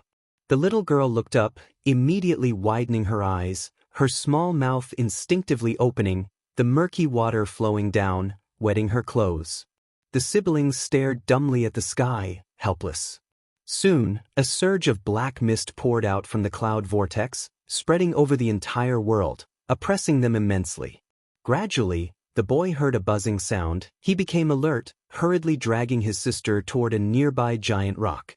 The siblings hid behind the boulder, the girl covering her mouth, while the boy cautiously peeked out. His pupils suddenly dilated. It turned out it wasn't black mist, but horrifying black evil demons, the nearest demon to him flying like a mountain, scaring him into quickly pulling back, holding his sister tightly. Boom! A gust of wind roared by, stones flying wildly. The boulder behind them started to tremble, making them even more nervous and afraid, yet even so, they didn't make a sound. A dark shadow swept past. The boy slightly raised his head, saw a black evil demon with wings flying toward the horizon, followed by others flying over their heads. The demons were diverse, some like humans, some like monsters, each gigantic, emitting a violent bloody scent. The boy was terribly frightened and lowered his head again, not daring to look. The sound of the demons flying was so noisy, growing louder, until it was deafening. Why were we born in such a world? Why are we alive? Father, you said there is the heavenly Tao and there are immortals in the heavens. If there really are gods, why don't they protect us? Father, besides us, are there really other people in this world? The boy cried out in his heart. He was only 13, no matter how strong he appeared to be, facing the evil demons covering the sky, he was also afraid and despaired. He pressed down on his sister's head tightly, afraid she would see the terrifying scene above. Only he felt a gust coming from the front, though the demons were coming from behind. How could there be wind from the front? Realizing something, his body started to shake violently. Father, I'm scared. The boy gritted his teeth tightly, but couldn't control his fear and uttered these 4 words. Suddenly, the wind from the front disappeared. The clamor of the world also abruptly ceased, the boy even more nervous, not daring to raise his head. After a long while, he mustered his courage, looked up, and when he saw the scene ahead, he suddenly looked up, eyes wide open, with an expression of incredulity. In front of him stood a man in black, standing against the wind, black flames dispersing across the sky. He even saw the severed limbs of demons gradually turning to ashes. Rays of sunlight pierced through the dark clouds, illuminating the earth, one ray brushing across the boulder they hid by, following and sweeping over the man in black, extending to the horizon.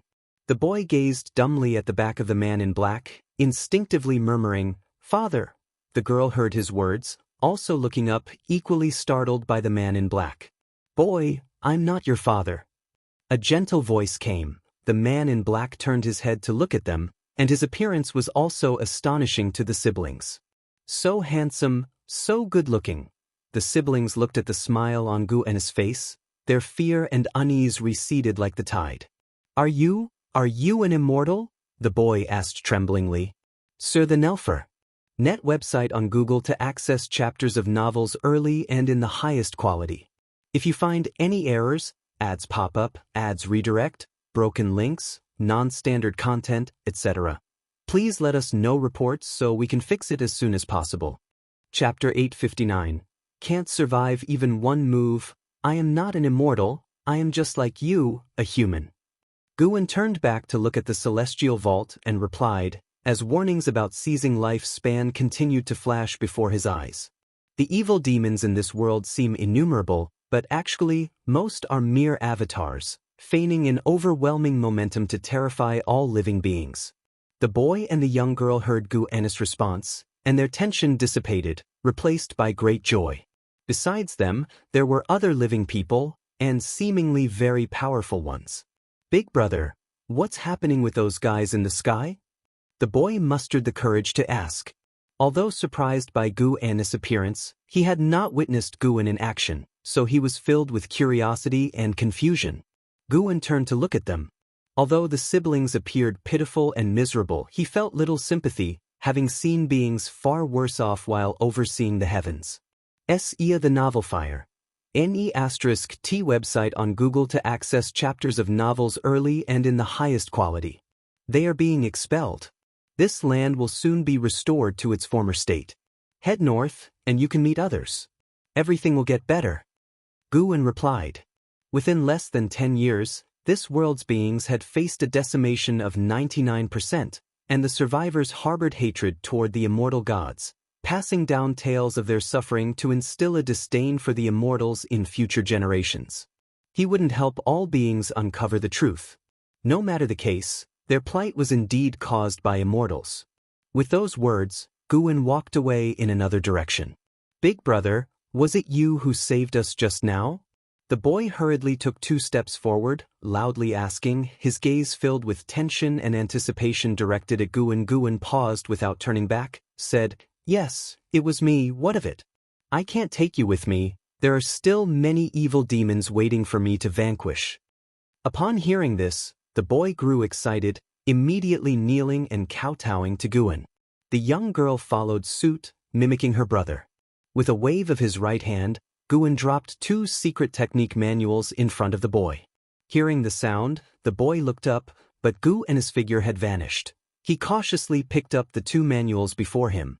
He was not very literate but had heard childhood tales of books containing the path to immortality. He tucked the manuals into his chest, his eyes brimming with longing. The clouds in the sky began to disperse, sunlight bathed the land, symbolizing the arrival of light. Guwen's image was etched in the boy's mind, who silently vowed that he would become a hero like that big brother. "Oh no, I forgot to ask his name." The boy quickly got up and began to shout for the big brother, but no matter how he called, there was no response. At dusk, Guwen walked along the mountain path towards his courtyard, not having fully eradicated the evil demons of one world today. He planned to proceed slowly to avoid drawing the attention of the dark heavenly court. These days, countless large worlds and little worlds suffered, places where celestial Tao destiny was weakened were filled with bloodshed and savagery. Not just the dark heavenly court and immortal gods wreaked havoc. Many local demon cultivators and demons took the opportunity to fulfill their desires, and even ghosts and gods from the underworld descended to the human world, with battles erupting every moment. The 3,000 Great Worlds is merely a collective term. Beneath each large world lay countless little worlds, places where even the Mahayana realm is difficult to arise, outnumbering the stars. Guin intended to slowly harvest lifespans, seizing this rare opportunity to its fullest. If he encountered beings that evoked his compassion, he would not hesitate to leave them with a chance, enabling them to grow stronger independently. Overall, today's gains put Guin in a good mood. He walked along while searching for his next target, able to restore that large world to peace within 5 days, allowing him to choose his next target in advance. Notably, he saw Liya. Liya, who had been cultivating on the path of the great Tao, away from this turmoil, couldn't restrain himself after hearing about the immortal god's chaos, heading to the great thousand world to rescue all living beings. Knowing his strength was insufficient against immortal gods, he chose to save shattered large worlds, a decision that also altered his fate. Guin foresaw that Liya's future would reach greater heights, even paving his own path. "Senior brother, I underestimated you." Guin smiled, thinking to himself that while Liya had abundant opportunities, without his backing, Liya would have died long ago, so he viewed Liya's limits as far below Ji Xiaoyu's. Yet, facing the immortal's calamity, Liya treaded a stronger path, earning his fresh respect. He genuinely felt happy for Liya. He was so stubborn, unwilling to become his full-fledged subordinate, and now finally had hope. A more joyous Guin returned to the courtyard, where an Xian, rare to exit seclusion, was standing by the artifact refining cauldron, chatting with Xianxia. Seeing Guin, she immediately approached. "Master, I recently had some insights. Could you evaluate them?" An Xian asked expectantly. For tens of millions of years, she had almost always been in seclusion, single-mindedly pursuing the Tao. Her immortal emperor's eye became increasingly powerful, but she always felt inadequately strong, pushing ever onward. Guin replied, "Come here early tomorrow, I will take you out, you will gain something from travel." An Xian agreed without questioning further, bowed, and turned to leave. Guin eyed her with a gaze full of gratification. Passing on the immortal emperor's eye to an Xian was indeed right. Her immortal emperor's eye would surely achieve greatness, and her future attainment as a Daluo immortal was truly feasible, provided she endured the lengthy accumulation. Guin went inside, took out profound celestial intense book for reading, consciously shifting his attention away from the suffering of all living beings. The moon set, the sun rose, heralding a new day. An Xian arrived early at the courtyard to wait, and upon seeing her, Su Han, who came to find Guin, instantly became nervous. He highly respected Nzizai and naturally felt awe towards Nzizai's master. Moreover, an Xian stood there impassively, radiating an oppressive presence that instinctively made him tense. Curiosity filled him, wondering what cultivation level this legendary second-generation chief disciple had achieved. Guin pushed the door open, nodded at an Xian, then led her out of the courtyard. Su Han hastily bowed but dared not speak up, feeling uneasy in Nzin's presence. After Guin and an Xian departed, Su Han finally exhaled and turned to Xianxia, curiously asking, "Grandmaster Xin, what are Grandmaster and Senior going to do?" Xianxia glanced at him and said, "Why not ask yourself? Aren't you in good terms with your Grandmaster?" Su Han awkwardly smiled. "Isn't Senior in right there? Seeing her makes me nervous." Xianxia chuckled and said nothing further. "Grandmaster Xin, what realm is Senior in? Do you know?" Su Han pursued. Casually, Xianxia responded, "I don't know.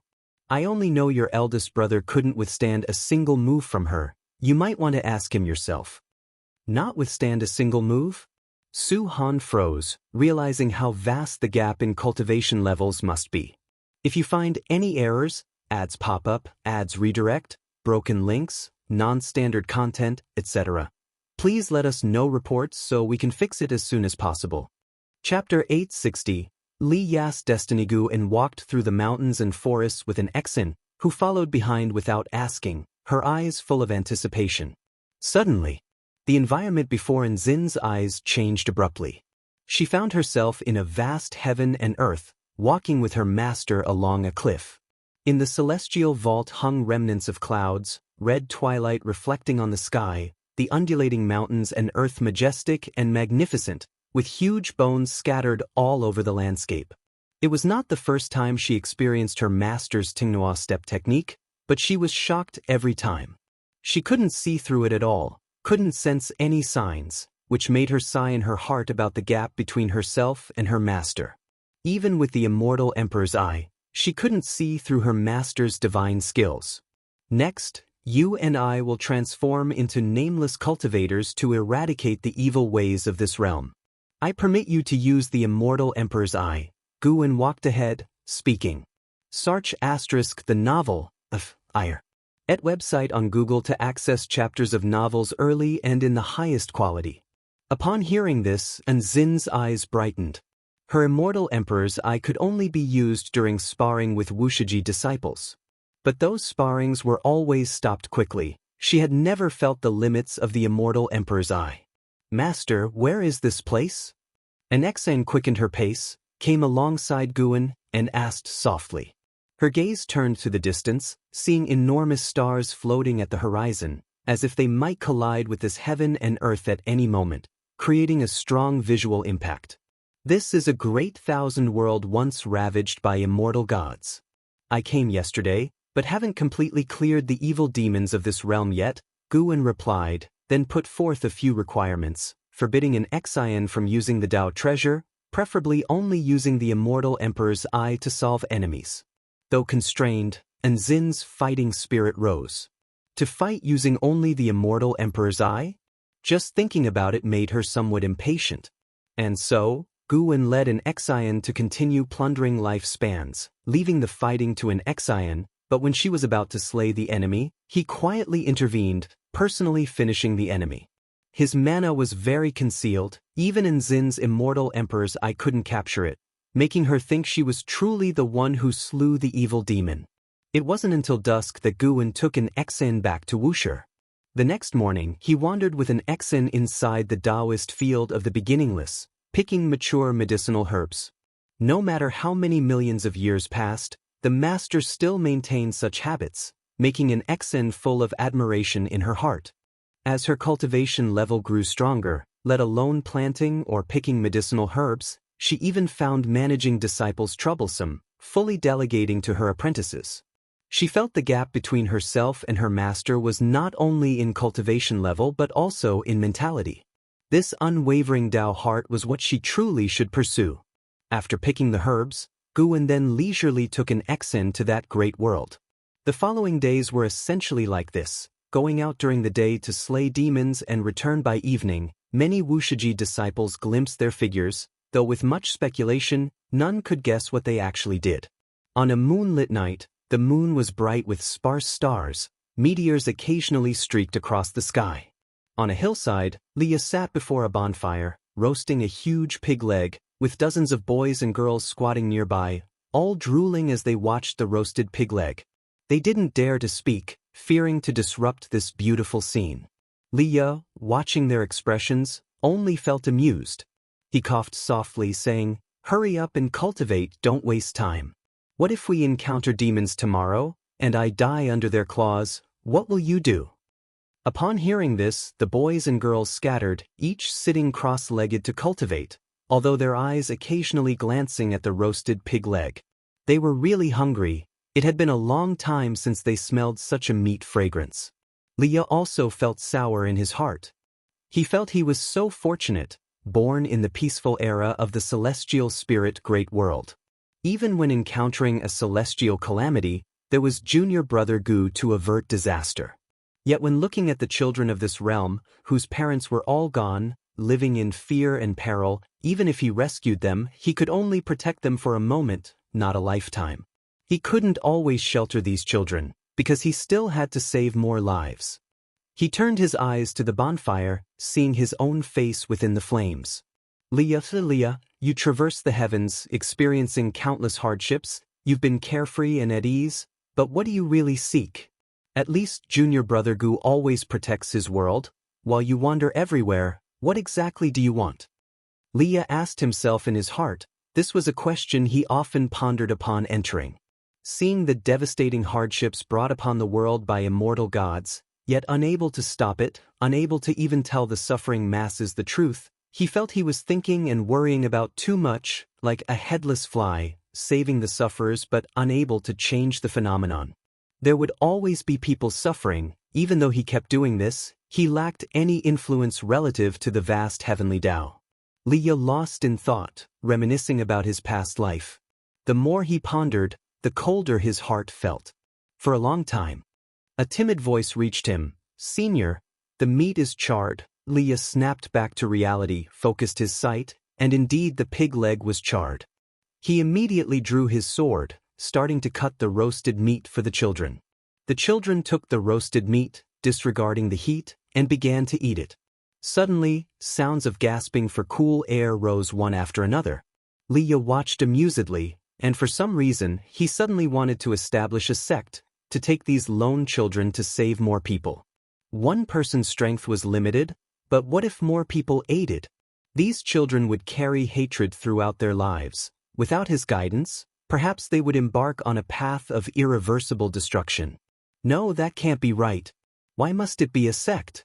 Liya thought of the Taoist emperor and primordial Tao emperor on the path of the great Tao. If all Taoist emperors united, what kind of power would that be? Perhaps not necessarily weaker than the celestial court. He could take disciples, but not establish sect rules. He wished to gather like-minded individuals.